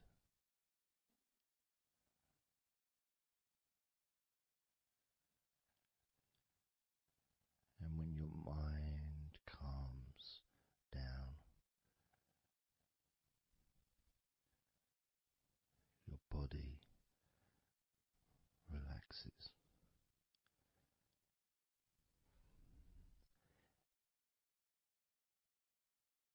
And when your body calms down,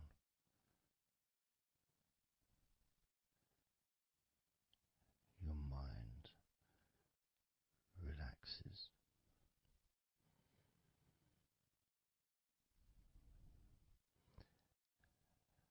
And even though we've not really started to focus on your body, you can already feel that healing energy spreading through your body, pushing out stress and tension, healing all the parts of your body, including your skin, your bones, your blood, all of your organs inside your body, all of the muscles, all of the fat, all of everything. Every hair on your body is filled with that healing energy.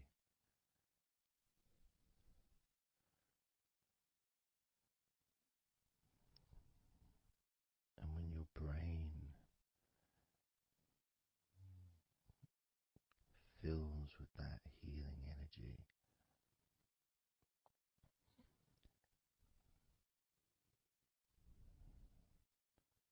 the feeling of comfort and relaxation increases.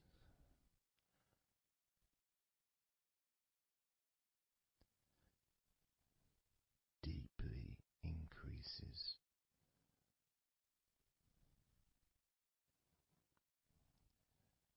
In a way that your mind starts to feel perhaps a bit drowsy,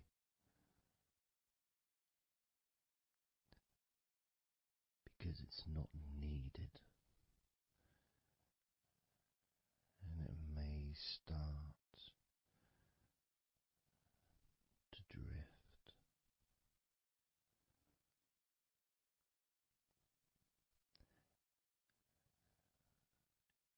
If that's what's needed. So if you're listening to this and what you need is deep relaxation, that's what you'll get. If what you need is to fall asleep naturally and easily as your mind drifts, that's also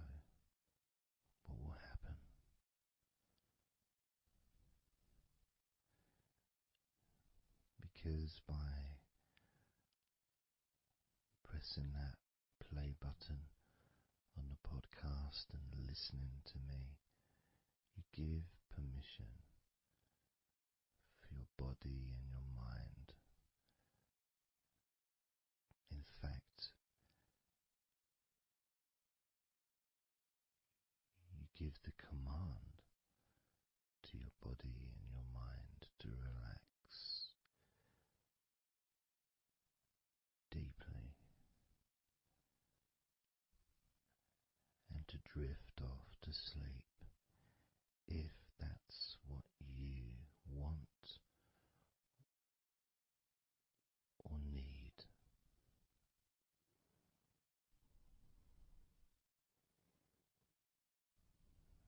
And as I focus on the different parts of your body,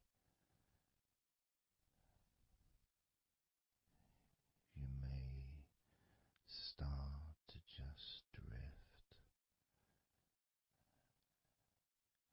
and then you come back again and you hear me talking, and I'm focusing on a different part of your body. And you may find yourself drifting,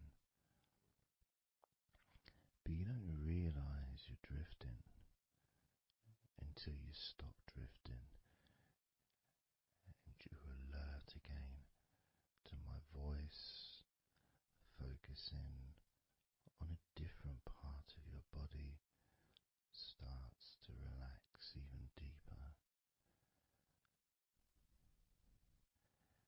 because that drifting is basically you already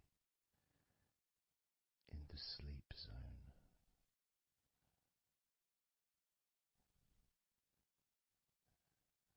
And the more you drift, the longer you drift, and the longer you drift,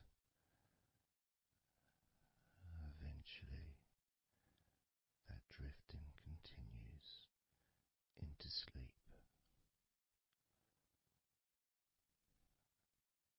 And that's the last you remember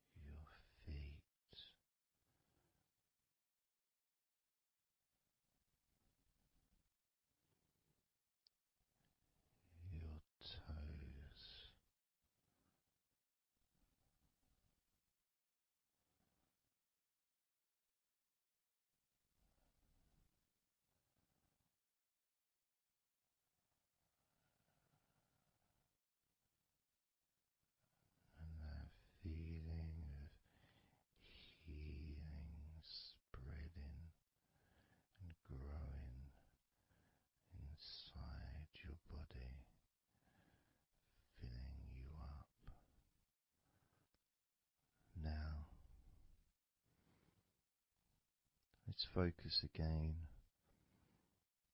on parts of your body.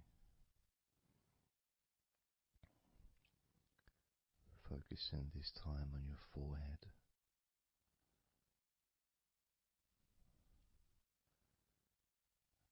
Now on your mouth, your lips, your tongue, the whole of your mouth.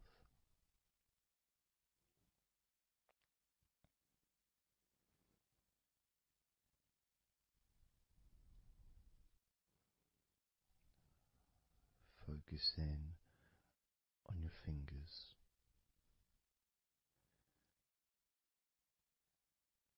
Maybe you could move your fingers a little bit so you can focus on each one individually.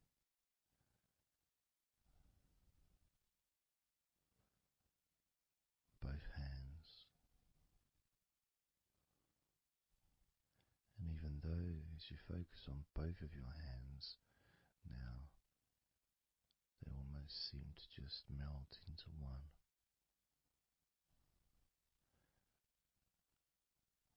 Where does your right hand start and your left hand end? It's almost as if they just mix together.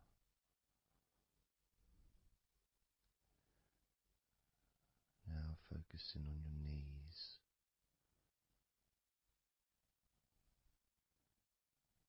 Just noticing how your knees feel.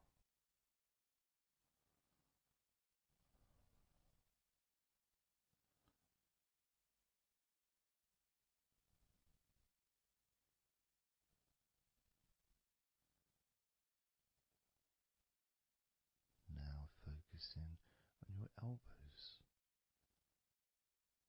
Focusing on both of your elbows.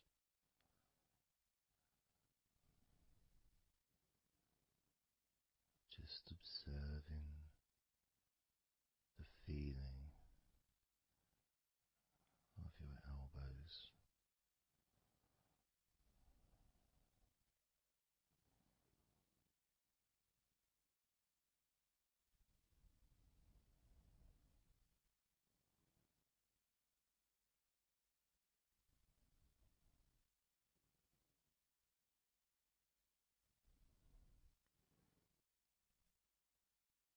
Now focusing and observing the back of your neck.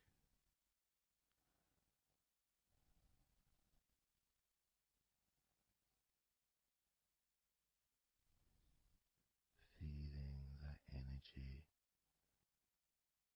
in the back of your neck.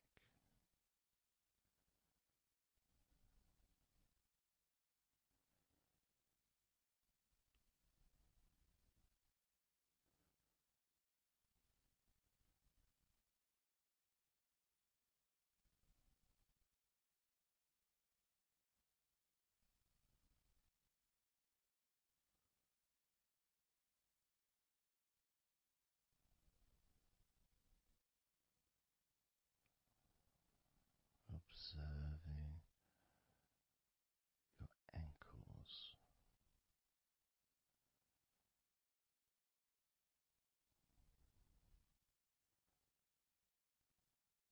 Being aware of the physical sensations in your ankles.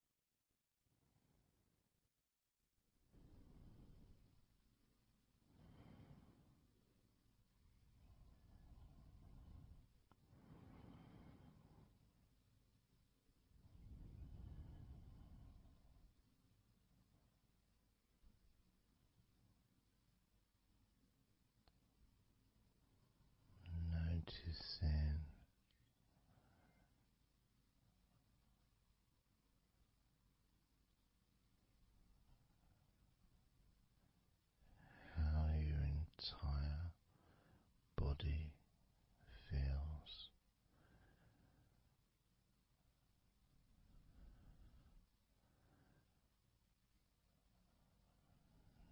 Noticing how your mind feels now.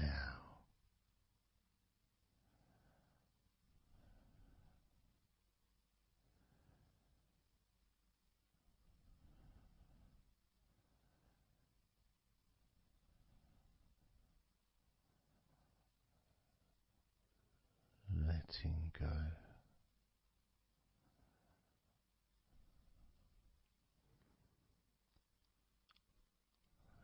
Letting go.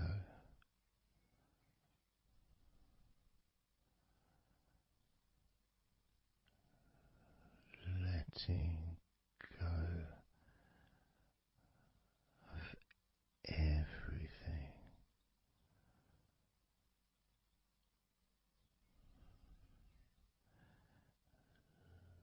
Letting go.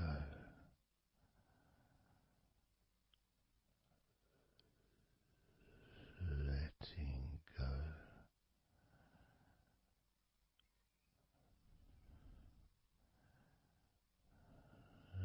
Letting go of everything.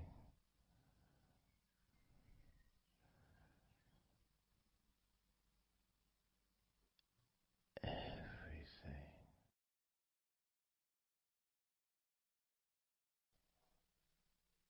I'm going to start now, and I'd like you just first of all just to see yourself lying down on that massage table, lying on your front, your head is supported, your arms are supported, and you feel comfortable, and breathing is really easy, and you feel confident in how you look as well. So there's none of that issue of body problems or shyness, because I'm a professional, and this is a therapy session, so none of that stuff matters whatsoever. This is about you. This is about how you feel and how you can enjoy that sense of comfort and relaxation that comes from letting go and allowing my hands and my fingers to relax you by massaging your body.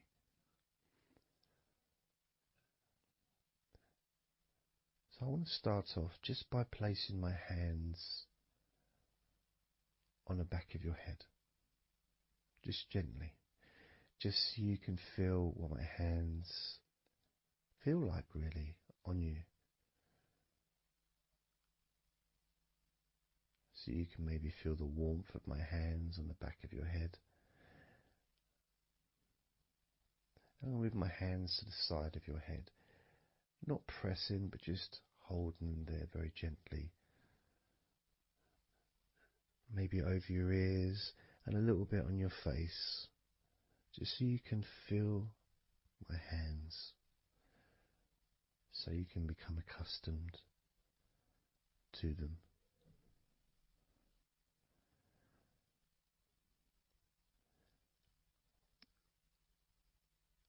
And now put my hands on the back of your head again and gently let them slide down onto the back of your neck.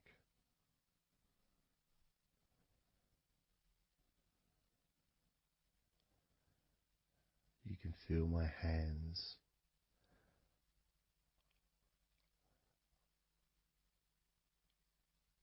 gently stroking the back of your neck to start with,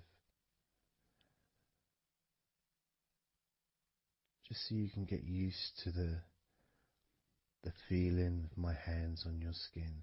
Get accustomed to it. Realize that you're safe and it's all good, it's all fine.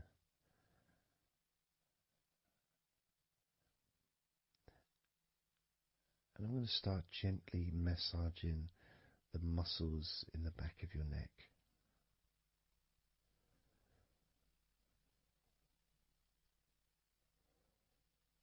With both hands.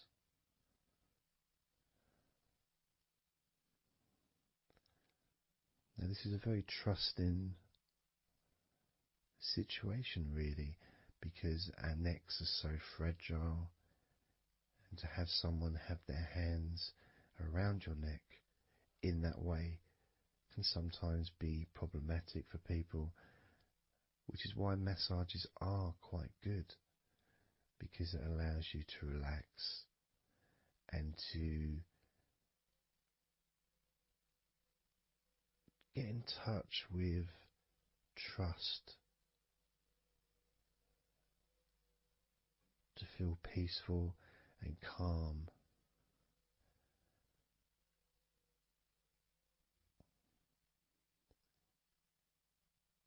As I massage the sides of your neck gently, moving from the bottom of your neck, which would be sort of near where your shoulders start, I guess, all the way up to your jaw, your ears kind of area, that side of your neck. Of course, is a lot longer than the front of your neck.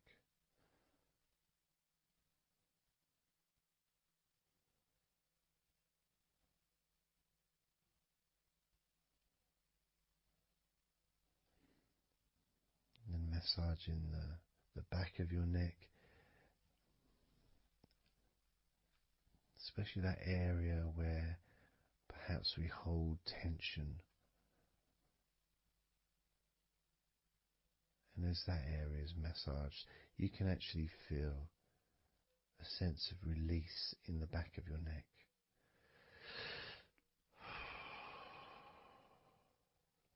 And maybe you can breathe it out as well.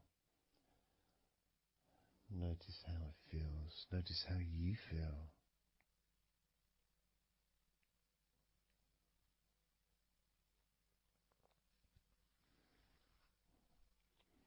Then moving down to that area between your neck and your shoulders, that muscly area,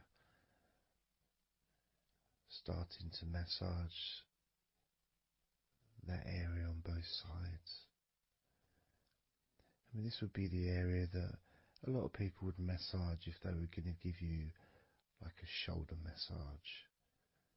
Even that's not technically the shoulders, but it's all the muscles that lead to the shoulders, from the neck. And again, that can hold tension and stress. And when massaged, sometimes a nice deep massage is useful.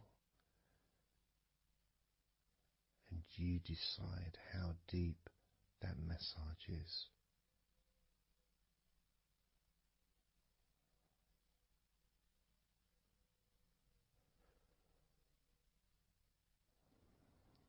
And just allow my knuckles just to dig in, to get to those muscles and to really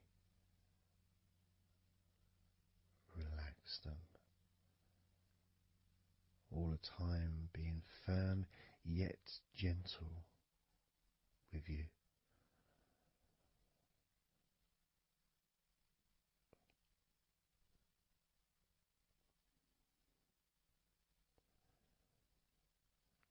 And just stroking down that area to your actual shoulders, moving to the muscles of your shoulders.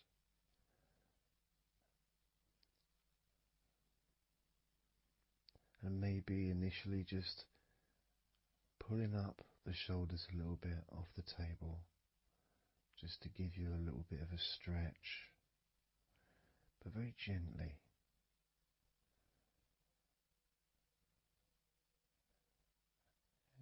And you've got the muscles at the front of your shoulders, the sides and the back.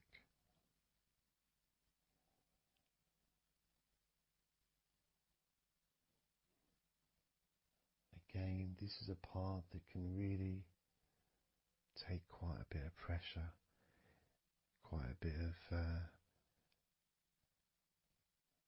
needing, if you wish, to really release the tension, to really get into those muscles, and you can let your fingers in there and it can feel really nice. Sometimes just being stroked gently or being massaged quite strongly can all be beneficial to the relaxation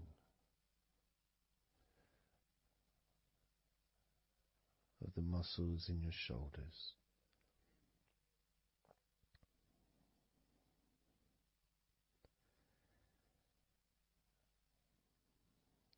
Now, as we move down your arms,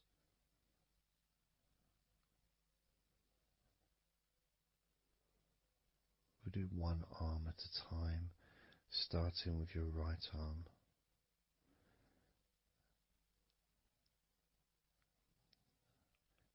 What I'll do is I'll just lift your arm up, just hold it to the side of you. Don't worry, it'll still be attached. And I just massage the tops of your arms.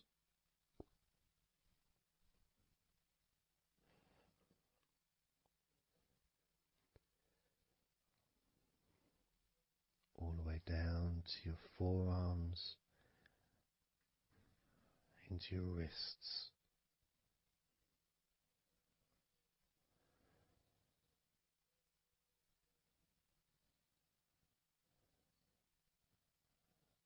Gently massaging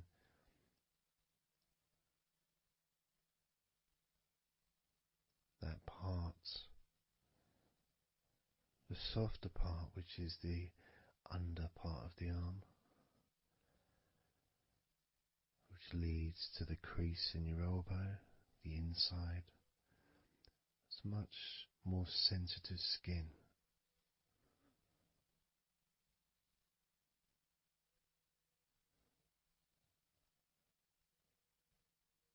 Sometimes just having that stroked can feel really nice,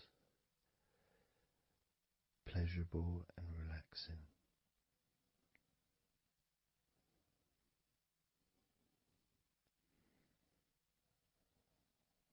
Now moving down to your right hand.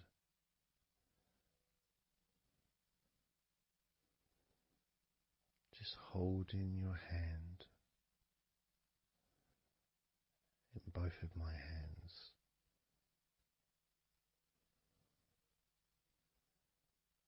Just pressing gently on the back of your hand and stretching your fingers ever so lightly.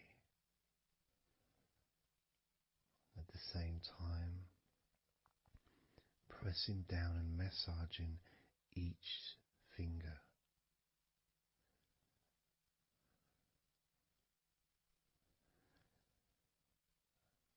And then starting to massage the palms of your hand.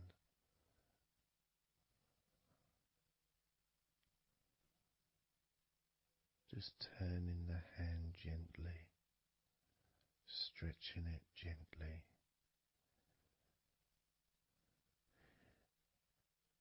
And actually having your hand held can really be an emotional experience sometimes, even if it is with a stranger. someone you don't know very well, like a massage person or a therapist maybe, because it's intimate.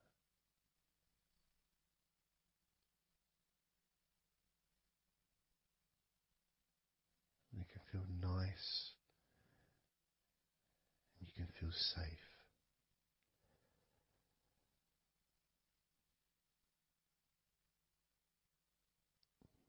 And as I put that right arm back down where it was,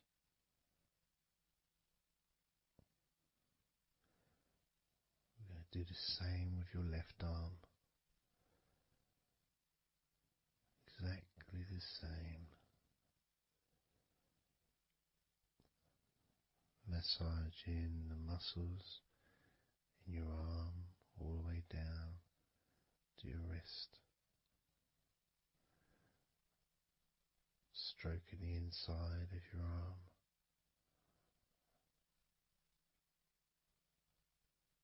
Just being gentle or as firm as you require.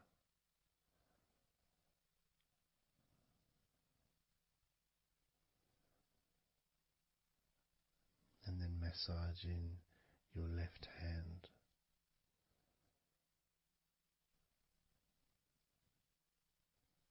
Stretching the fingers gently. Massaging the palm of your left hand.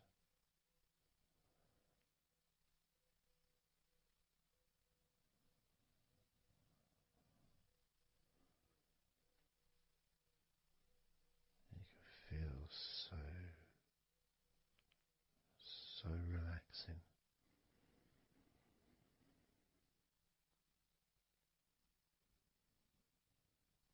So comforting.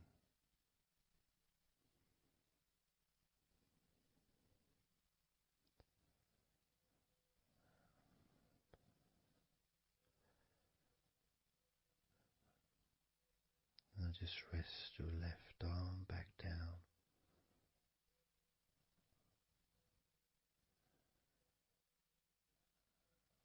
Start to massage your back, the biggest part of your body. Starting at the top, starting again where we already have been, that area at the top, in between your shoulders, near your neck, going back and massaging that area again, but this time moving downwards.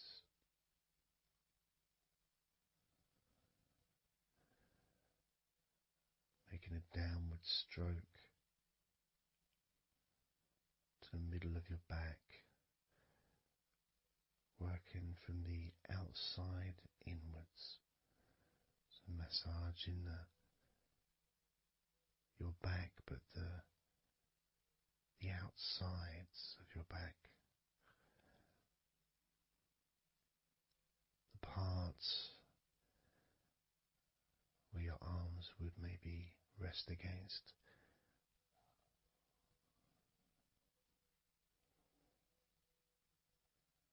Almost the part that connects your front to your back.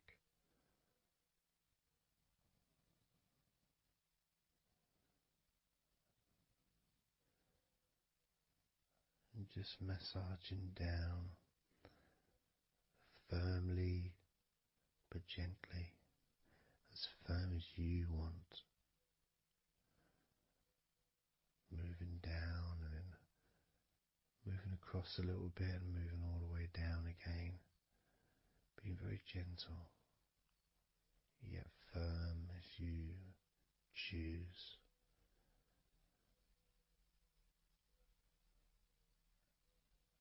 Eventually we get to the spine. We can massage the muscles on either side of your spine, from the top of your neck all the way down to your lower back.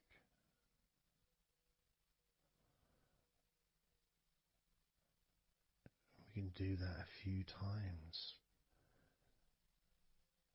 Sometimes people would use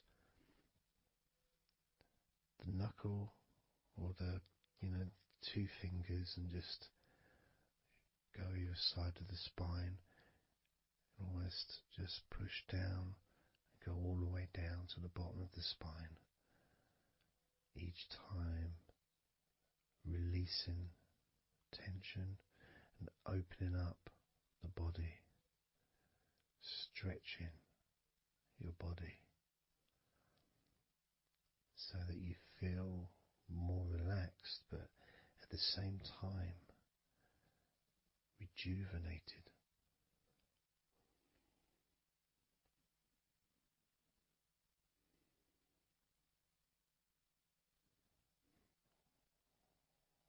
And now I'm going to move to one side, to your right side, and from the bottom of your ribs to your pelvis, I'm going to massage that area of your back. I'll stretch over the other side and I will pull the muscles gently and massage and push from one end, that side, all the way to my side, to the middle, in fact, to where your spine is, massaging that side of your spine, the opposite side to where I'm standing. It's almost like kneading bread. There's that big area which is firm, yet lots there to massage.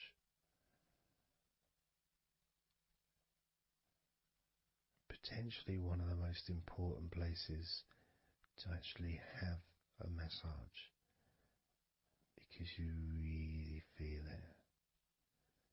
You really feel the release and the pleasure of having your lower back massaged.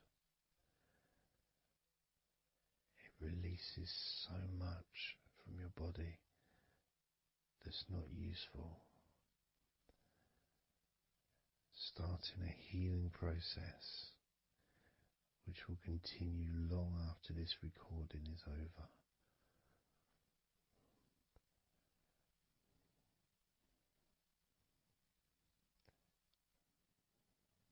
Massaging this part of your body not only feels really good for you, but it's actually fun to do, because it is, as I said, like kneading bread.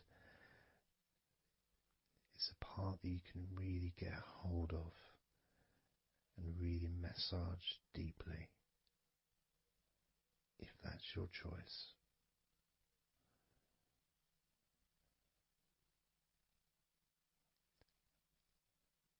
Then I'm going to move over to the other side of your body and do the same with the opposite part of your lower back, kneading and massaging from your sides all the way to the middle of your back where your spine is. Pressing and kneading,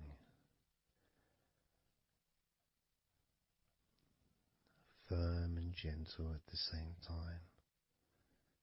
It feels so releasing.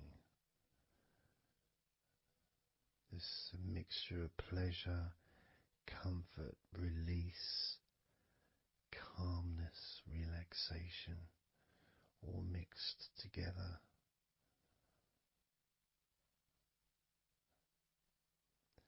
Plus there's that feeling from your stomach as it's being stretched. Even though you're on your stomach now, you can feel it being stretched because that whole area is connected to your stomach.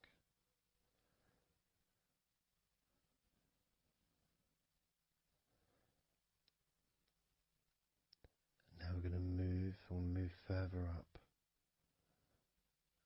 to your top of your body, and I'm going to do the same. This time starting with your upper back, put my hands forward over and massaging that area up to your spine, from the side of your body up to your spine. So some of that massage area, the muscle tissue, or whatever, fatty tissue even, will be possibly from your chest. Because it's all connected, the chest and the back connect together.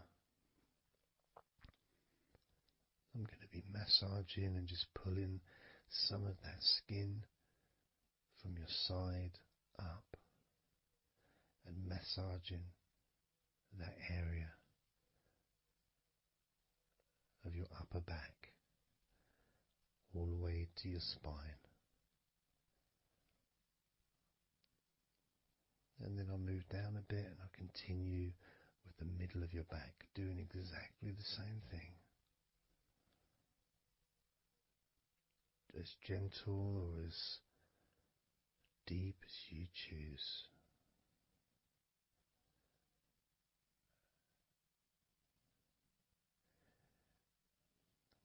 Now I'll move the other side again and do the exact same thing with the top of your back on the other side, from pretty much underneath your arm area, really,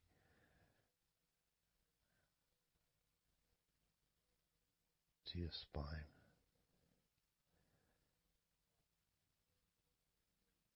And then continuing that all the way down, including your middle of your back.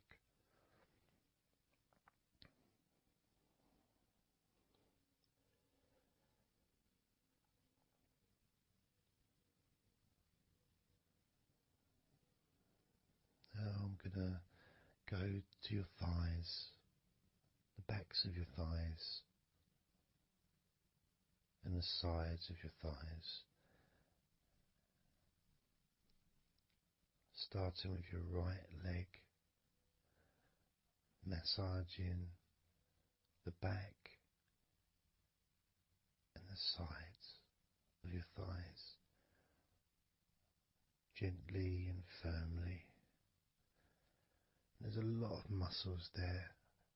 It's an area that can be very tense at times and maybe needs a little bit more pressure than the rest of the body. But that's up to you. You can gently stroke the back of your legs where, opposite your knee joint or underneath your knee joint. It's a very sensitive, gentle area.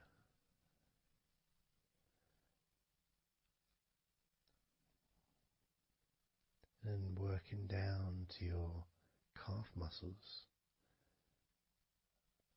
massaging your calf muscles thoroughly and deeply if you choose, using both hands and fingers, digging deep.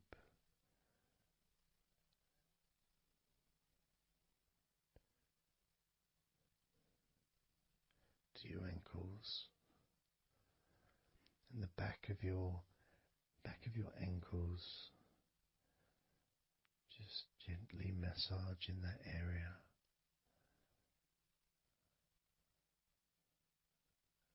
Maybe lifting the leg and stretching it a little bit.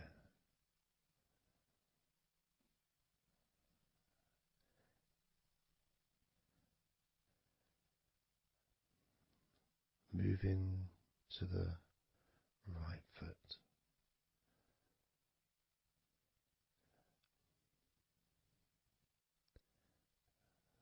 Massaging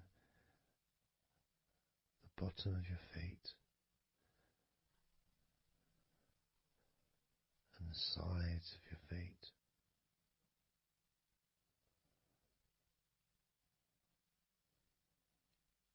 Gently but firm enough so they don't tickle.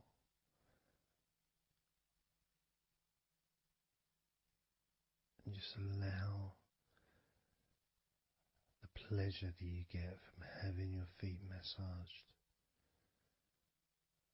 to just overtake you. As I continue to massage your feet, the bottoms of your feet, the sides, your arches, your heel. You can put a lot of pressure into your heel and it feels amazing. Yet the arches need to be a bit more gentle. Stretching your toes gently and massaging the bottoms of your toes with my fingers, each one individually.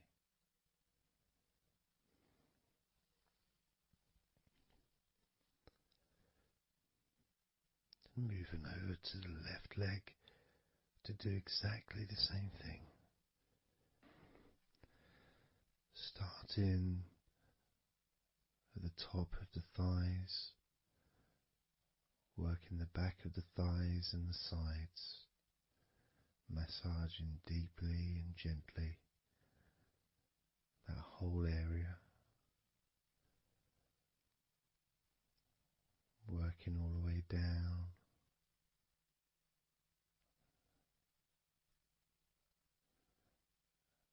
And this is an area that maybe you could like to spend more time relaxing and massaging. So perhaps if you wanted, I could make a future recording where I spend more time on one particular area.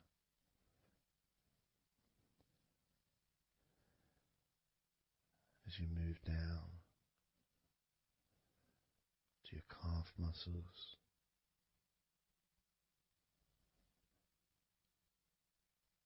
massaging your calf muscles firmly and gently.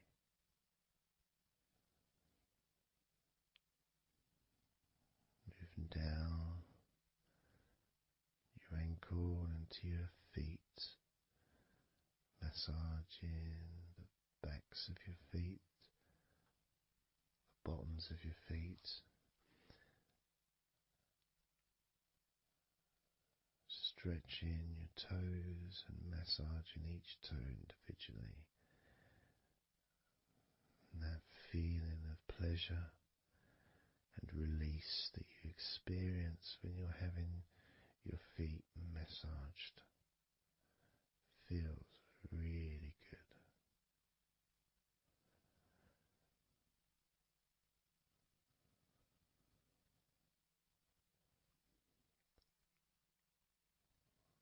Now,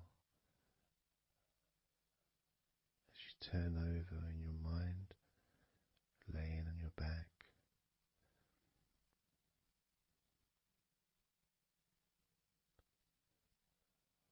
I'm just going to start again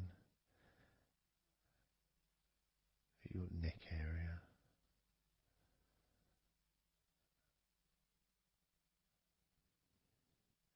In your shoulders, just to get back in touch with that area.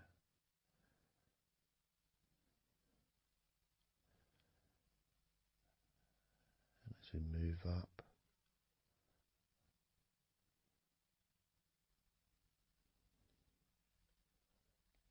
I can clean my hands, make them all fresh, because now I'm going to massage your face gently.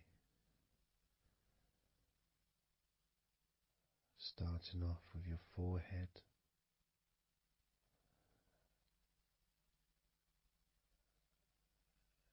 your eyes are closed and I can just stretch your eyes a little bit, pushing up on your eyebrows.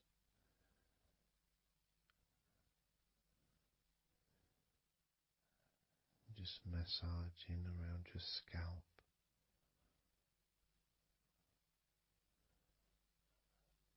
massaging down your cheeks, around your ears, into your jaw, gently, the sides of your neck, your chin,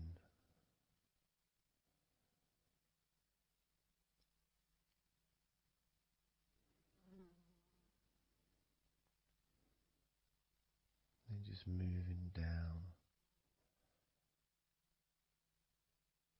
from your neck down to your chest, starting by massaging the very top of your chest, where the collarbone is, either side of the collarbone.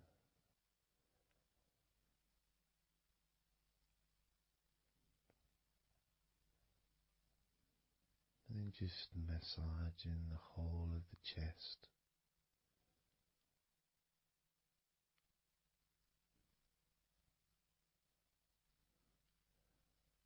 Moving the chest around.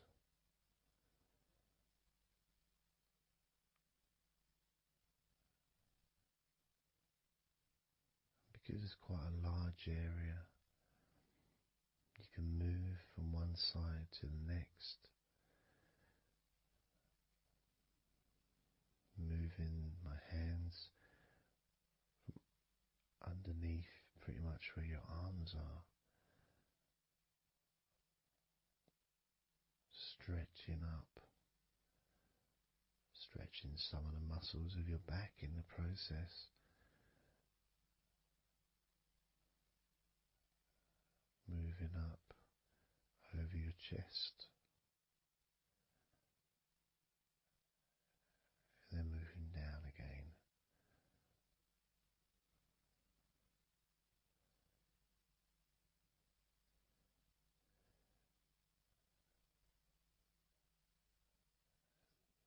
Then allowing my hands to just massage gently and slide down towards your stomach, starting in the middle of your chest.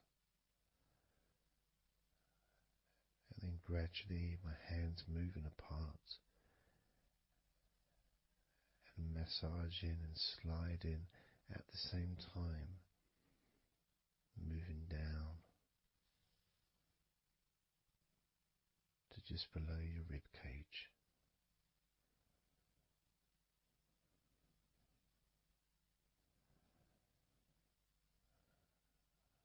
Moving down, then massaging up again, giving your chest all the attention that it needs to feel completely relaxed.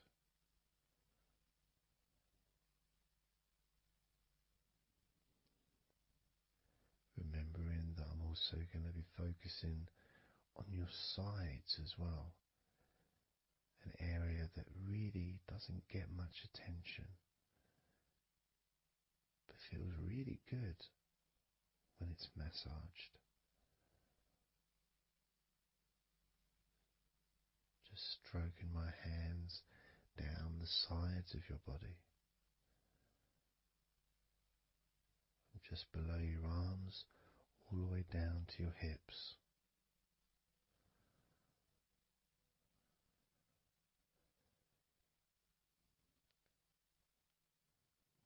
Now, moving to your stomach area,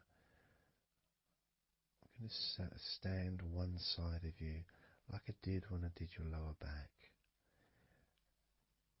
I'm going to do a similar process of just stretching the muscles from your side, gently massaging from one side to the next, moving that whole area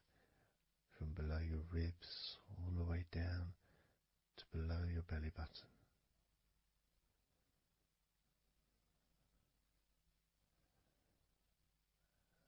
And then move round to the other side of you and repeat that.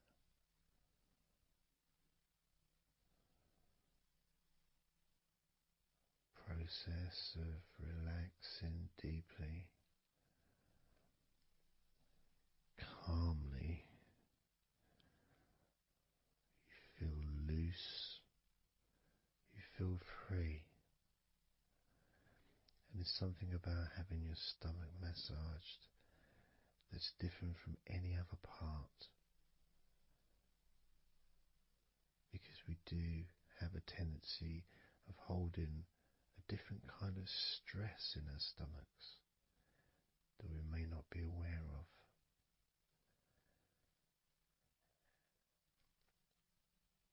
As I now massage your stomach, the front of your stomach, making circles around your belly button,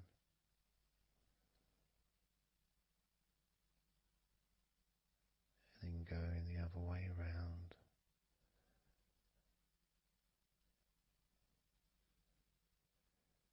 There's a gentleness and a freedom that comes from feeling how you're feeling.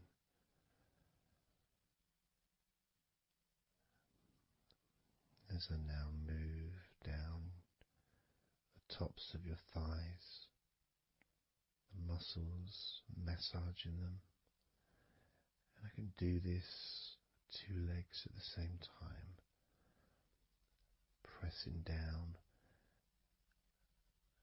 massaging deeply those muscles in your thighs, the front of your thighs.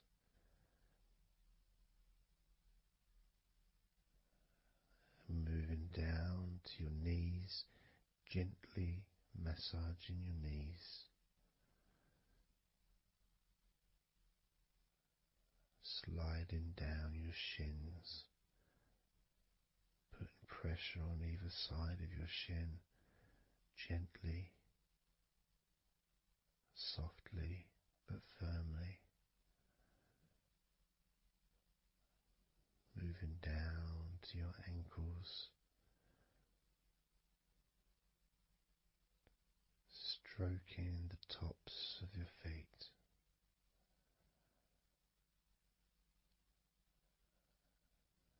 And then with each foot in each hand, just gently massaging the whole of the foot.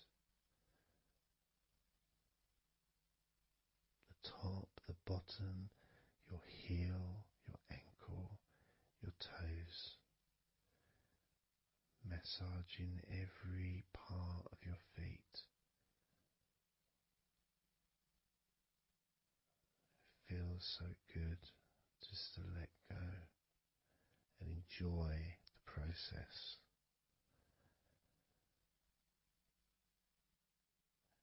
Enjoy feeling so deeply relaxed.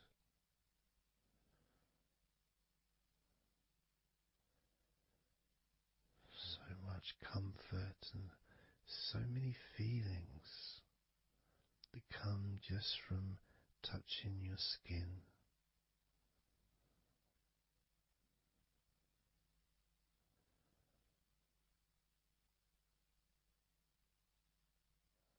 And you can just lie there for as long as you choose, enjoying the feeling of deep comfort from being massaged by me.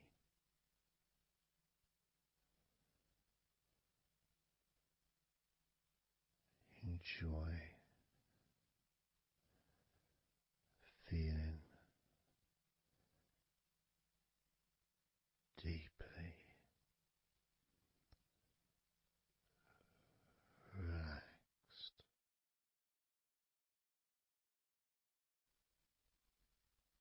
And all we're to do is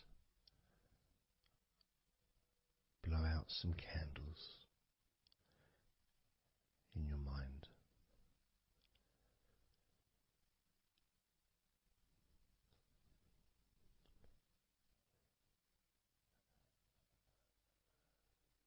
There are going to be 100 candles.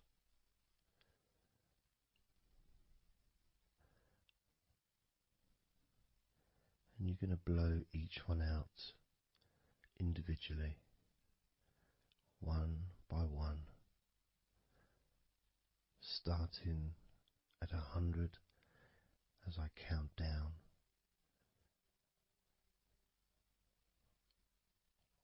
all the way down to 1. And each time I say a number,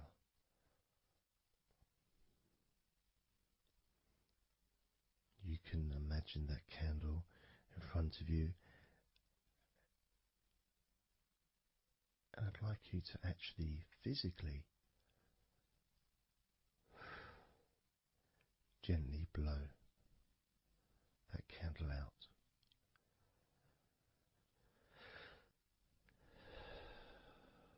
Just so it's not a big blow, it's just a gentle, and that candle will extinguish. And then I'll say the next number as we move down, and you can just blow that one out as well.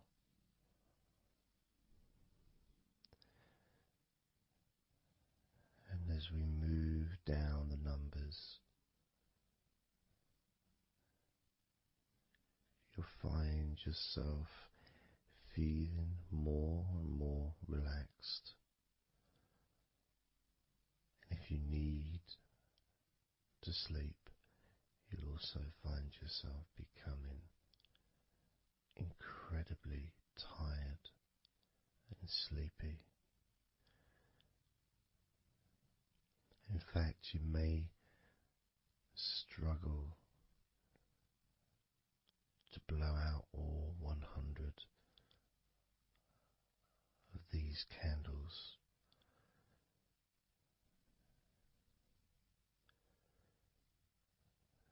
As you feel more and more deeply relaxed,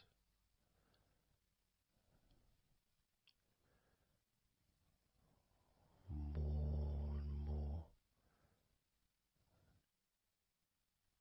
deeply tired, and the further you go down, the more your mind starts to drift.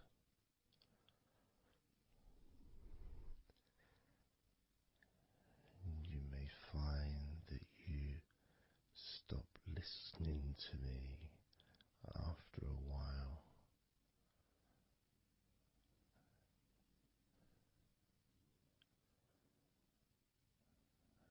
And even though there may be background sounds where you are, you'll be aware of those sounds at the moment.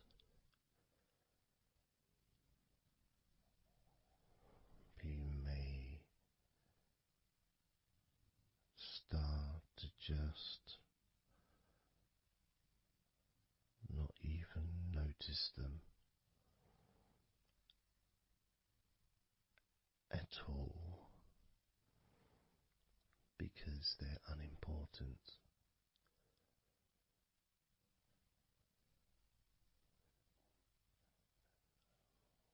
Where I am,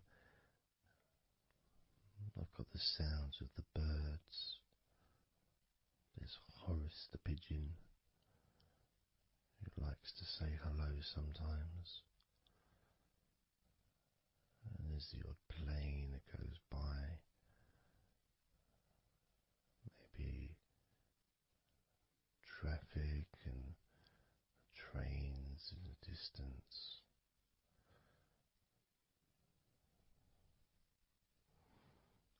But none of that seems important whatsoever. The more candles you blow out, the less important anything is.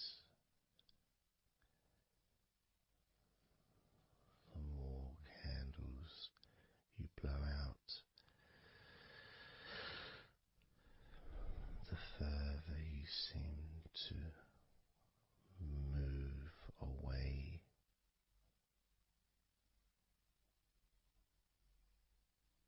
from sounds and from general day-to-day stuff. Seems to just move away on its own as you feel more calmer with every candle you blow out.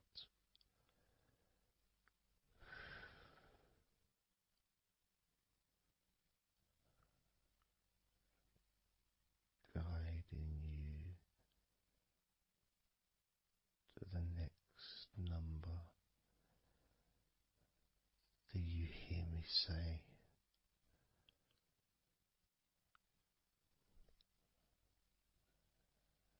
and then you blow that candle out too.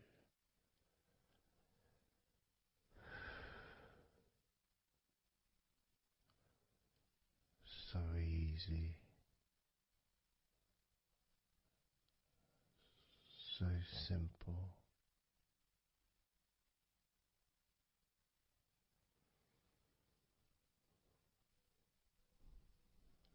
I'm going to start by introducing the first candle, which is 100. The first candle, which is 100. When you blow that candle out,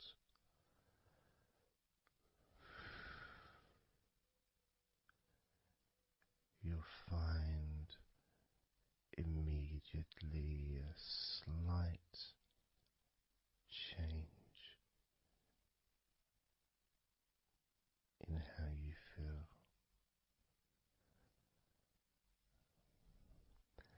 as well as a real sense of positivity growing within you.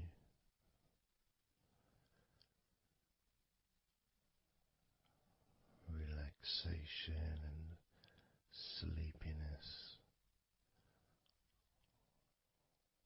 expanding,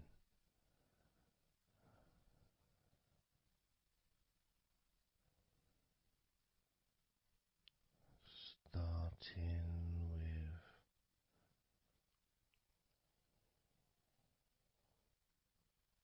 100. Blow out that candle now.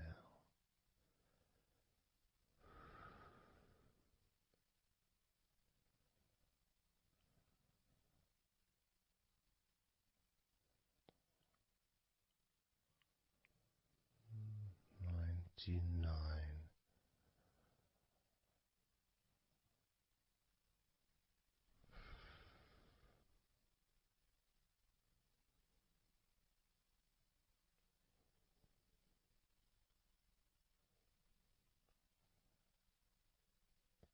Candle 98. Candle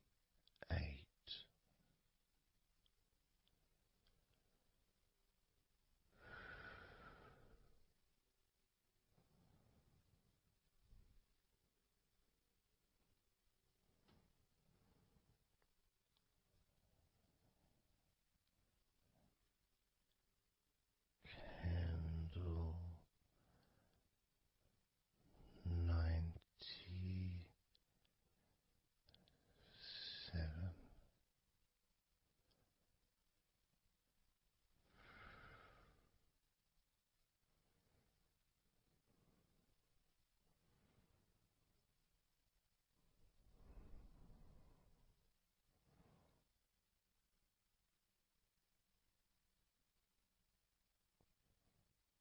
Candle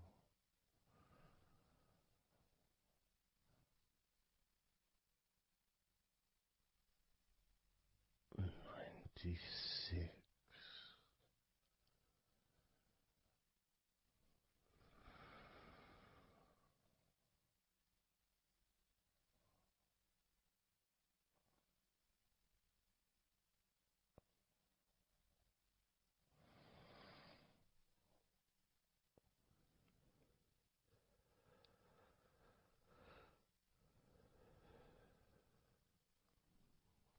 Candle 95.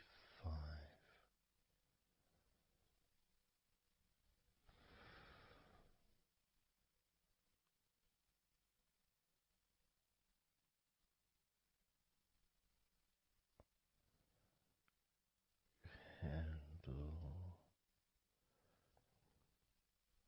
94.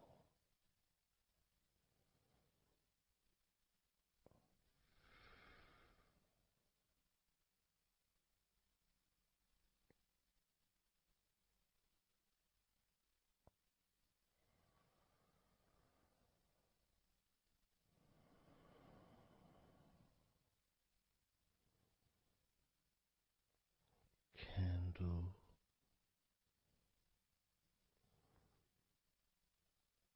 93.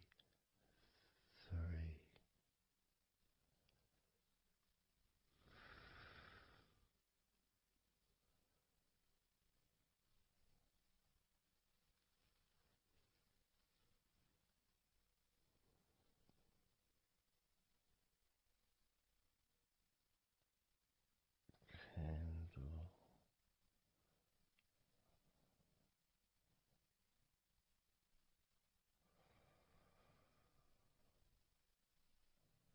92.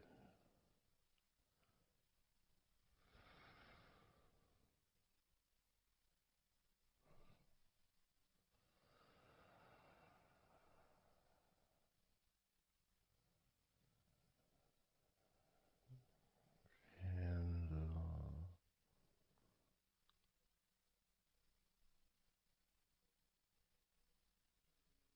91.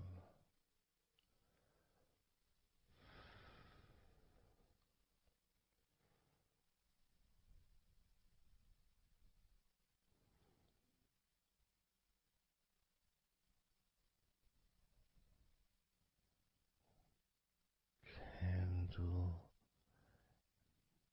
90.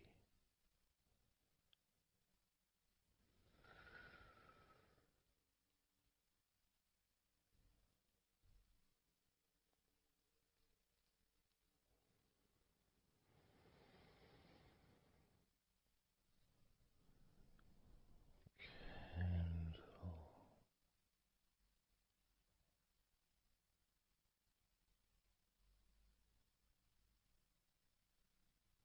89.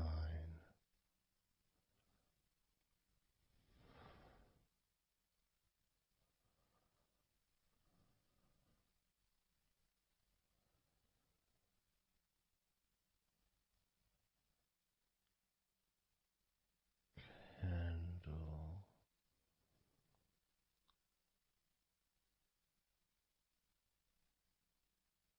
88.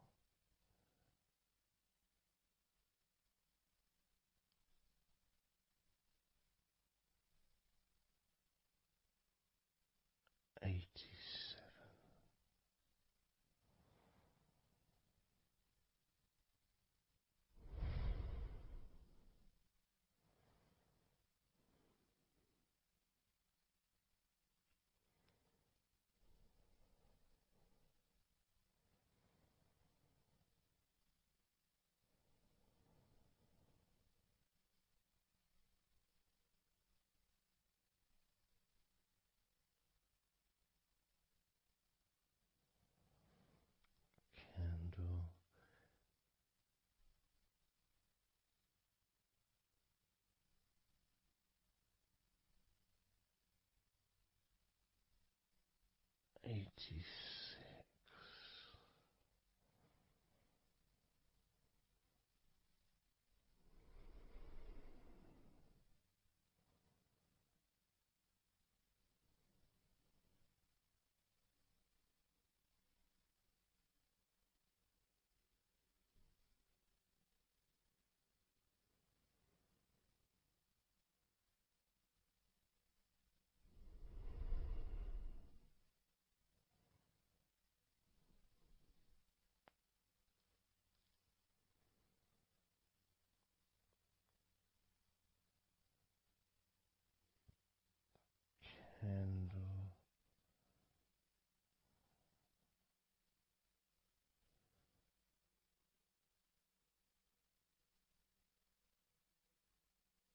85.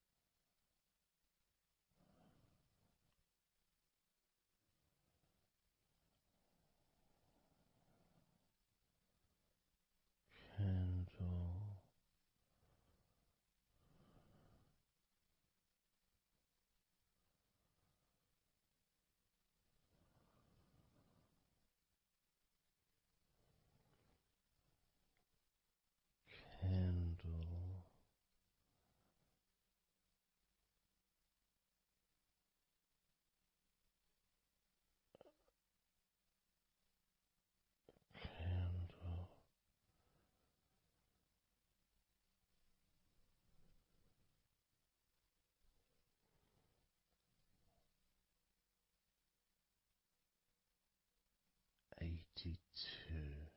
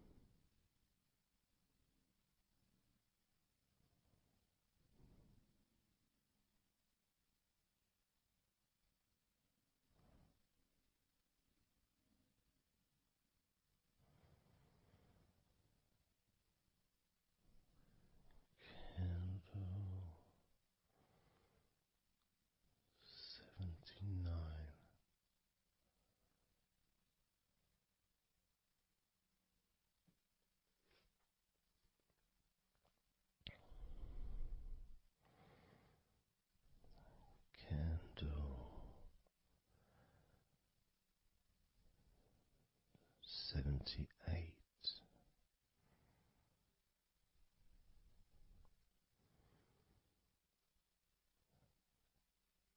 Candle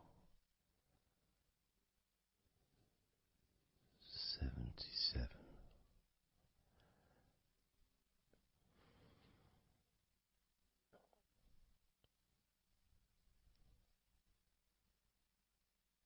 Candle 76.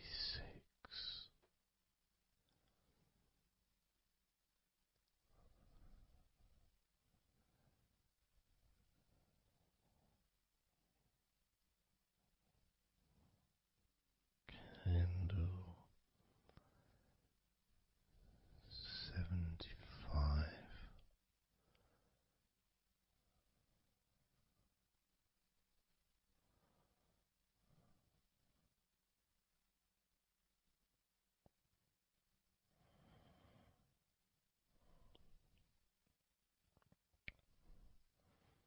Candle 74.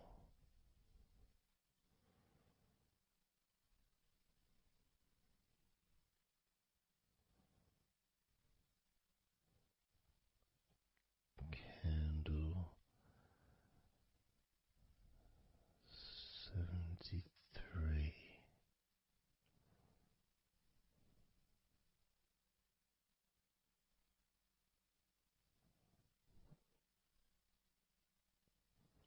Candle 72.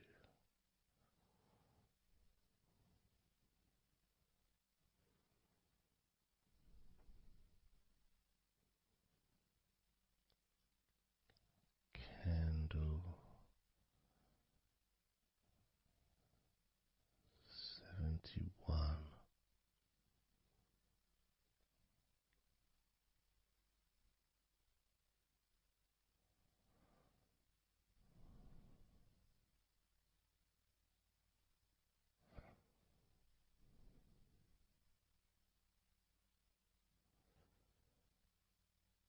Candle 71.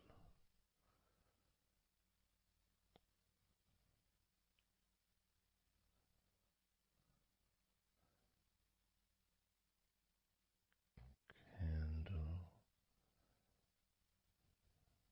70.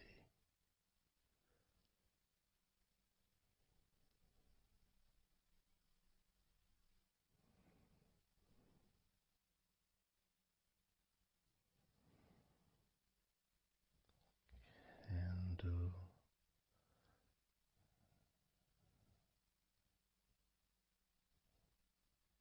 69.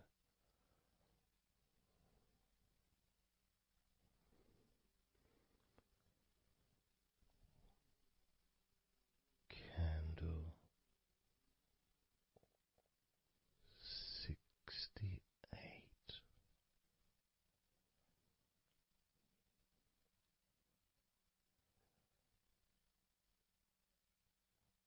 Candle 67.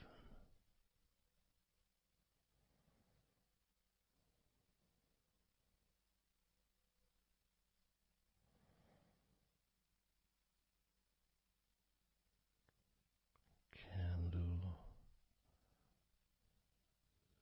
65.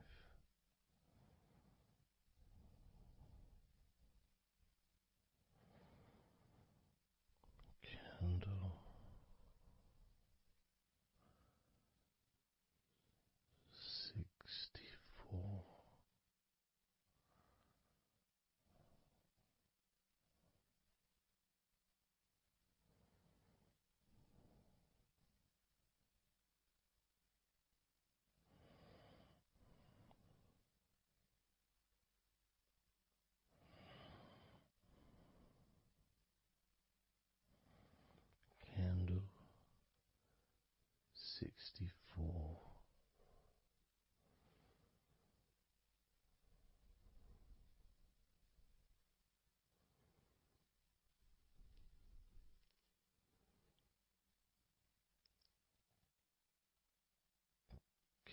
63,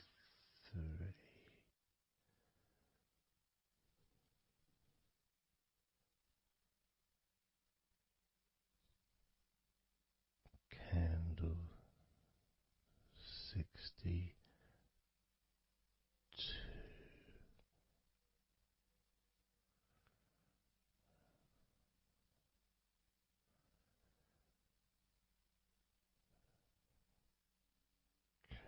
candle 61,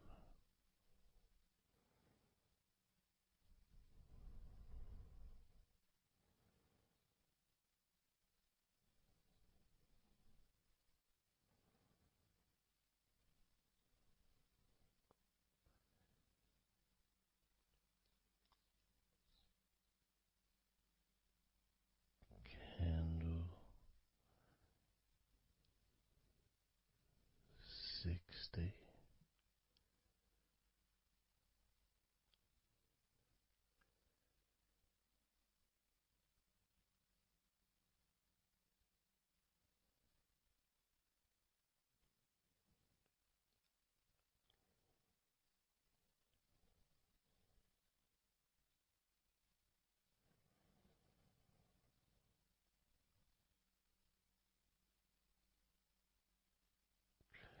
candle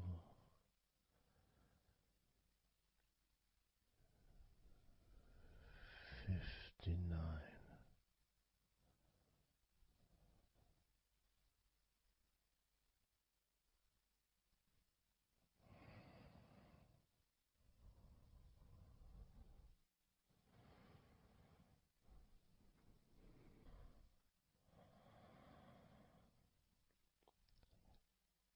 candle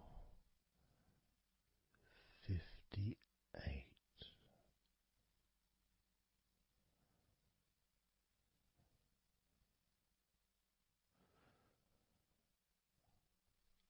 candle 57,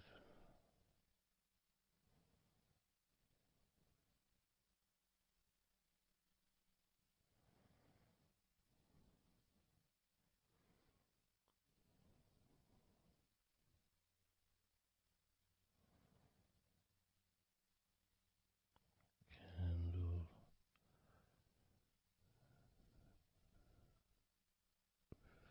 56,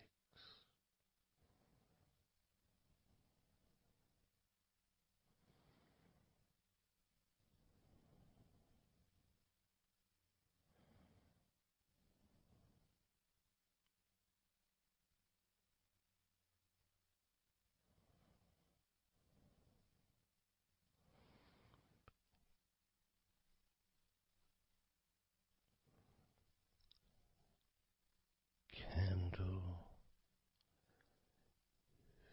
55,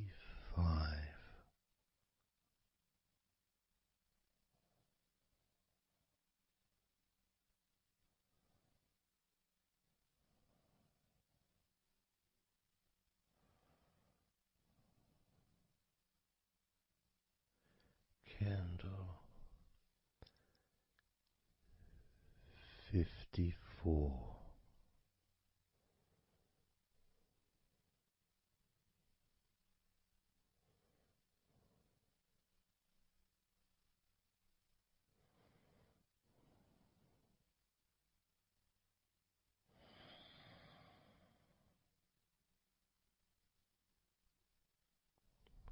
candle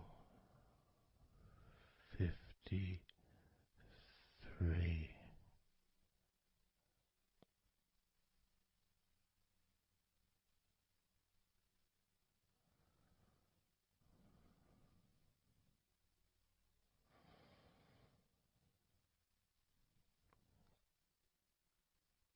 candle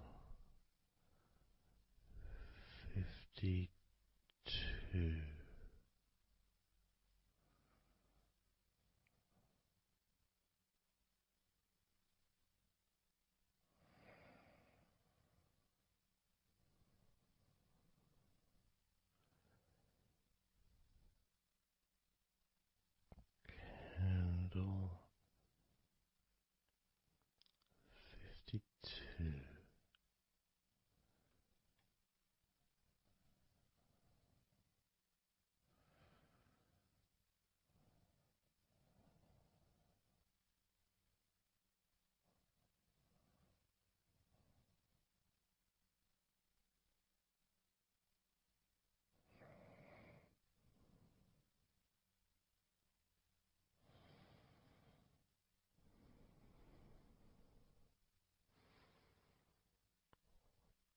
Candle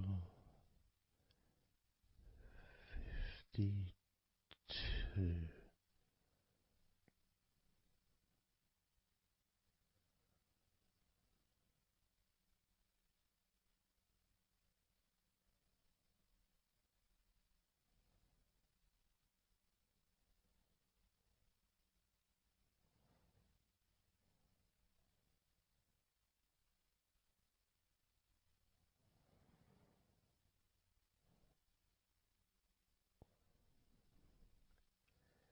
Candle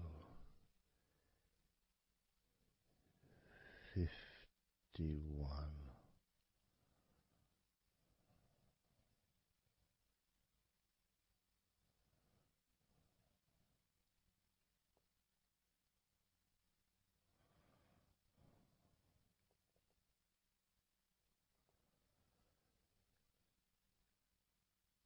Candle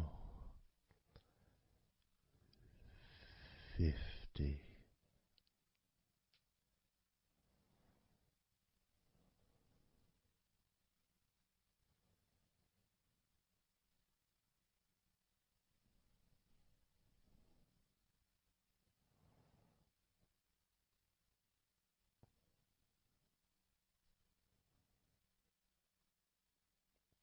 Candle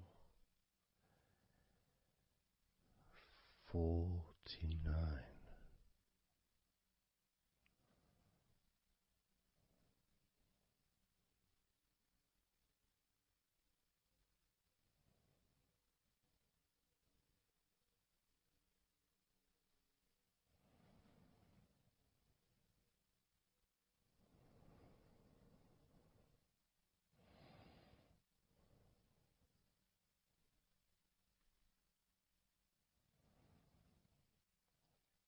Candle 48.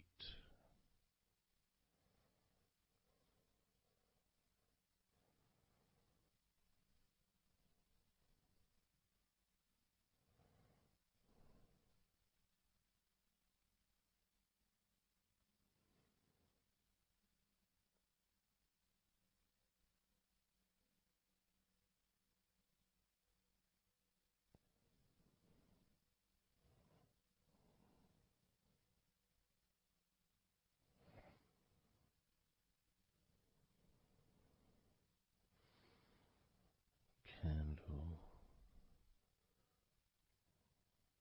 47.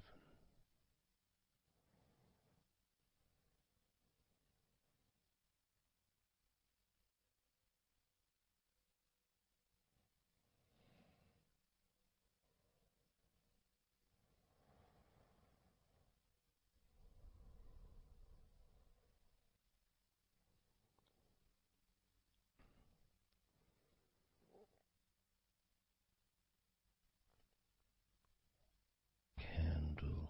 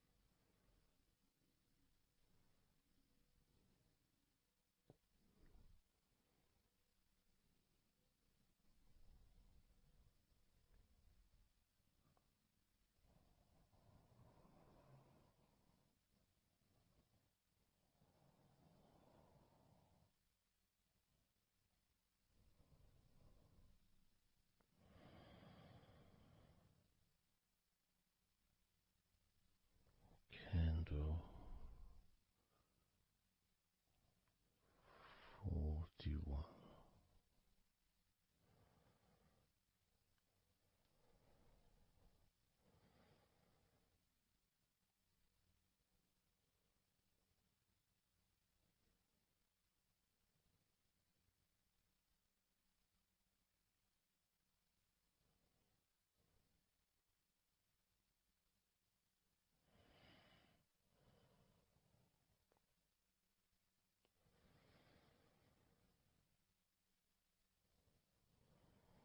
Candle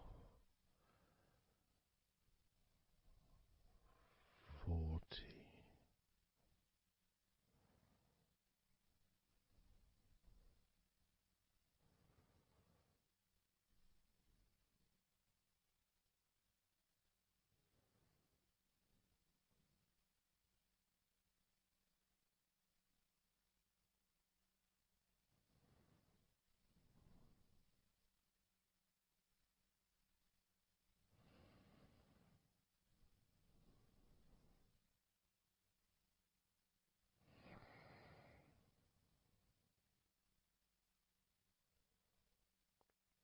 Candle 39.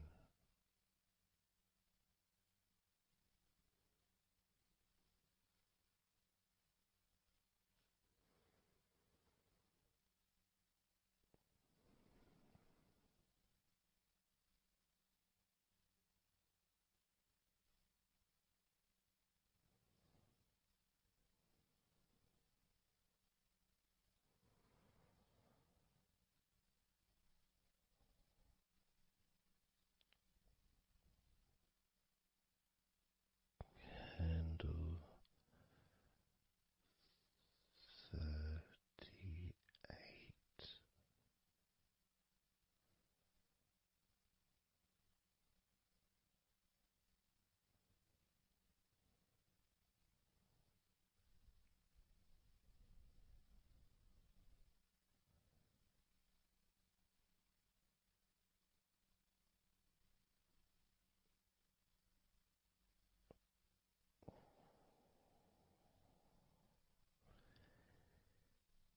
Candle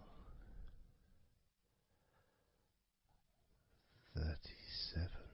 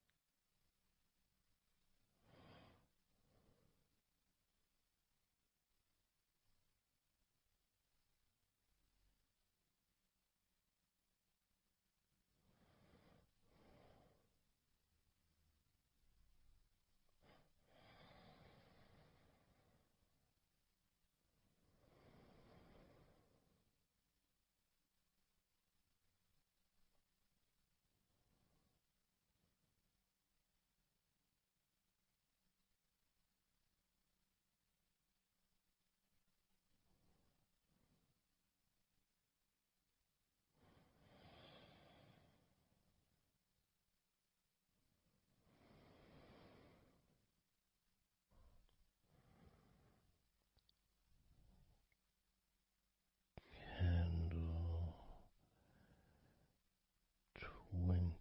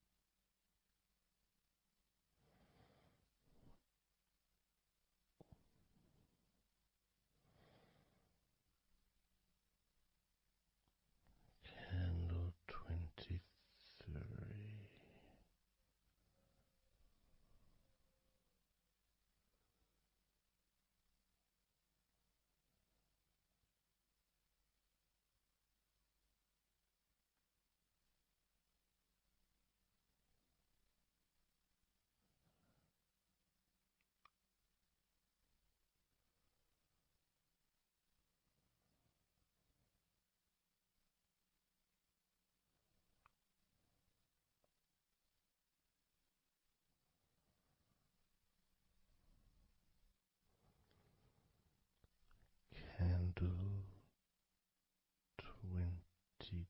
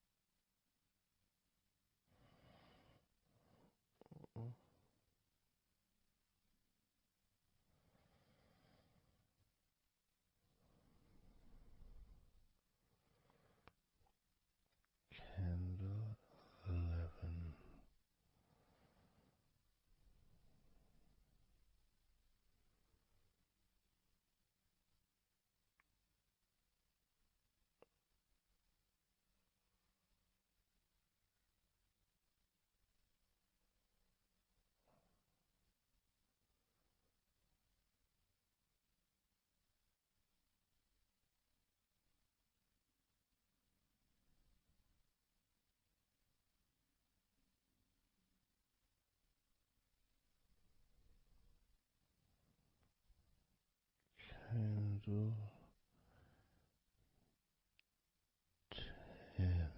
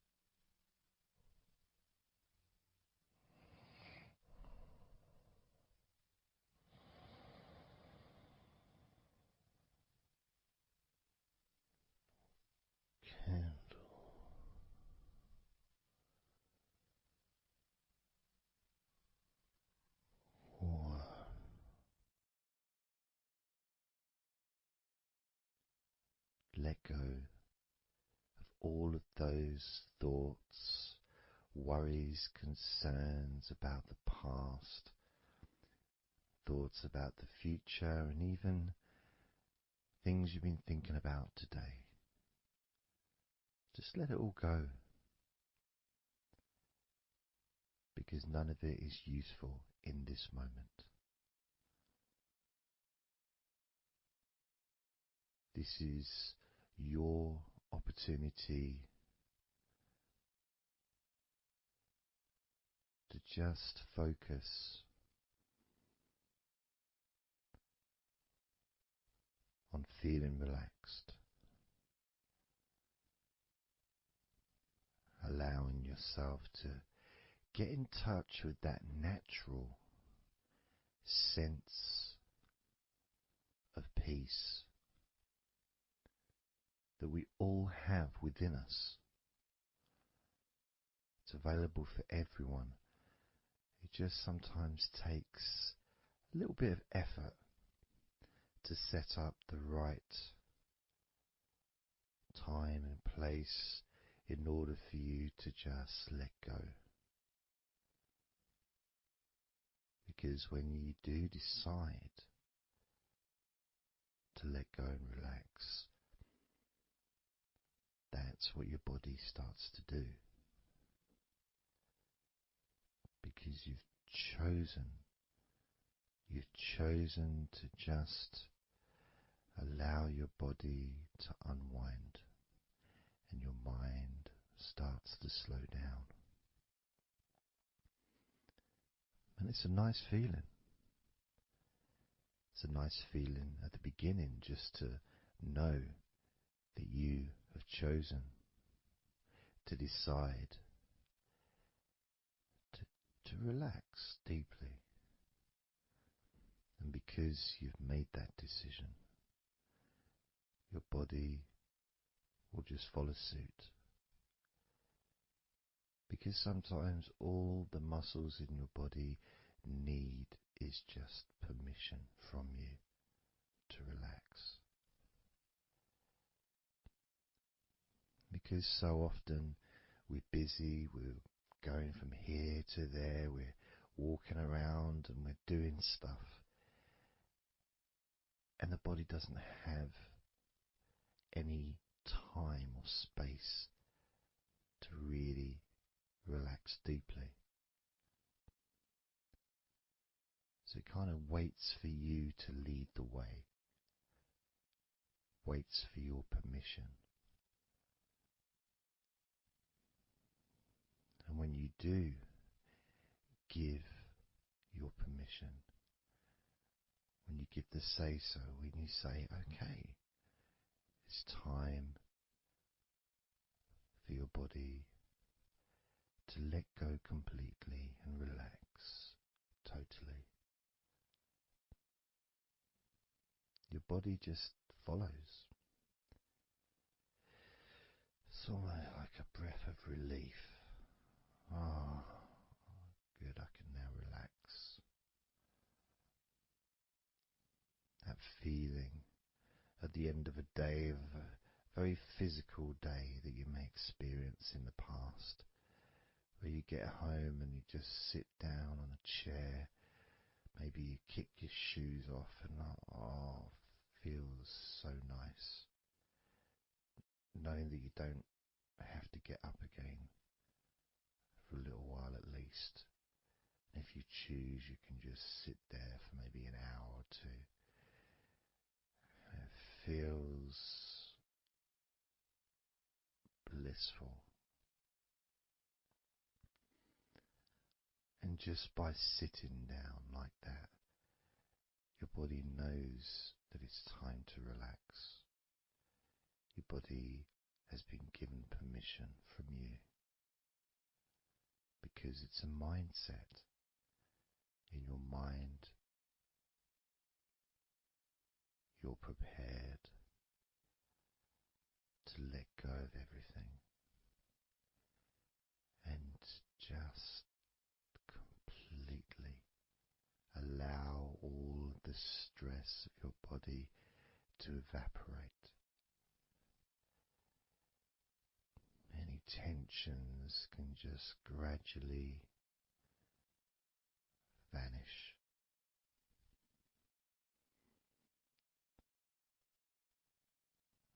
It's almost like magic, really,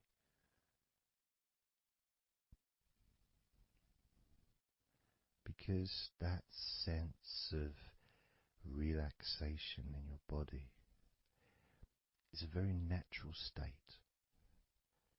It's not something unusual. It may feel unusual when you first start to relax if you haven't really spent a lot of time focusing and giving yourself this space to let go completely and relax. It may seem almost alien, but it isn't. It's actually the most natural thing in the world to let go completely, to relax totally.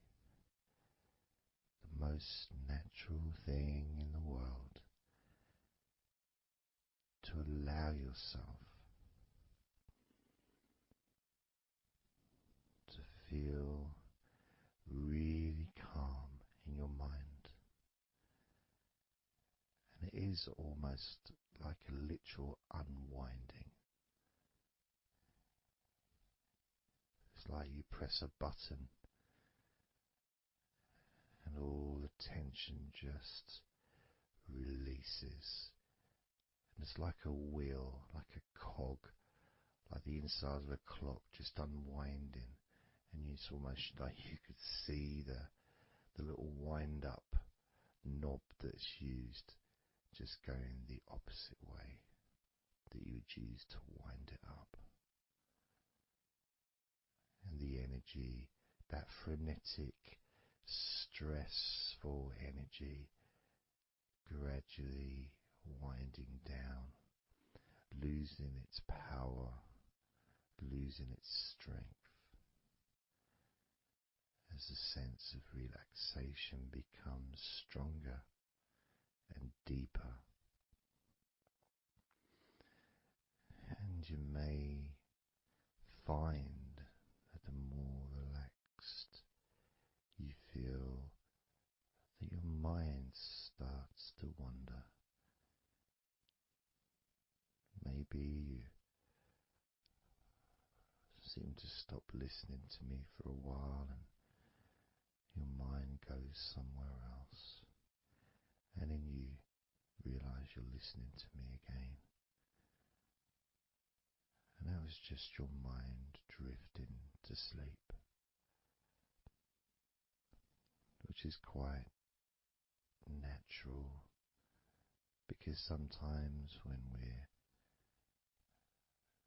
stressed and tense, we may not actually be aware of what we need, what we physically or emotionally need in this moment.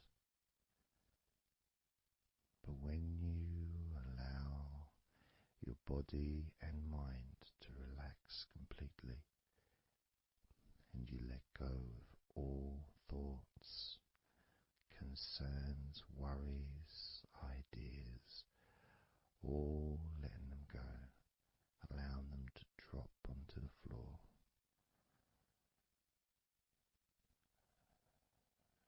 you start to get in touch with the feelings of such relaxation.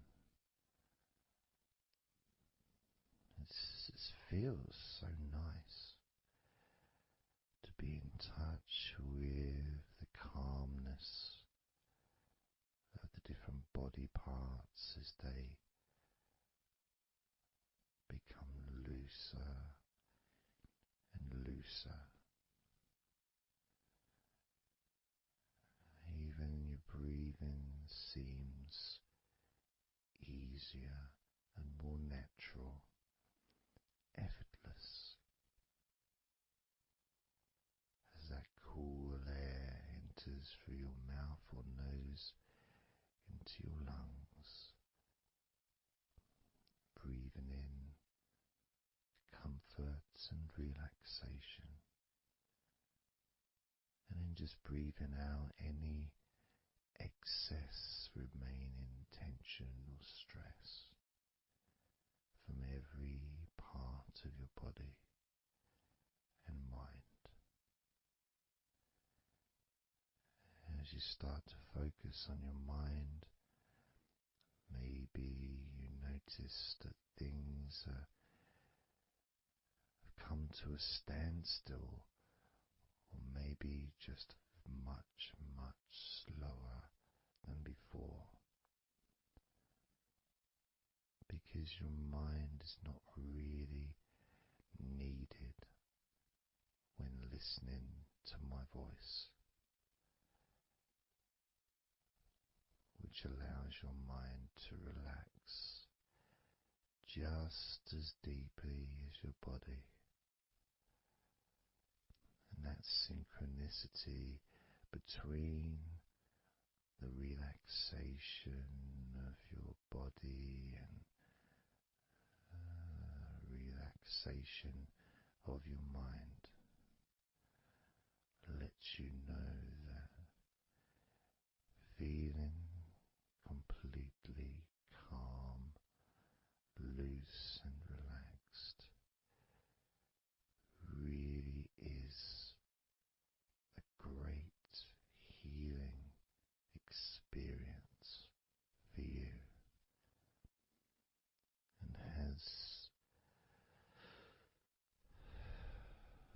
so many positive benefits for your body, your mind, and your life, to be able to let go of everything and to relax completely in all parts of your body and mind. Even your bones are relaxed. All your muscles are relaxed.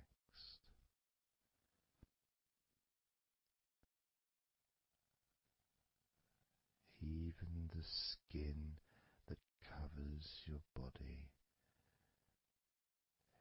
is relaxed. Every hair that you have is also deeply relaxed.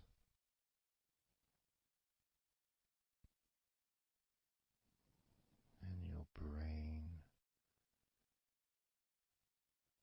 really starts to feel the benefit of this healing relaxation.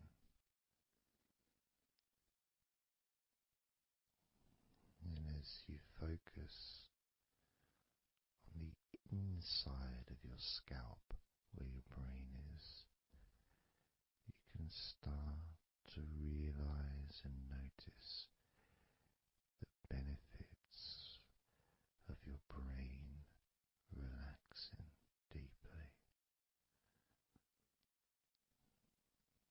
And as your brain continues to relax, it sends those messages to the rest of your body and your mind to really relax even more deeply, relaxing even more completely, letting go of any remaining thoughts or concerns. Allow them just to drop onto the floor, because they're no longer necessary in this moment, this moment of deep relaxation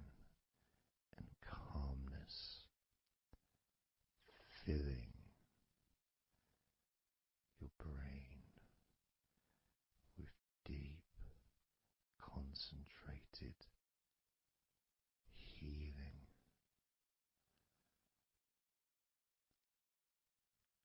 calming,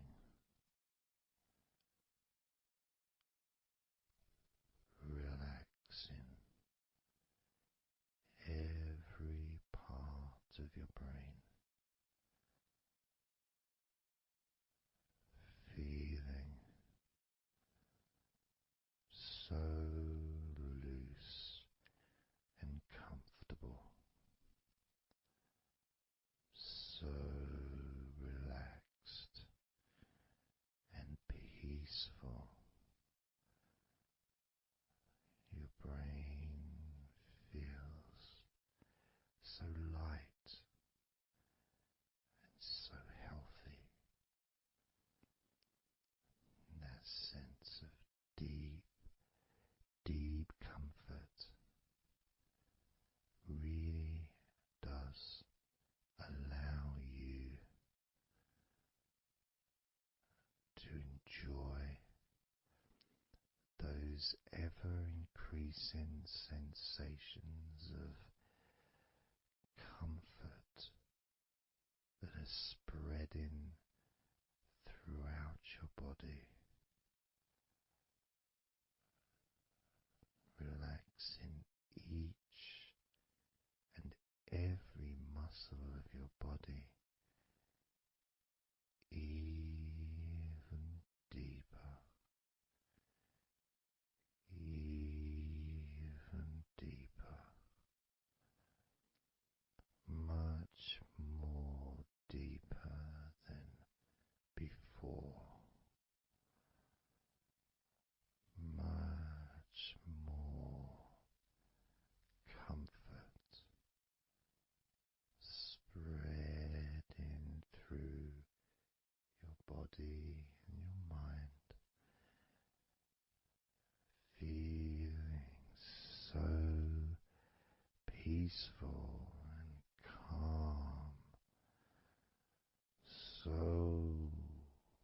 very, very peaceful in every part of your body, letting go of everything, everything,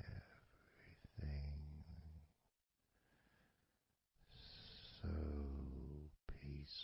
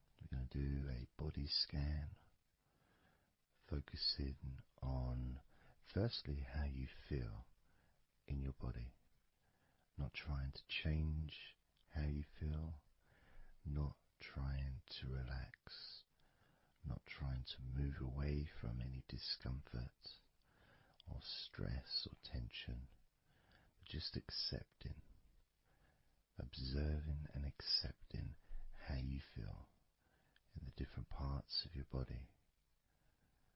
Just allowing yourself to be exactly as you are, to notice, to get in touch with how you actually feel in this moment. So we're going to start off by focusing on your hands. Just be aware of your hands.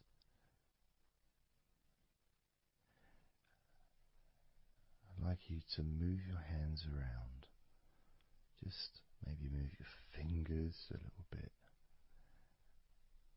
open and closing your hands very gently, just so that you can get in touch with how your hands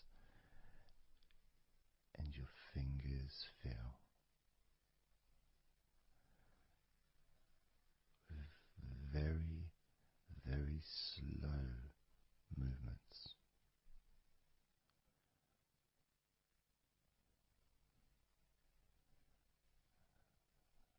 Focusing now on your feet. And if you can, just do kind of an equivalent with your feet as you've just done with your hands. Maybe turning your ankles, moving your feet around, moving your toes gently, but only very gently and very slowly, noticing how your feet feel in this moment.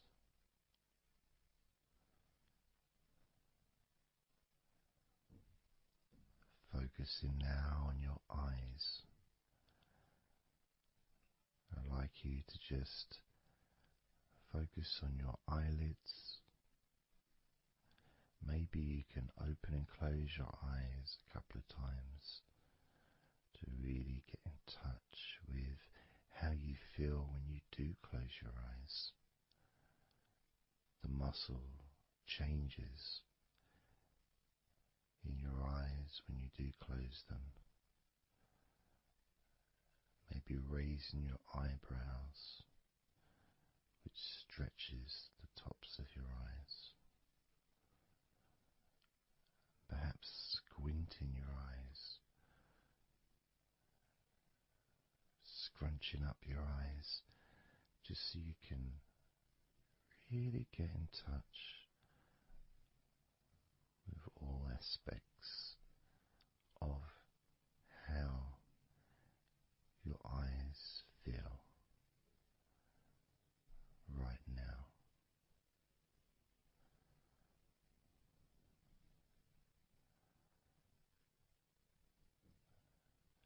Now focusing on your thighs, and I'm going to just ask you to gently tense your thighs, just very, very gently, just enough so you can become more attuned to the physical sensation of your upper legs, the front of your thighs and the backs of your thighs.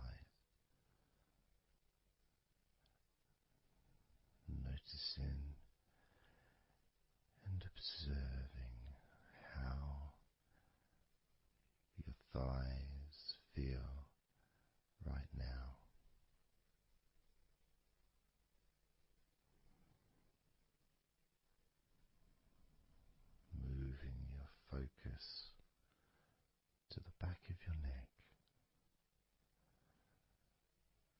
Just noticing the back of your neck, the muscles, and of course they lead to the side of your neck. They also lead to the top of your back, which lead to your shoulders.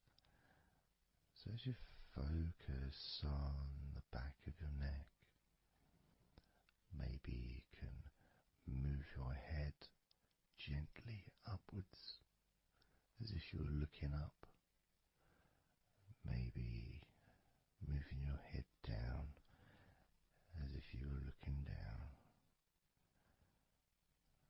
Perhaps moving your head side to side, right to left, but only very slowly and very gently. Not trying to force anything. It has to be very, very gentle,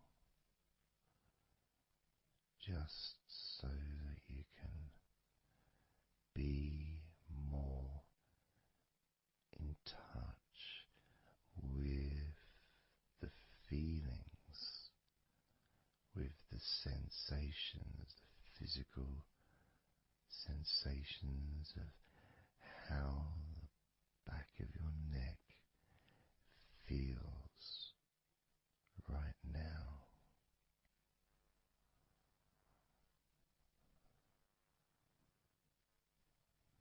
As we now focus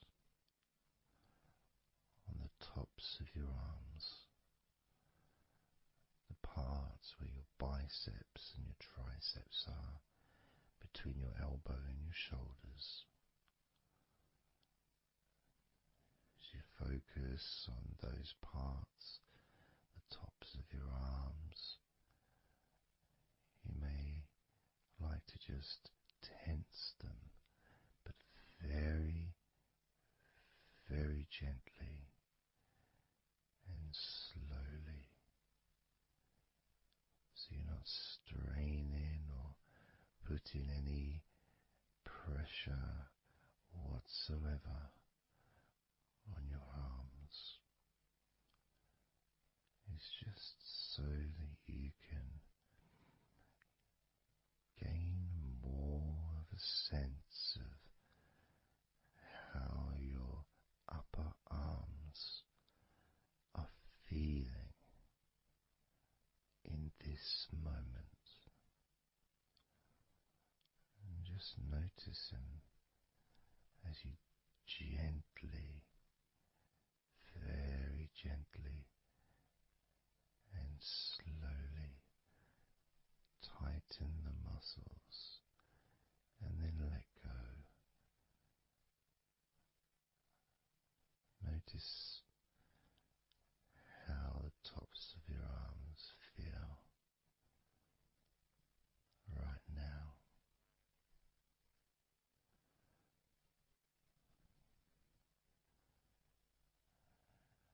As we now focus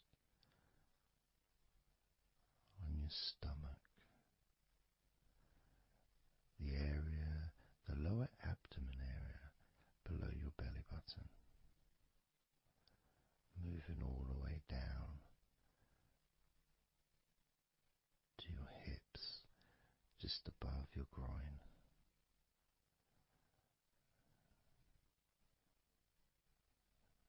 Maybe you're able to tense these muscles in that area very, very gently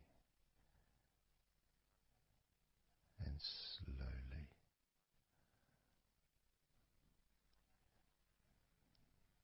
If that's a difficult thing to do, then maybe you can just move your body,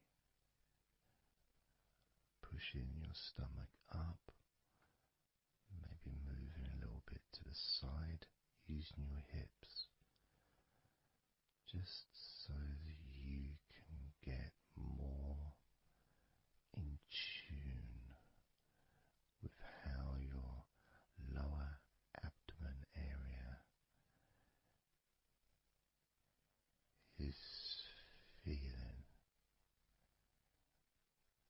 this moment.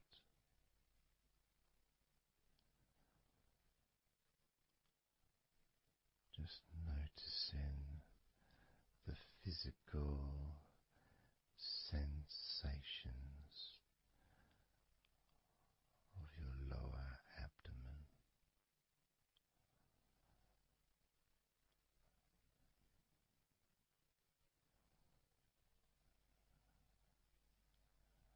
As we move your attention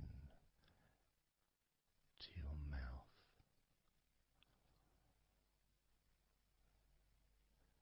noticing your lips and inside your mouth,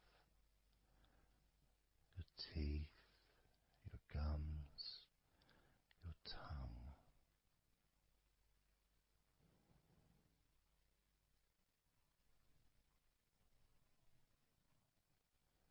Just noticing how your tongue and your mouth feels, and it may help by moving your tongue around your mouth, moving it to your left, maybe pressing it gently against the side of your mouth, and then to the right, gently to the side of your mouth, perhaps pressing up against the top of your mouth, and then down gently against the bottom of your mouth. Always very slowly and very, very gentle, so that you can be aware of how you feel in your mouth area.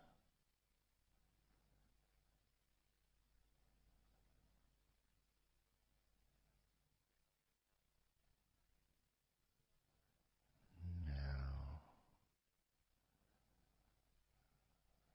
we're going to focus on your wrists.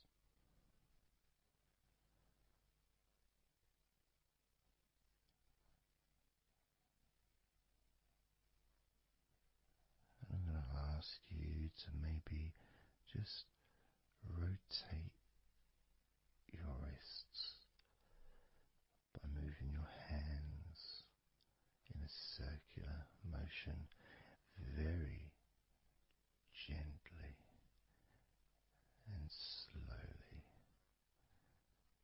just so that you can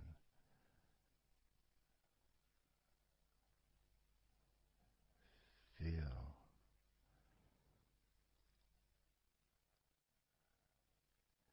the sensations that you are currently experiencing in your wrists. Perhaps moving your hands up and down, again very, very gently,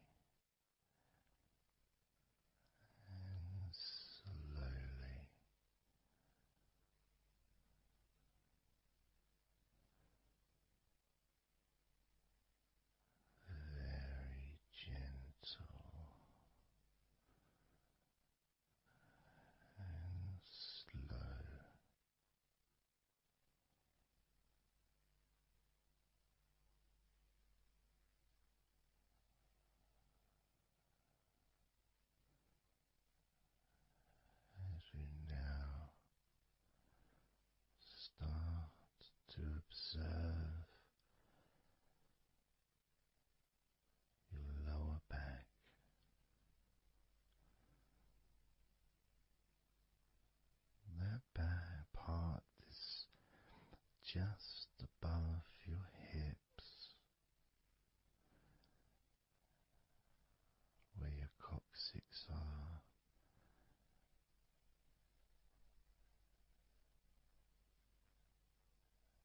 that whole area, which also really does include the sides of your body, because those muscles are very much connected.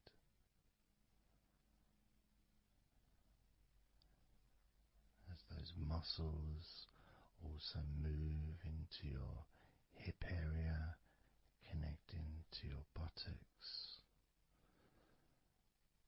the sides of your hips,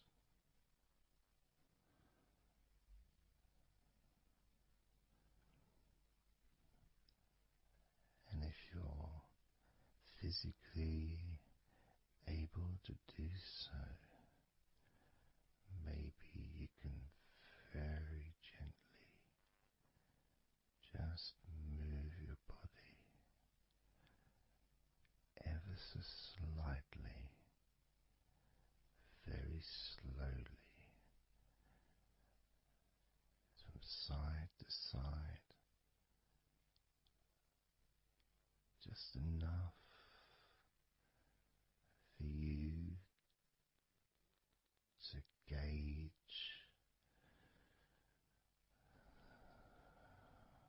how you feel in your lower back.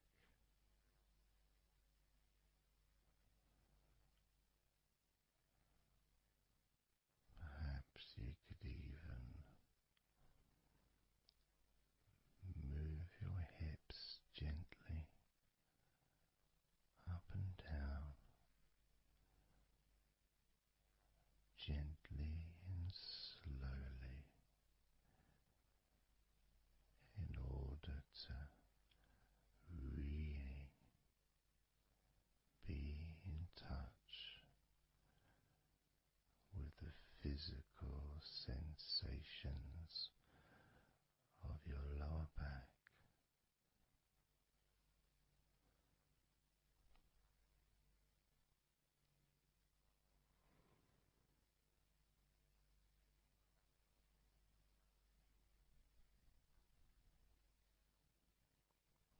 As we now move your attention to your jaw, that area from your chin all the way up to near where your ears are, the whole of your jaw.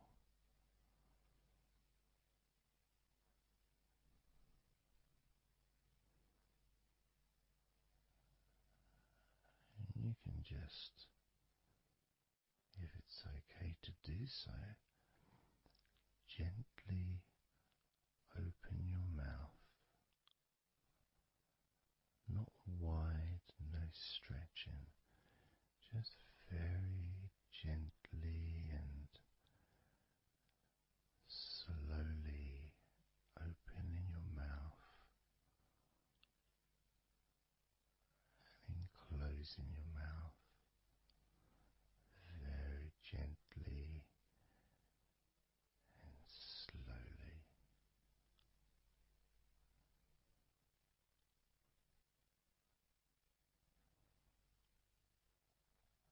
So you can be in touch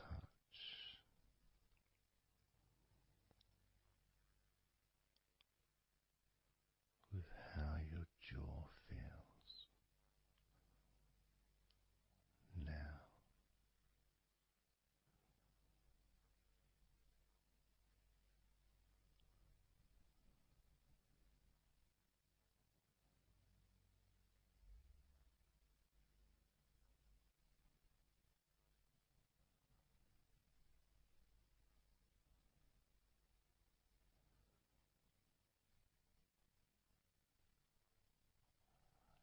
Noticing now your chest area,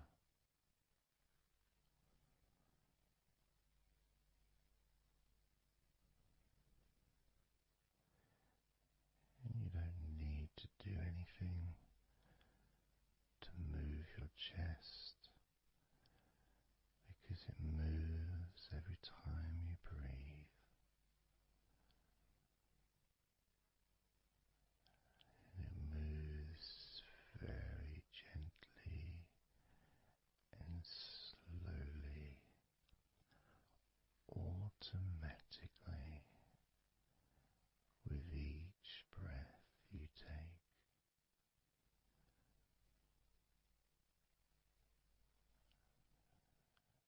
As you focus on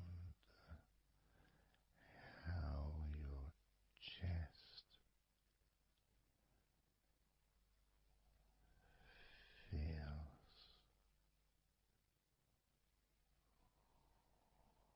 when you breathe.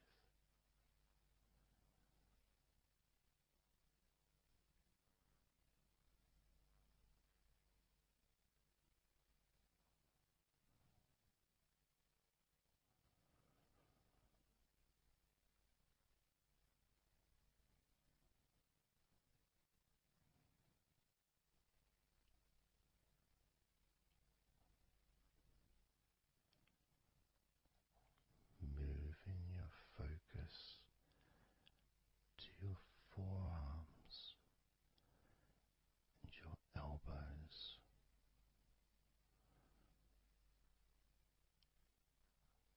Maybe you're able to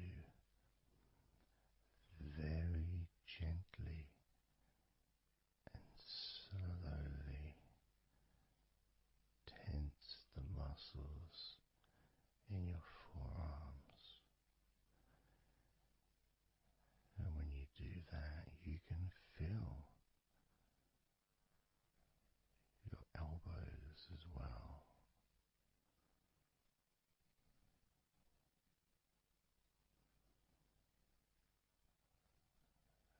Very gently and slowly.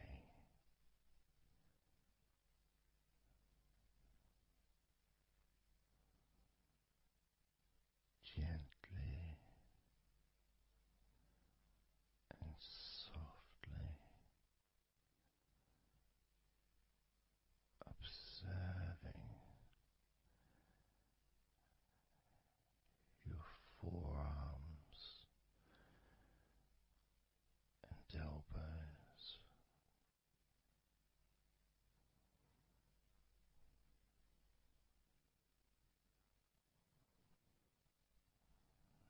Now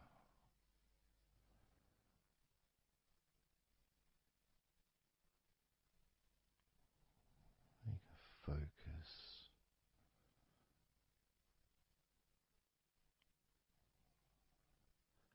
on the rest of your back, your upper back, and the middle of your back.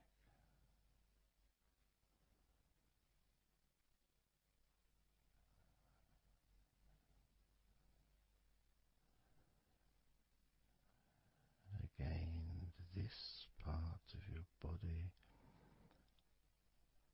moves also every time you breathe.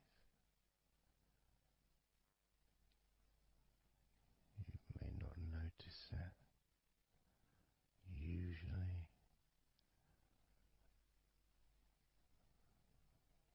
but as you observe your upper back and the middle of your back, you can really feel that gentle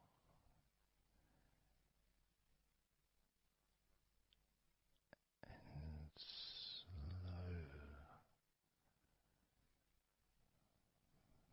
movement.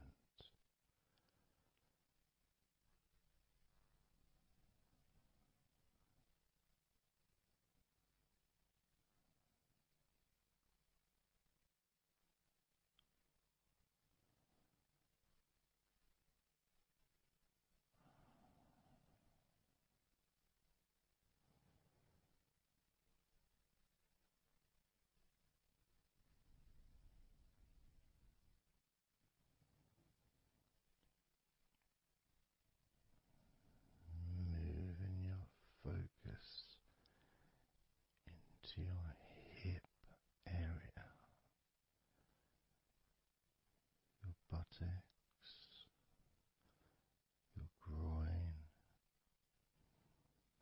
those muscles and those bones in your midsection.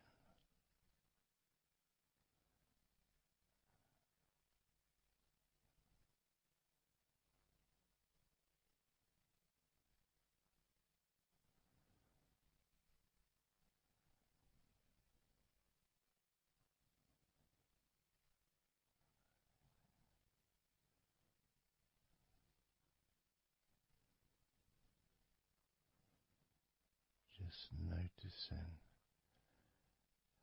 how your hips feel right now.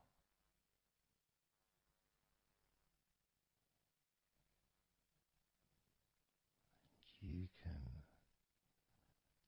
very, very gently move your hips,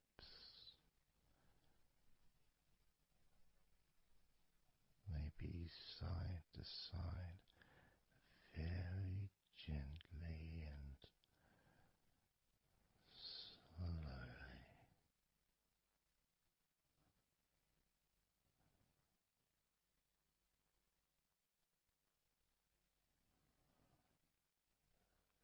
Very, very gently,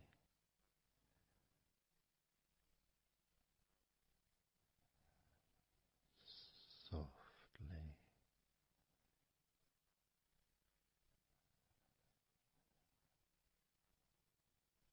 and slowly.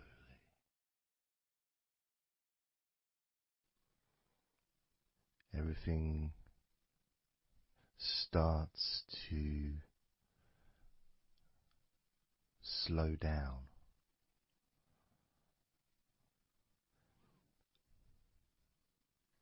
including the thoughts in your mind and your mind itself just starts to gradually, it doesn't have to be instant, but just gradually starting to, it's almost like time is stretching.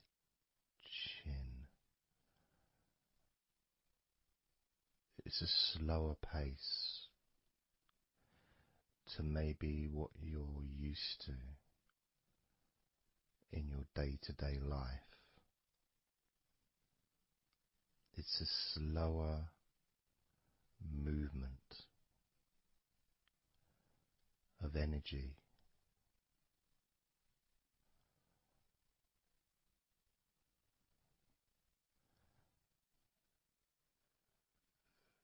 Very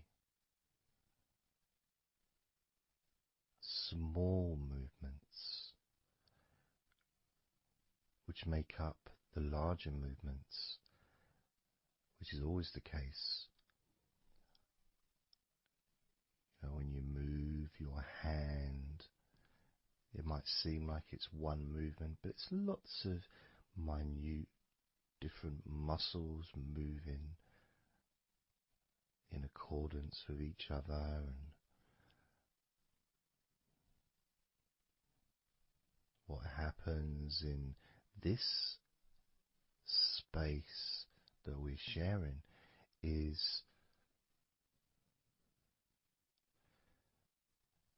we move from that big movement into those smaller movements.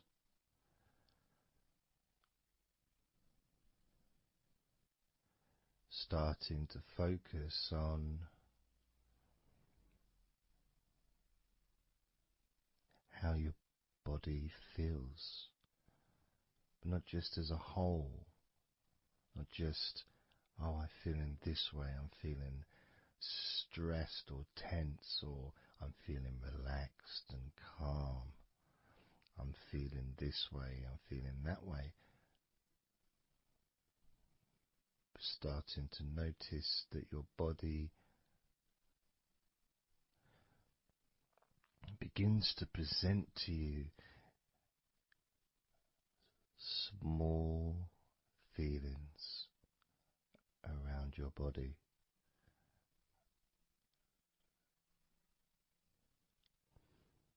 Small physical sensations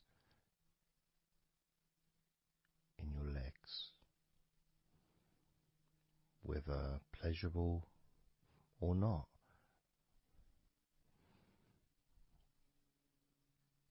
Maybe resisting the temptation to label them or to judge them, those feelings, just thinking about them as just being neutral, just feelings.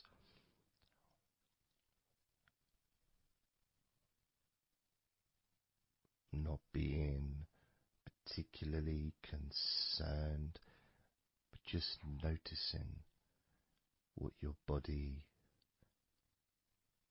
is telling you.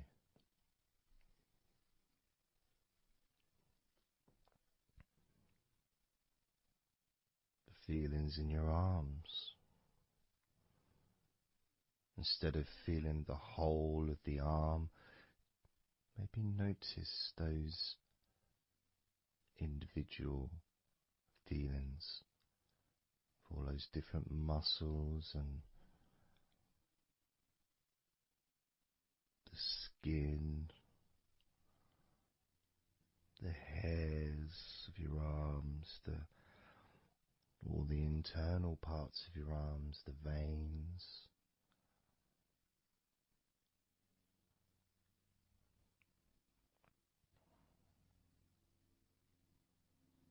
the bones. Just being aware of maybe your elbow on your right arm has a certain feeling. Maybe your left wrist also has its own individual physical sensation.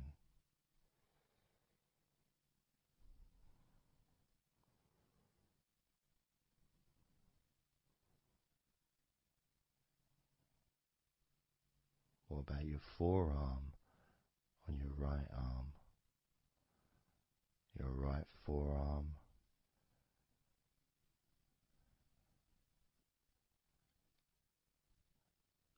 There may not be any particular feeling that you could even give a name to. May not feel like anything other than just a feeling. You know, it's there.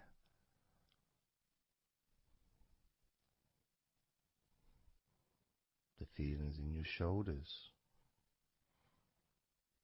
Perhaps your shoulders, when you think about them, they're kind of almost like they're the same, you know, the same feeling. Almost like both of your shoulders are just one thing. But of course they're not.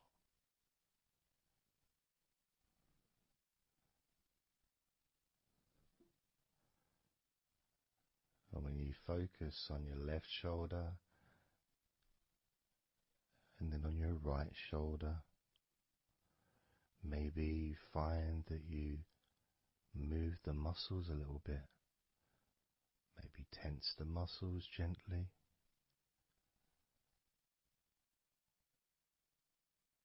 Noticing the difference in each shoulder.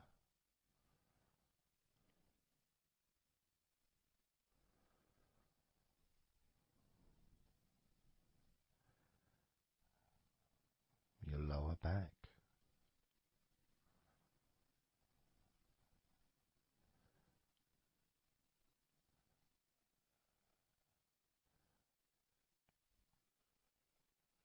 The left side of your lower back and the right side of your lower back.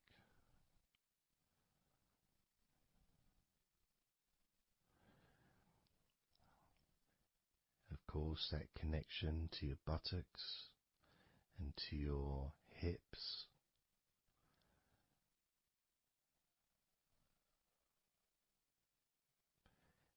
And also moving up into the middle of your back.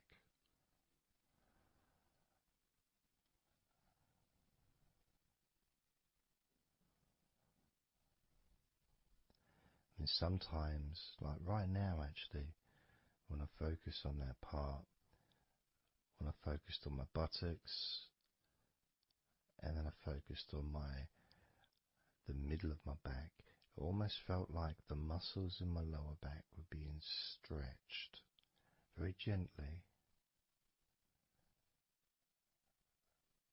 but just stretched a little bit, even though I wasn't doing anything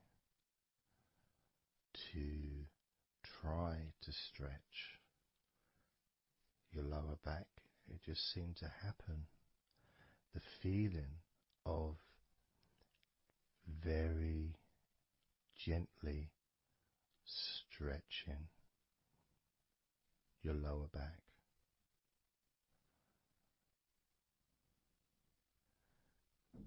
Comes along, that feeling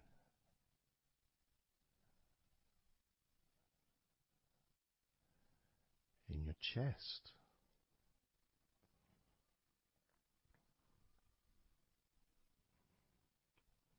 Just noticing what sensations you are experiencing in your chest right now.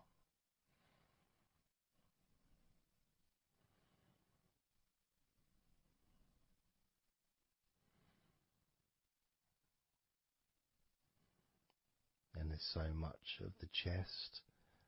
Obviously there's the collarbone leading to the chest. You've got the chest bone.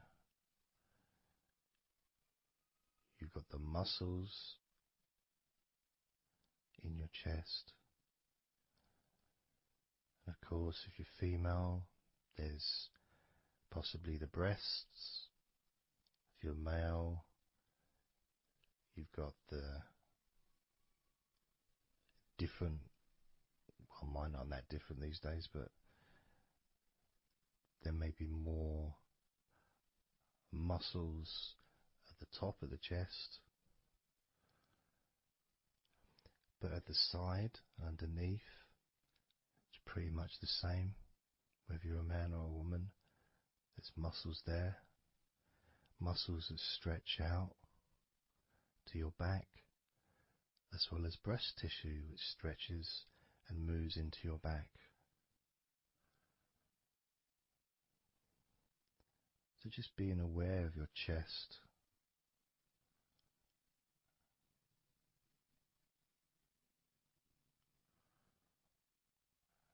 being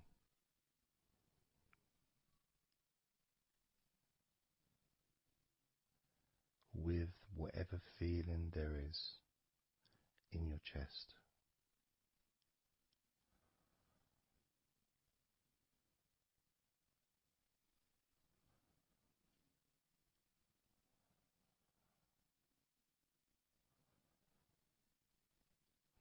And when I notice that I focus on my chest, I feel it in my back, my upper back.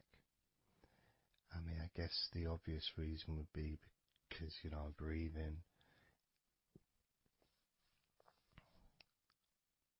in, and it stretches my chest and my back at the same time.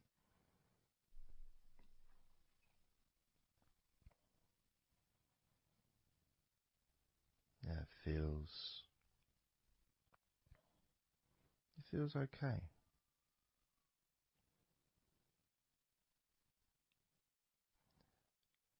Doesn't feel. I got a little bit of pain in my right chest. A little bit, not pain, but little discomfort, maybe stiffness possibly. I don't know. I notice my shoulders are also wanting to flex for some reason. I think that's probably part of my upper back.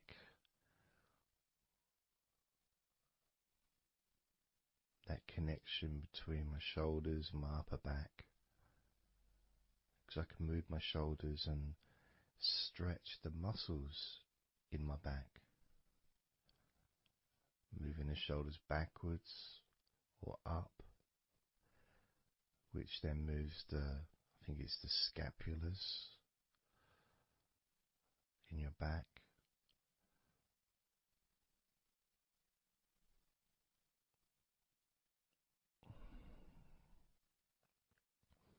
It feels quite nice actually.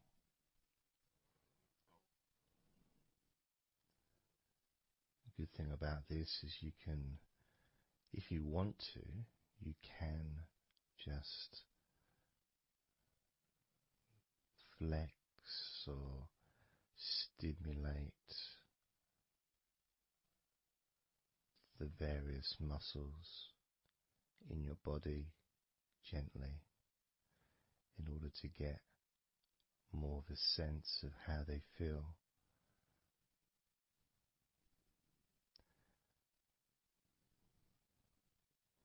And when you're relaxing,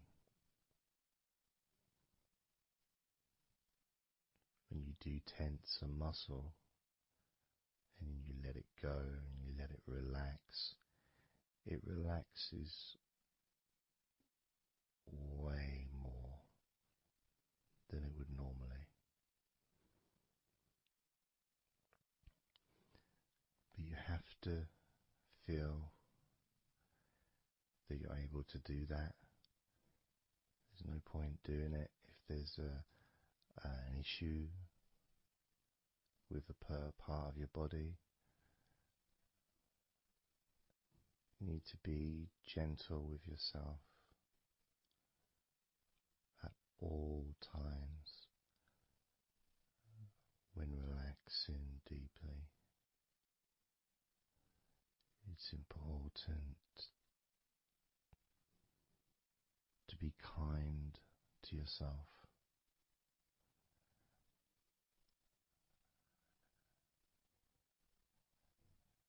As you notice your mind,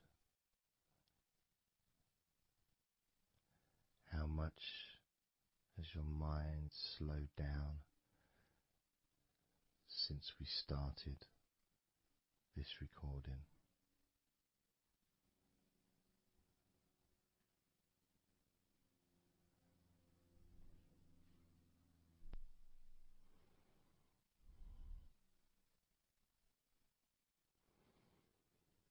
How calm and peaceful is your mind right now?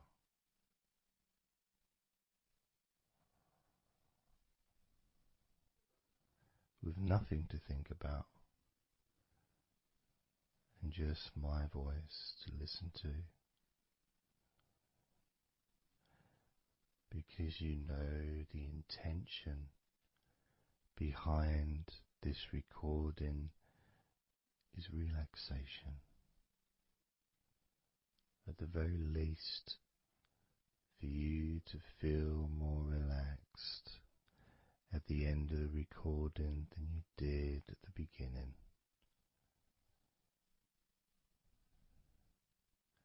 At the very least,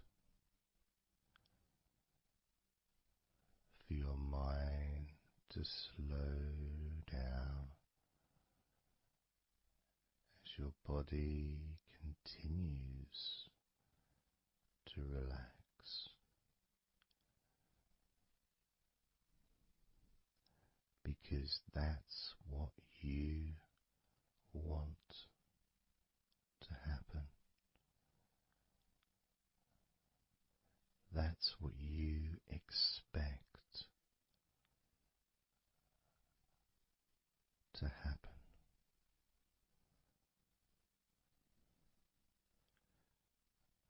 For relaxation fill your body.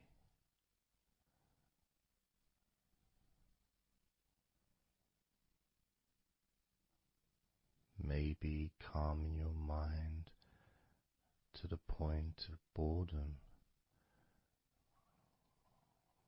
when you start maybe to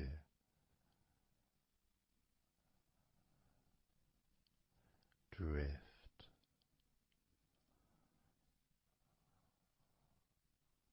away.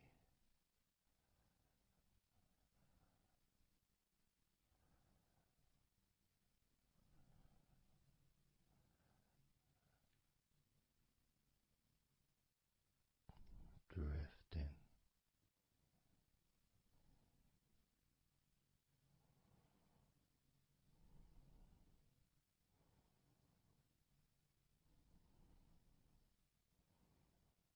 It's almost as if you're moving further away from your body and your mind,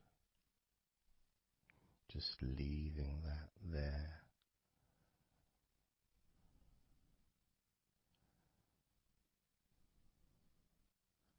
Kind of like in an escape pod in a spaceship and movie, a space movie, you know, when they get into that little pod and it sends them far away from the spaceship.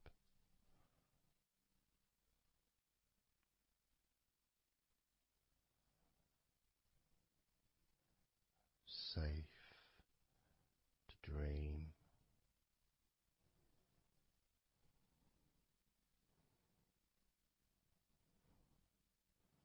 And continue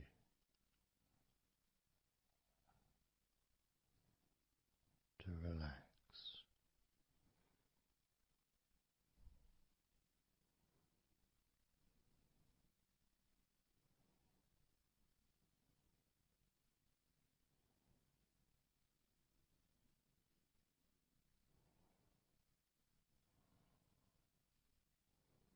Drifting.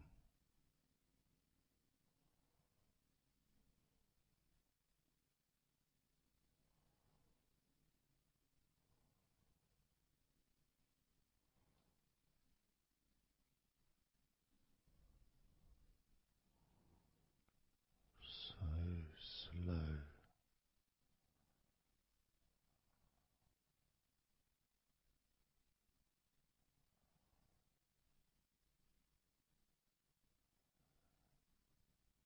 And peaceful.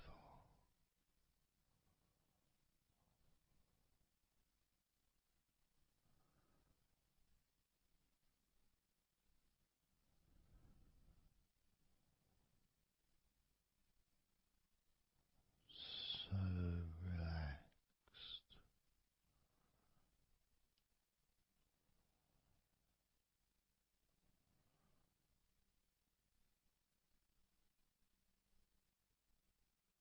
And peaceful.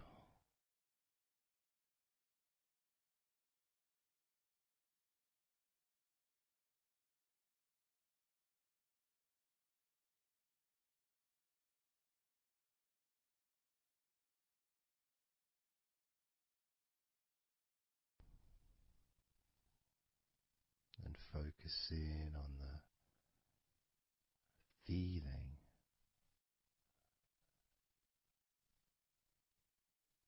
of those individual parts of your body that are relaxing one by one.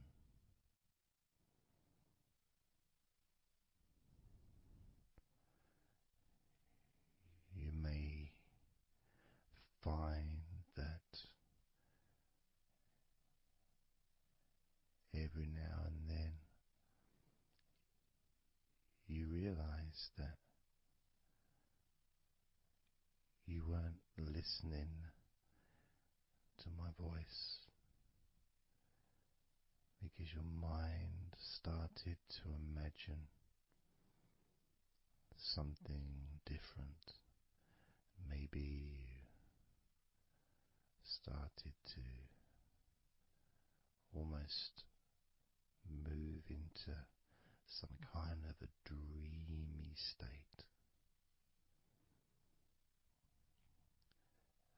And then you become aware of my voice again. And even though you may want to focus on my voice, you may also wish to allow your mind to just drift naturally into that space of comfort and safety.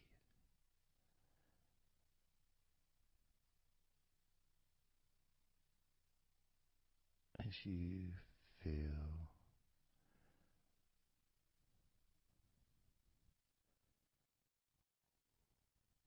more comfort spreading through your body like a warm blanket, covering you gently, keeping your body at just the perfect temperature.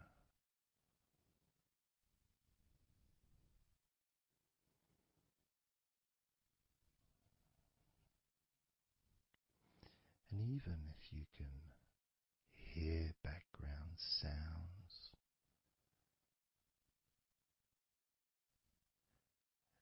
they just don't seem to matter anymore.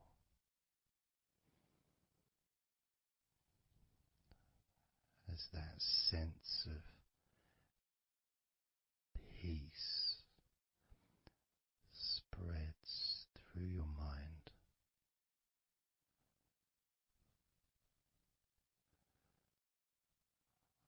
like a gentle breeze, yet strong enough to blow away all negativity, strong enough to remove from your mind any anxiety or stress that was there before.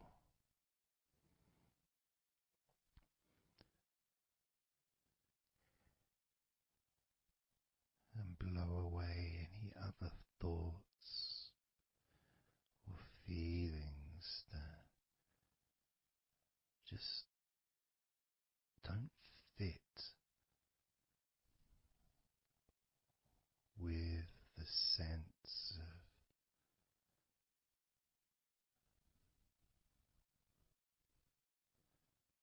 relaxation that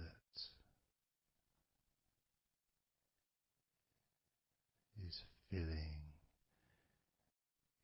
your body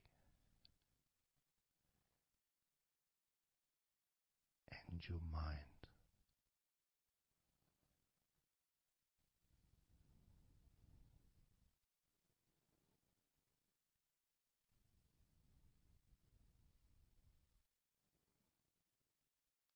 And as you focus on your mind, I'm going to count down from 10 down to 1, and with each number you hear, your mind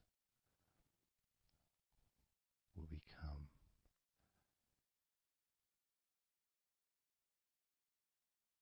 slightly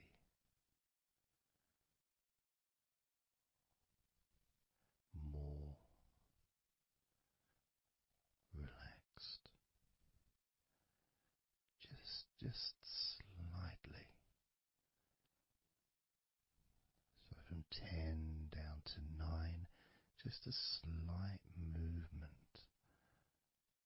From 9 down to 8, just another small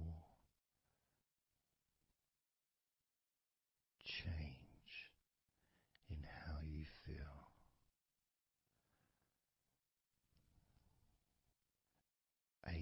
to 7.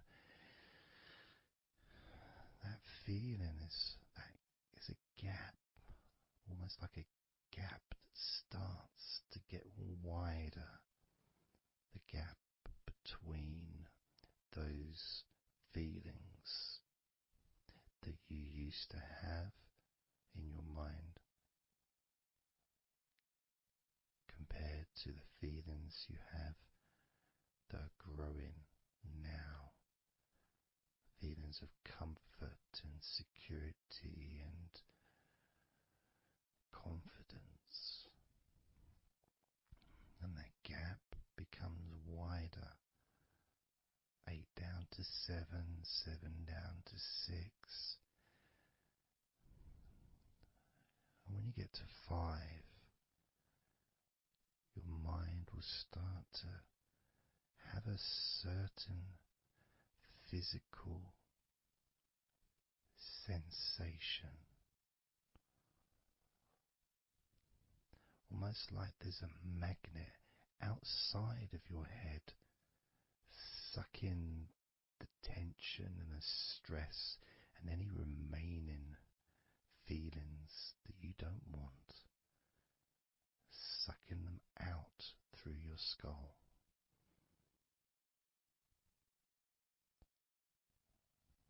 And then down to 4,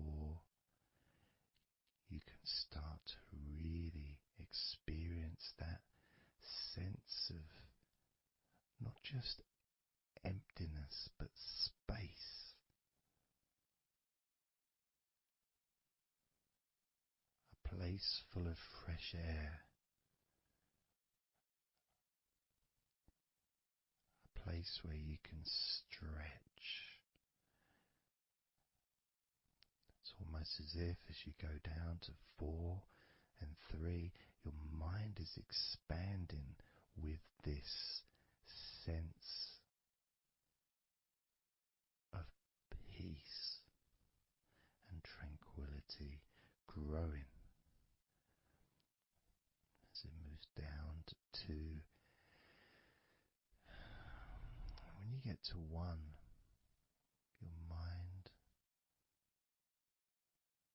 just feels exactly how you want to feel. It's almost a perfect feeling.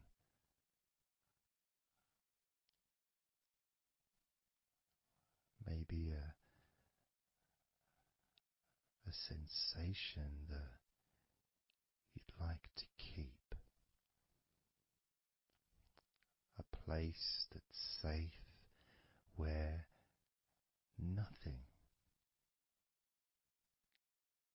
can affect you at all.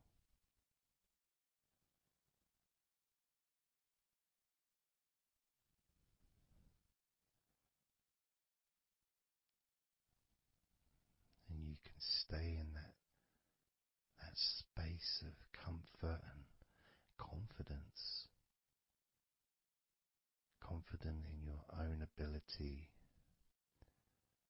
to create this space and this feeling of comfort within your own mind, just by counting from 10 down to 1. And this is something that you can do yourself when you're on your own. A time when you can maybe sit down, maybe just for a few minutes. Close your eyes and just count slowly from 10 down to 1. And re-experience these feelings in your mind.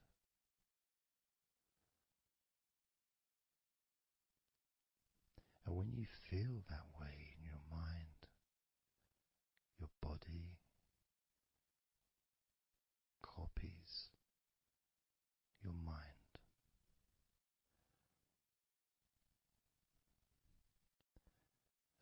feeling is spread through your spine and your nervous system into every part of your body. It travels through your bloodstream,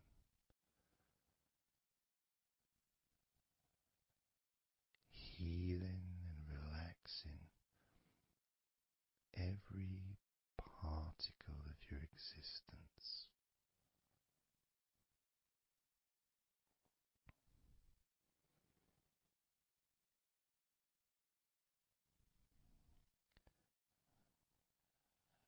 And we can practice this a few times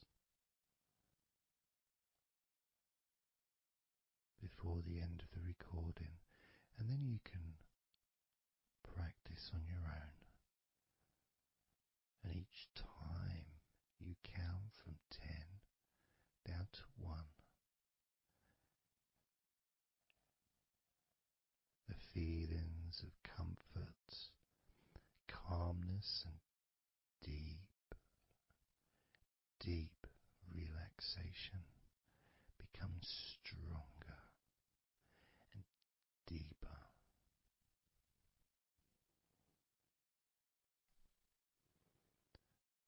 Filling your mind and your brain with these positive chemicals that spread throughout your body, relaxing you so quickly, relaxing your whole body and mind so very, very easily, just by counting from 10 down to 1.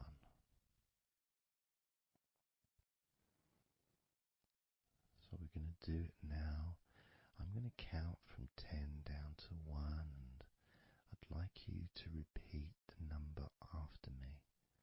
So when I say 10, you can just repeat to yourself 10.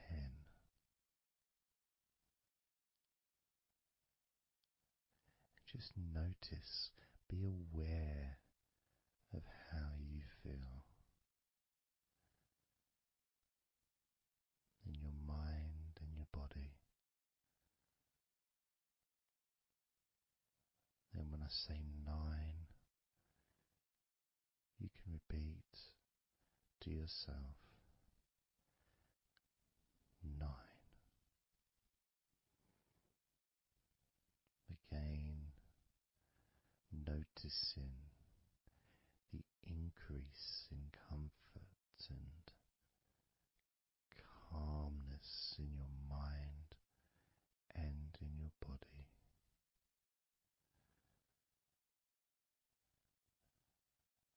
The same when I say 8, when I say 7, 6,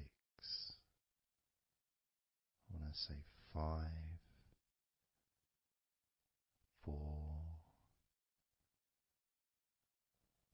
when I say 3, 2, and lastly when I say 1, you can repeat that number.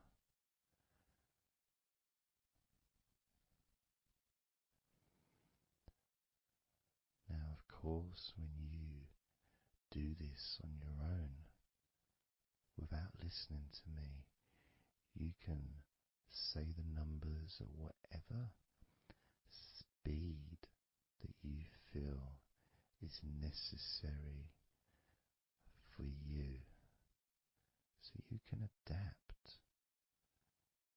So if you feel you want to say the numbers 10 down to 1 faster than I do, then go ahead and do that. Or if you feel when you do it yourself that you'd like to have more space between the numbers,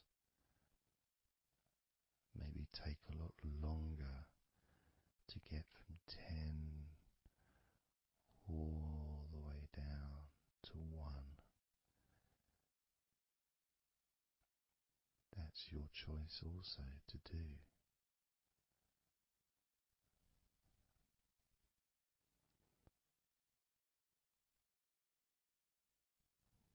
So I'm going to count from 10 down to 1.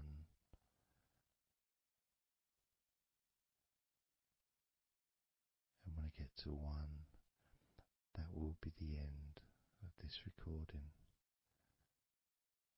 Unless, of course, you're listening with music, then the music will continue.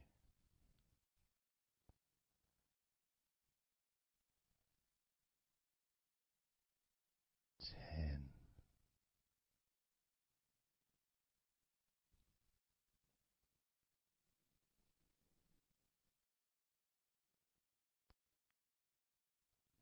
9.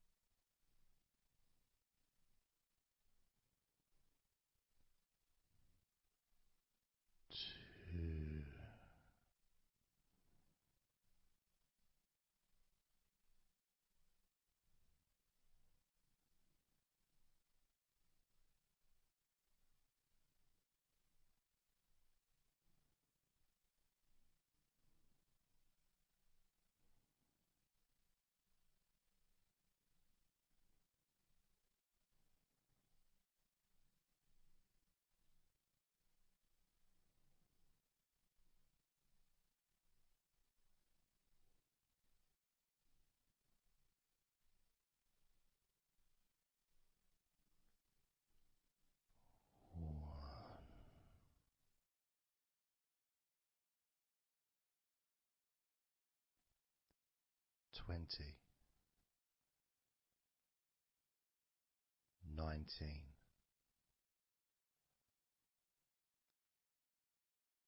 18, 17, 16, 15, 14, 13,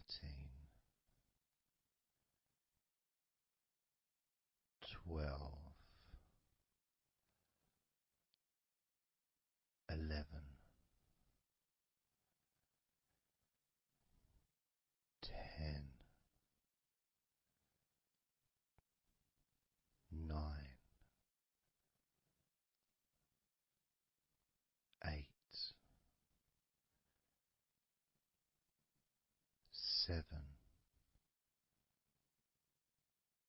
6,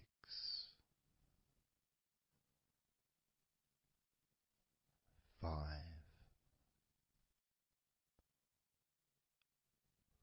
4, 3, 2,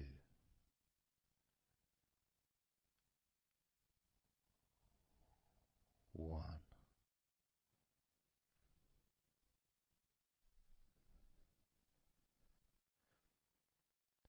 Now open your eyes, noticing how you physically feel, having counted down from 20 to 1, allowing stress and tension to leave through your fingertips and your toes. And as you focus on your fingertips, maybe they feel a little bit tingly, which is, I suppose, quite understanding considering the tension has been exiting your body through your fingertips.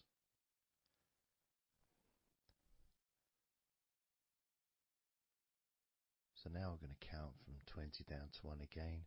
This time you're going to feel relief of tension and stress, any anxiety that you may have, leaving through your stomach. Just leaving through your stomach, almost as if it's just releasing the whole of your stomach, from your navel to just above your chest, or below your chest rather. So surrounding your belly button area, that whole area, you can feel the tension of your body, whatever's left, just releasing from that area. And you may notice that your stomach will become very relaxed as I count down from 20 down to 1. Now, 20, 19, 18,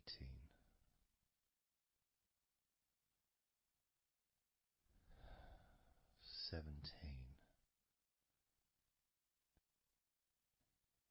16, 15, 14, 13, 12, 11, 10, 9,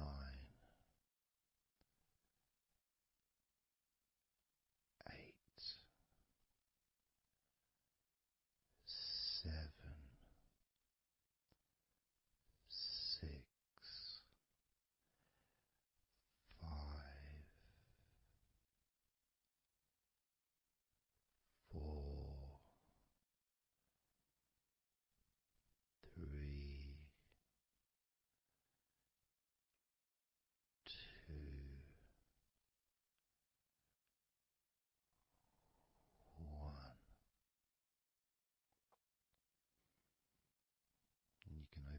eyes again if you choose, or you can just keep them closed because it feels relaxing. Just notice how your stomach feels. And notice as you focus, just do a little scan of your body. Just notice how your body feels. Focus in on your upper body, your back, chest, stomach, legs, arms, hands, feet. Just noticing. And you may start to feel more of a sense of tiredness, which may be the reason you're listening to this recording, because you would like to let go completely of everything and drift off into a nice, natural, calm, relaxing sleep.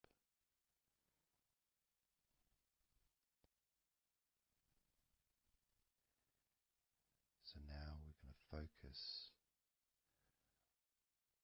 on your forehead. And if you choose, you can incorporate your eyes in this focus as well. So your forehead and your eyes.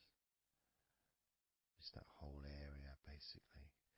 Almost as if you were wearing a mask, like a, I don't know, Batman mask or something. Or, I'm trying to think, Zorro or something. The kind of mask that covers your eyes, but also covers quite a lot of the forehead. And focusing on that area, because that's the area that we're now going to release tension and stress from your mind, from your brain and from your mind, and any tension that you may have remaining in your face, in your neck, in your jaw, in your eyes, your forehead, or your scalp. So basically any tension within your head area, including your mind and your brain. And that's going to be released through your forehead and your eyes. As I count down again from 20 down to 1. Now, 20, 19, 18, 17, 16,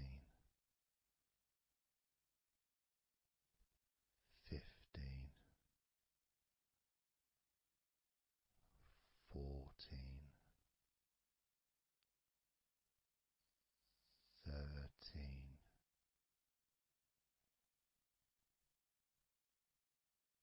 12, 11,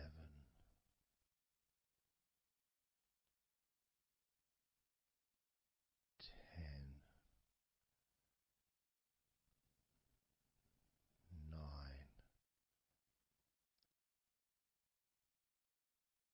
8, 7,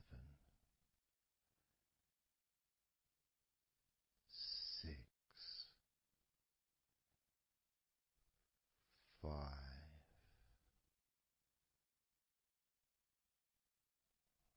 4, 3,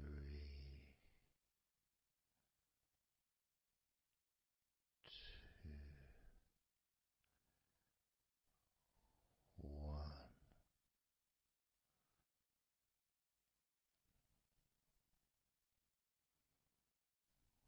Noticing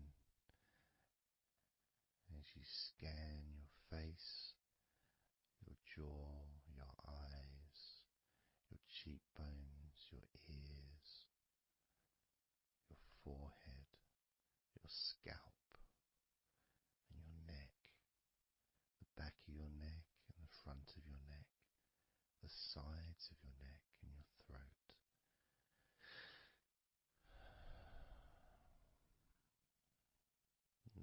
in being aware of the comfort,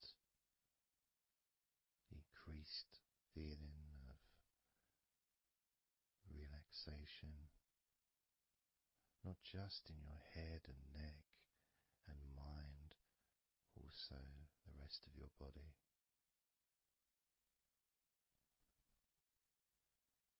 Just notice how loose and calm you feel, and how easily it is to just let go completely. Let go completely.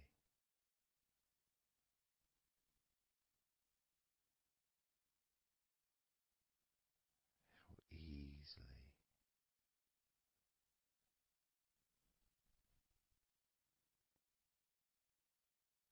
So what we're going to do now is I want you to focus on the top of your head.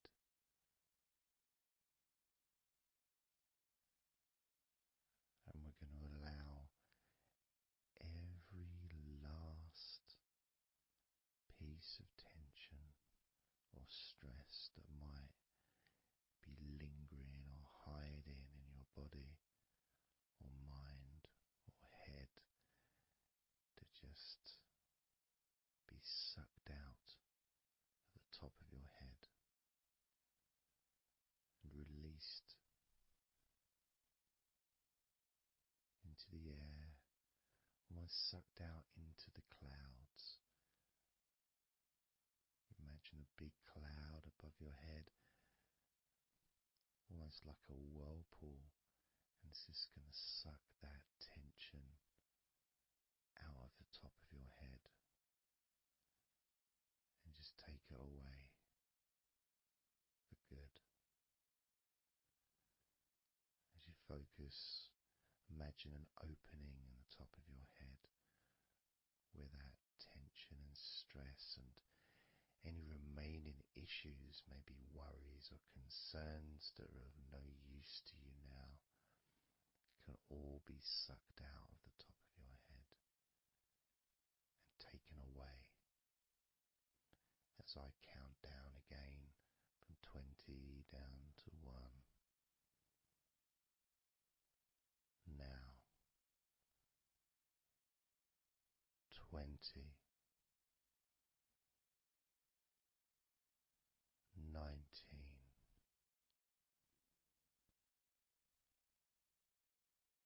18,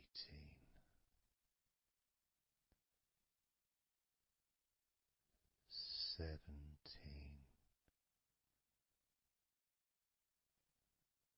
16, 15,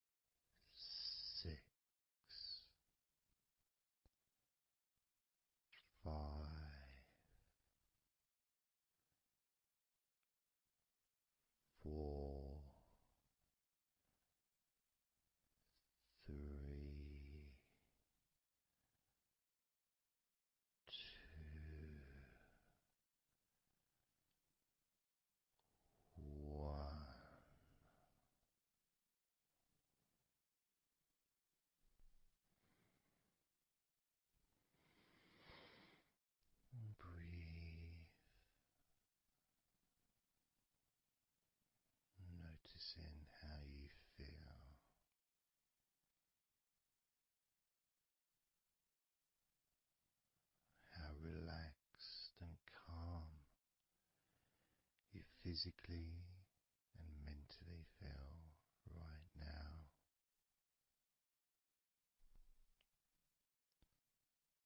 How peaceful your mind feels.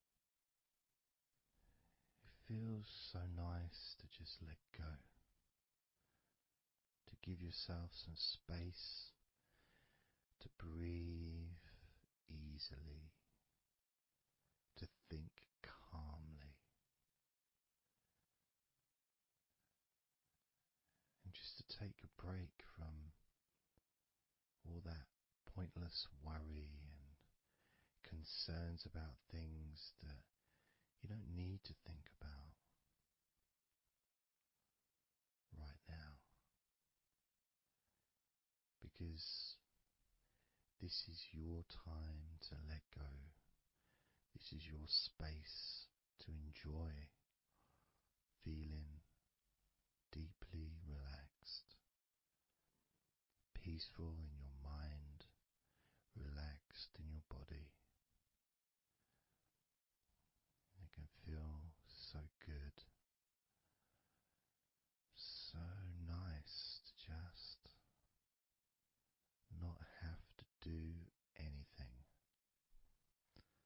to be able to really enjoy that serenity that comes with letting go completely, that peacefulness that comes with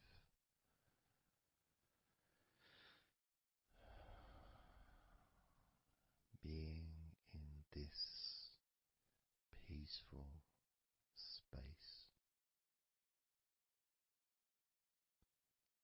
And you can keep this sense of calmness for as long as you choose.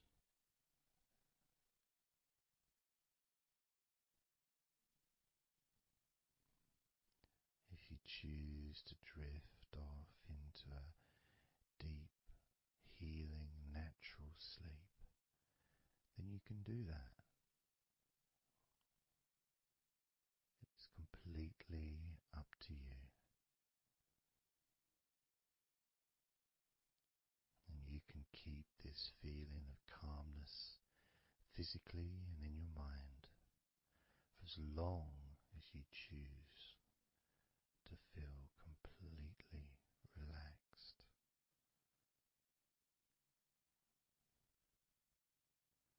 Completely relaxed. And I'd like you to make up your mind that you're going to relax.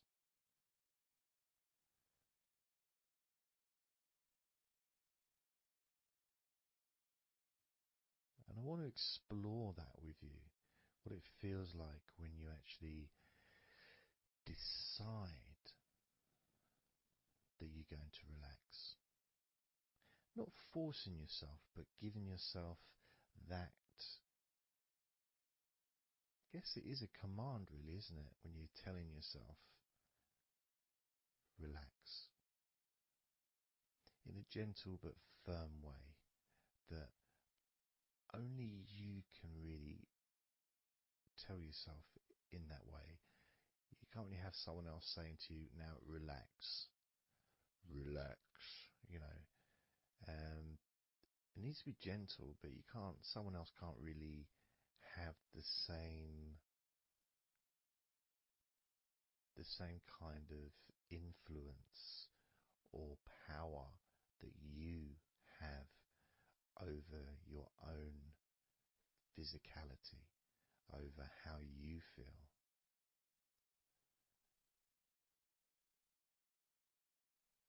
Because when you say it to yourself, it means more. It's personal, and your brain and your unconscious mind and your body listens to what you say. So, for example, we'll test it out. We'll do a little test, a few little tests along the way, and you can get more of an idea of the force, the positive force that you can have in creating a sense of comfort and relaxation in your body and your mind quite quickly, just by you telling yourself to relax. So I'm going to start by, let's focus on your hands. So focus on your hands and just tell your hands to relax. So just say relax as you focus on your hands. You could say, my hands are relaxed, or I want my hands to relax. But I think if you actually do it directly, by focusing and imagining that your hands can hear what you're saying, like they've got little ears, which is a bit weird. So talking to your hands and just say, relax.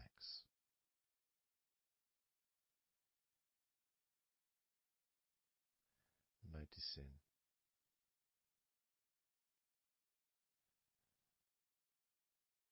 how your hands start to relax.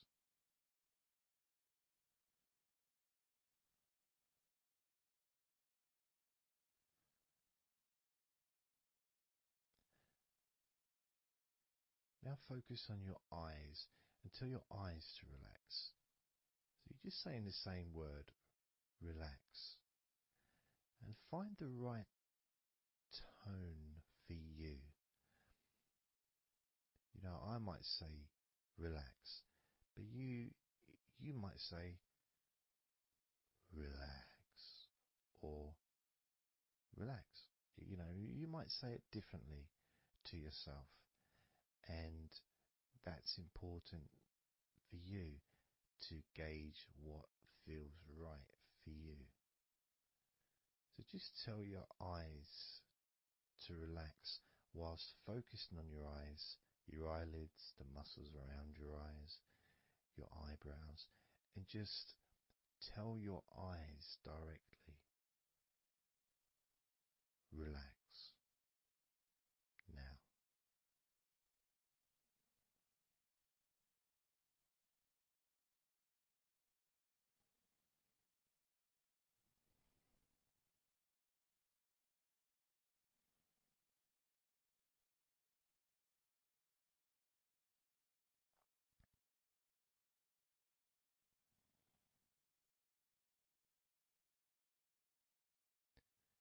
Now I just did that myself, and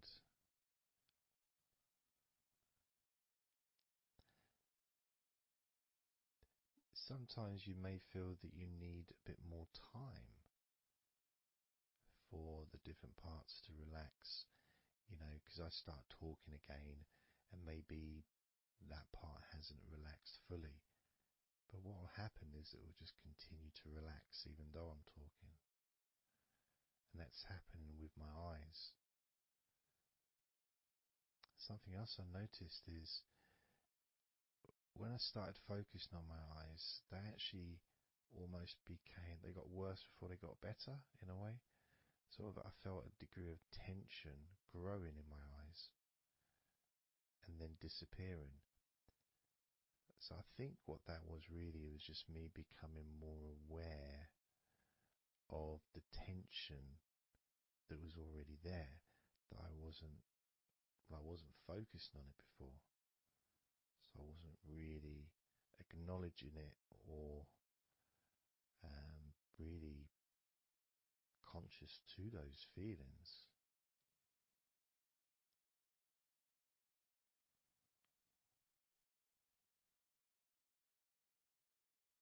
Yeah, my eyes are still continuing to relax, as well as my hands actually. My hands have got a certain kind of energy, like not buzzing, but I can kind of feel a degree of energy in my hands. Maybe that's where the tension's being released. Maybe that's causing that.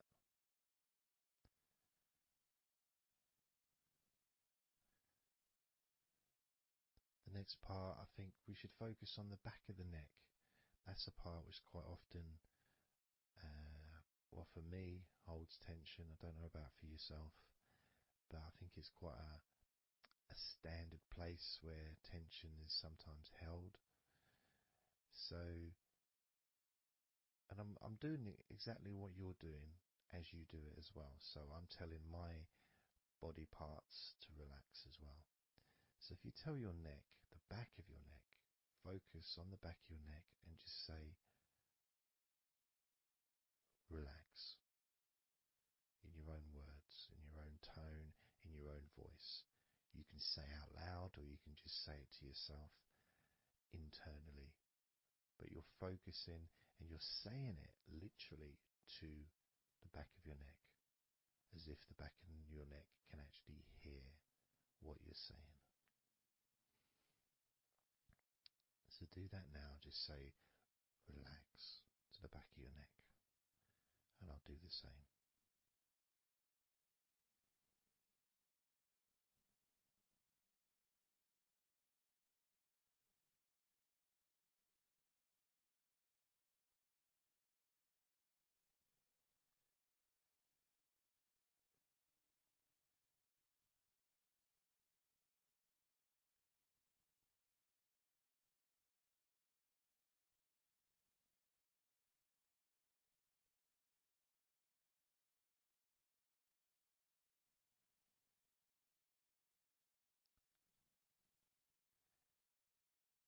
Now what I noticed, and you may have had a similar thing, is even though I was focusing on the back of my neck,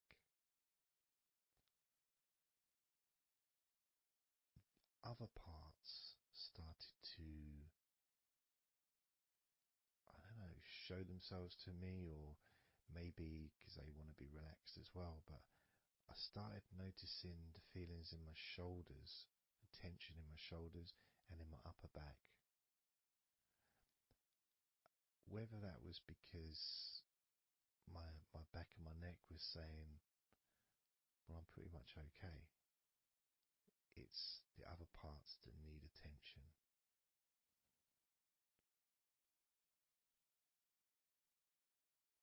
But my back of my neck is still relaxing. But I just became more aware of other parts that needed attention. Now this might happen, and it's not, it doesn't mean that it's going wrong. It just means you're being notified of more places that also want to feel relaxed. So I'm going to focus on my upper back. So you can do the same. Even if you don't have any feelings of tension that are obvious in your upper back, if you just focus on your back and the whole area from your shoulder blades down to the middle of your back, down your spine. I mean, with me, it's more the shoulder blades that are more, yeah, that's the parts that are really sort of giving me the nod that it needs relaxing. So I'm just going to ask that part to relax. And you can do the same now.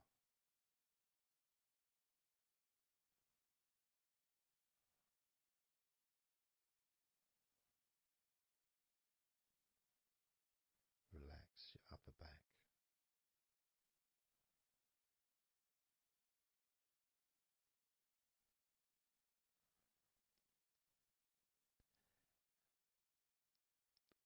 Something strange happened there, and this often happens. I've been doing this for 16 years or something, and often, I don't know why I'm surprised, but amazed really that there can be a feeling. So when I was focusing on the back of my neck, my upper back was starting to feel quite stressed and in need of attention. As soon as I started talking to you about my upper back and talking about, getting ready to ask the upper back to relax, my upper back already started to relax. It's almost as if it doesn't need to hear the words, just needs the attention. Just needs to be noticed.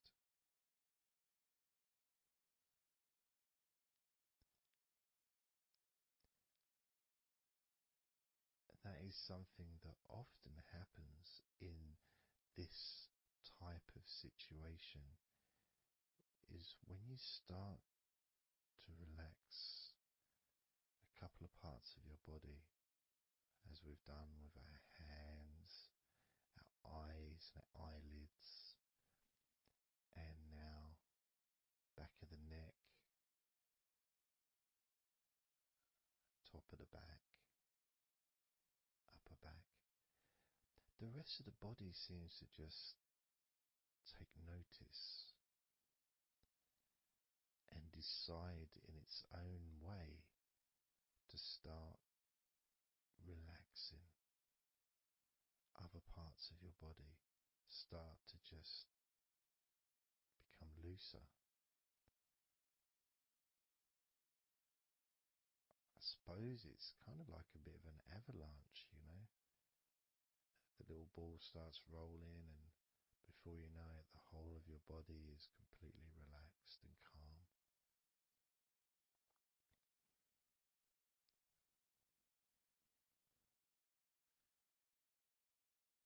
And if you focus on your face,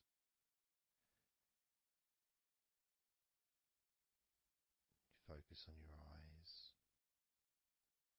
your eyelids, your eyebrows, and the muscles around your eyes. Maybe you start to notice that your forehead is more relaxed than it was. Maybe your face is more relaxed. I would say my entire face is a lot more relaxed than it was.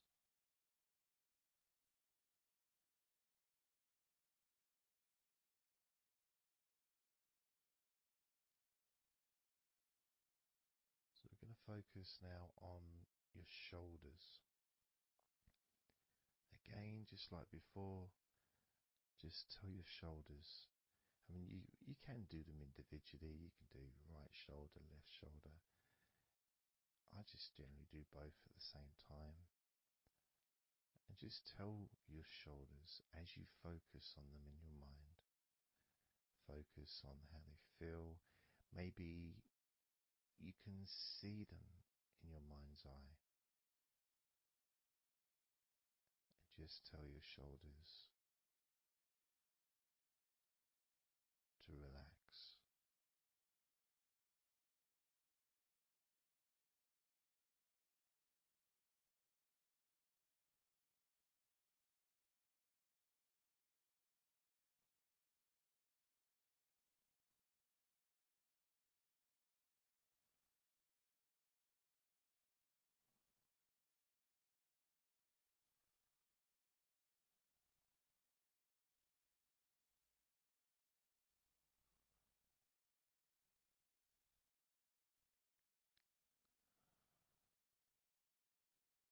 It feels nice as they relax.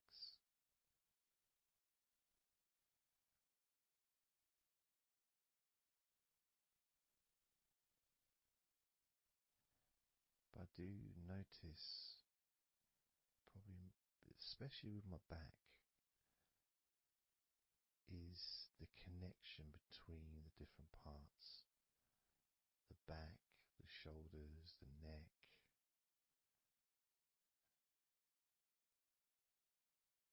Being all connected and being such a large part of your body. It's almost hard to separate them from each other.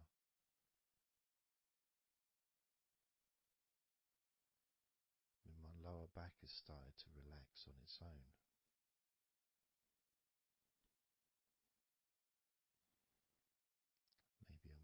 too slow.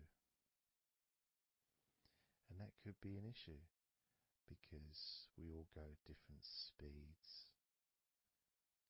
And the idea at the beginning of this recording was for you to be able to just say to yourself, relax.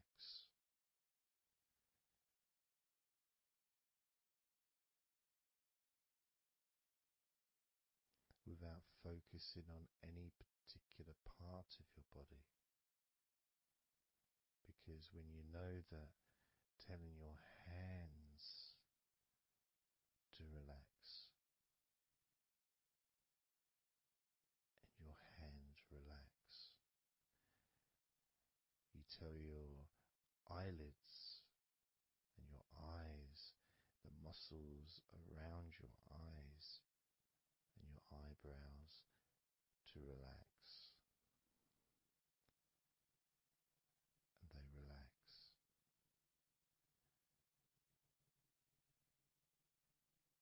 You tell the back of your neck to relax, and it relaxes.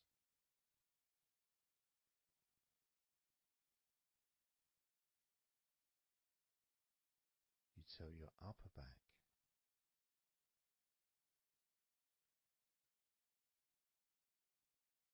to relax,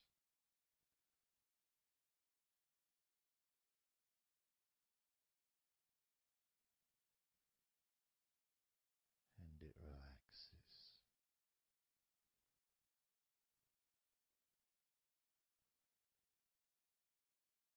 You tell your shoulders to relax,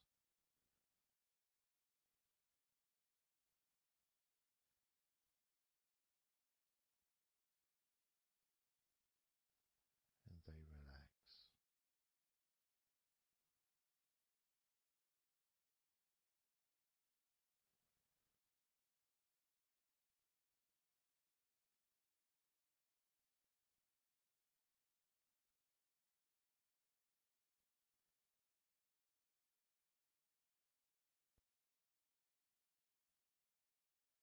And when you told your hands to relax, they relaxed, and they continued to relax.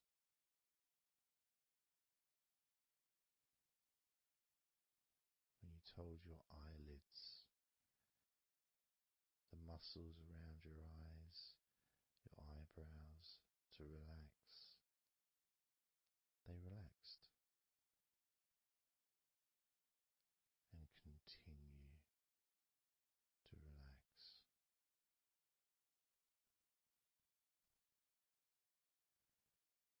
When you told the back of your neck, focus on the back of your neck, and told it to relax. It relaxed and continued to relax.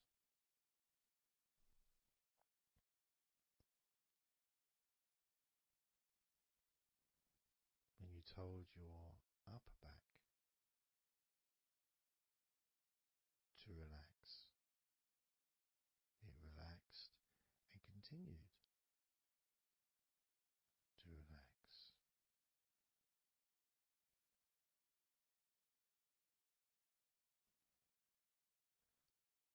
As with your shoulders,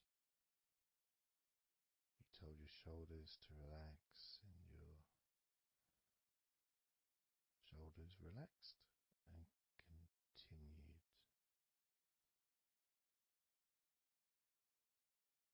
to relax.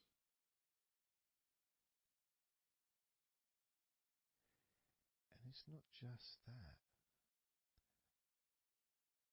it's that the rest of your body has also been listening, and that relaxation has been spreading. So from your eyes, the relaxation spread to your forehead, around your face, into your skin,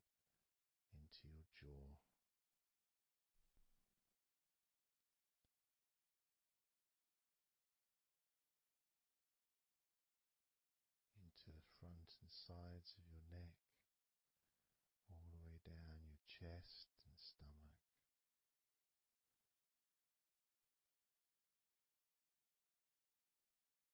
Your relaxed hands and shoulders meet up through your arms, relaxing your forearms, your upper arms, your elbows, your wrists, letting go.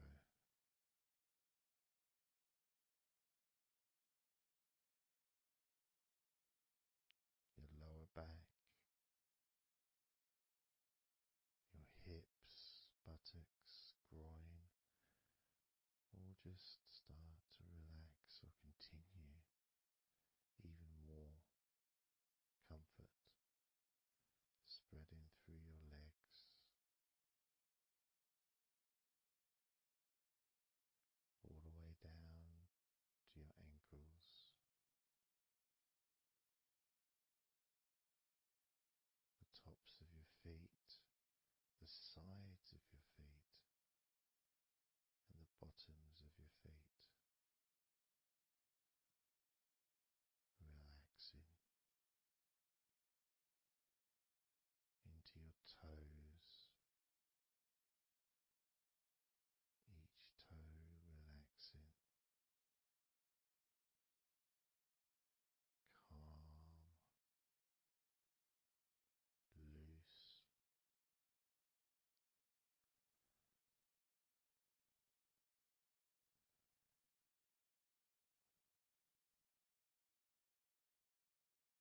And as your body relaxes more, your mind becomes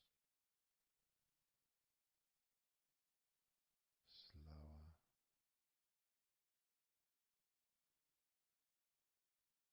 more peaceful,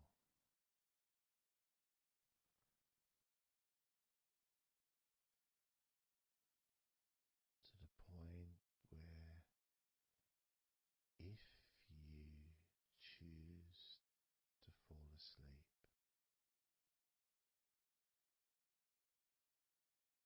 you can easily do that.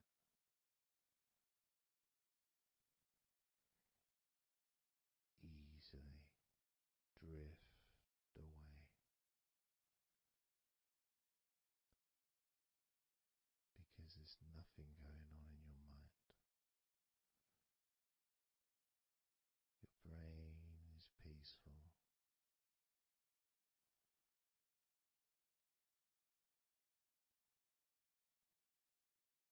Your body continues to relax.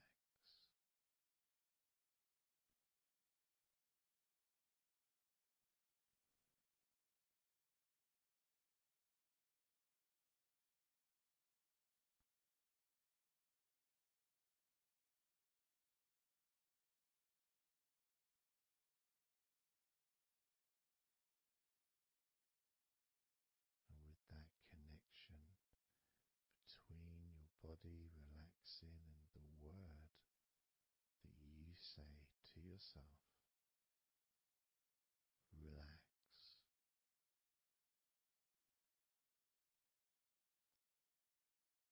means that you don't need to focus on just one part. You can just focus on your entire body.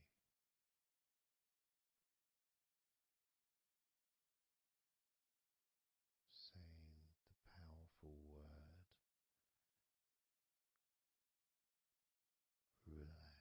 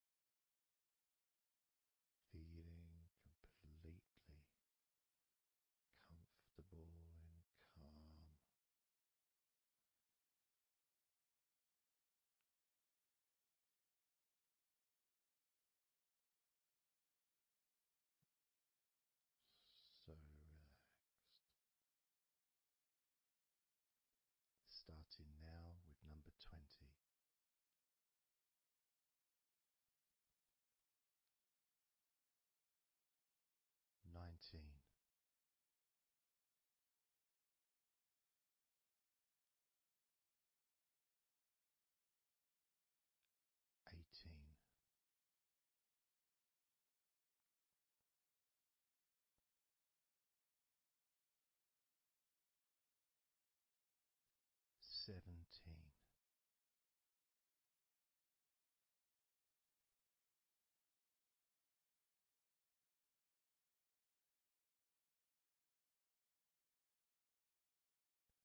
16.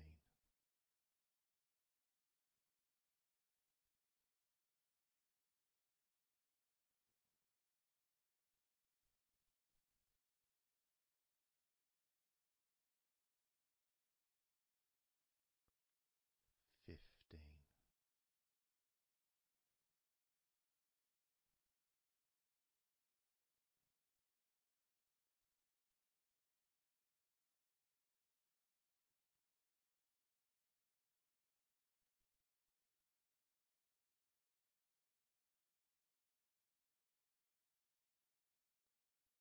14.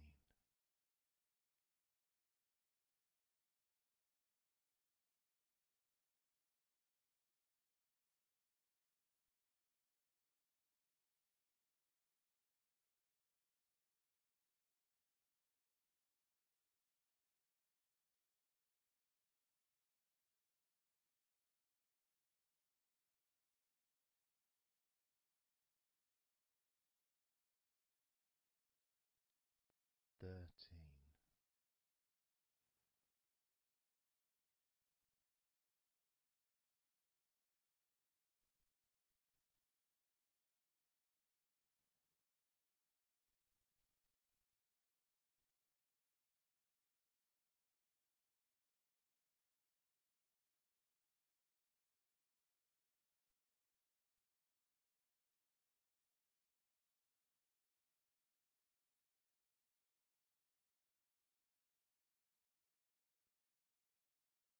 Twelve.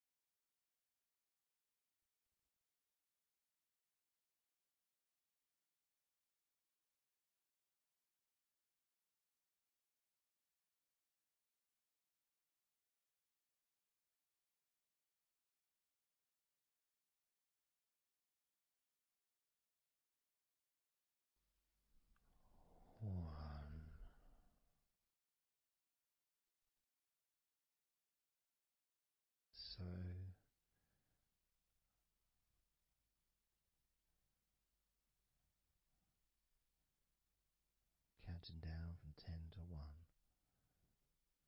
10, 9, 8, 7,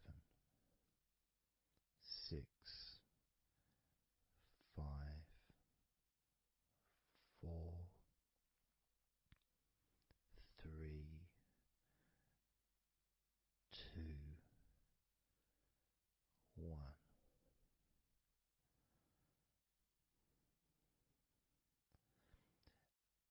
And maybe that was a bit too quick in order to relax. Maybe it's a bit too fast for you to notice the calming of your body. Maybe even a little bit of pressure there, like you're counting down from 10 to 1. What do you expect me to do, man?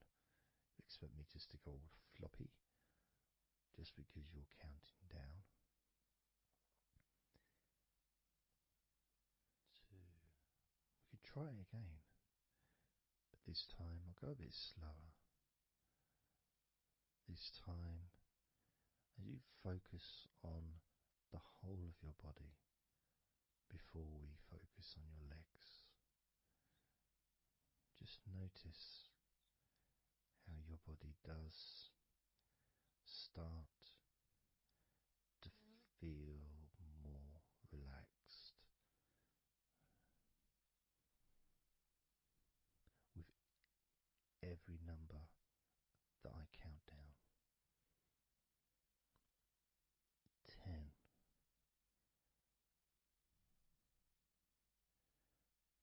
9,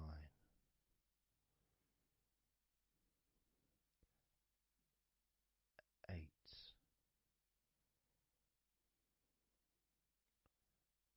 7,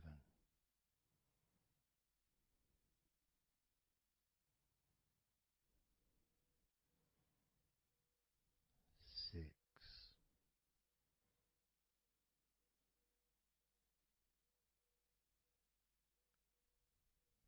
5,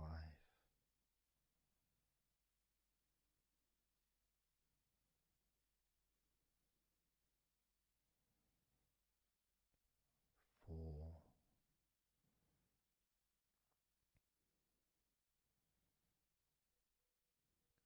3,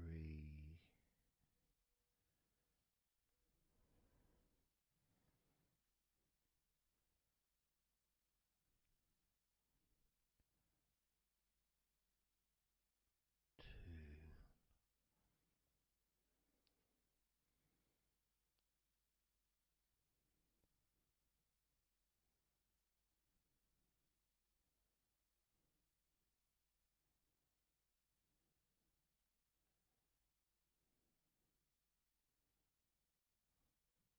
1.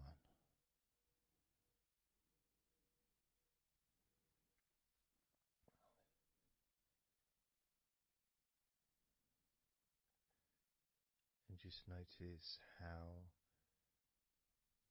you feel generally, how your body feels.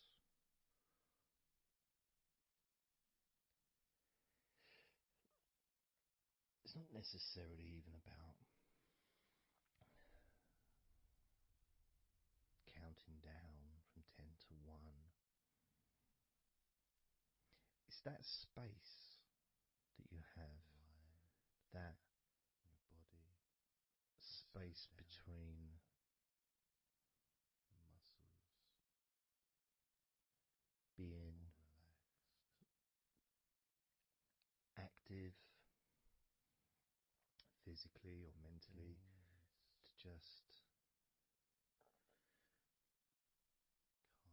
sitting or lying down, just being there, not doing anything, not saying anything, not needing to think about anything. So it opens up a space, a bit of a space, a gap.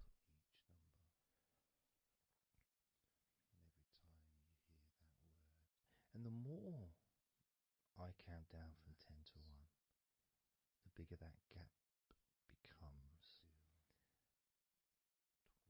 So there's that gap of calmness, of relaxation.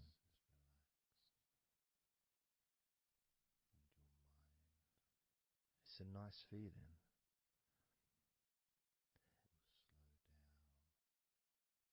And it moves those stresses or discomforts physically or emotionally, moves them away.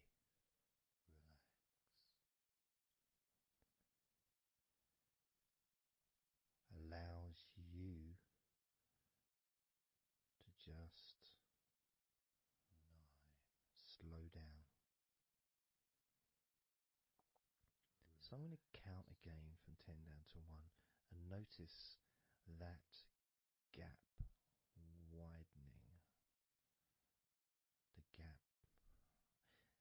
And as it widens, it's almost like the stress and attention falls into the gap.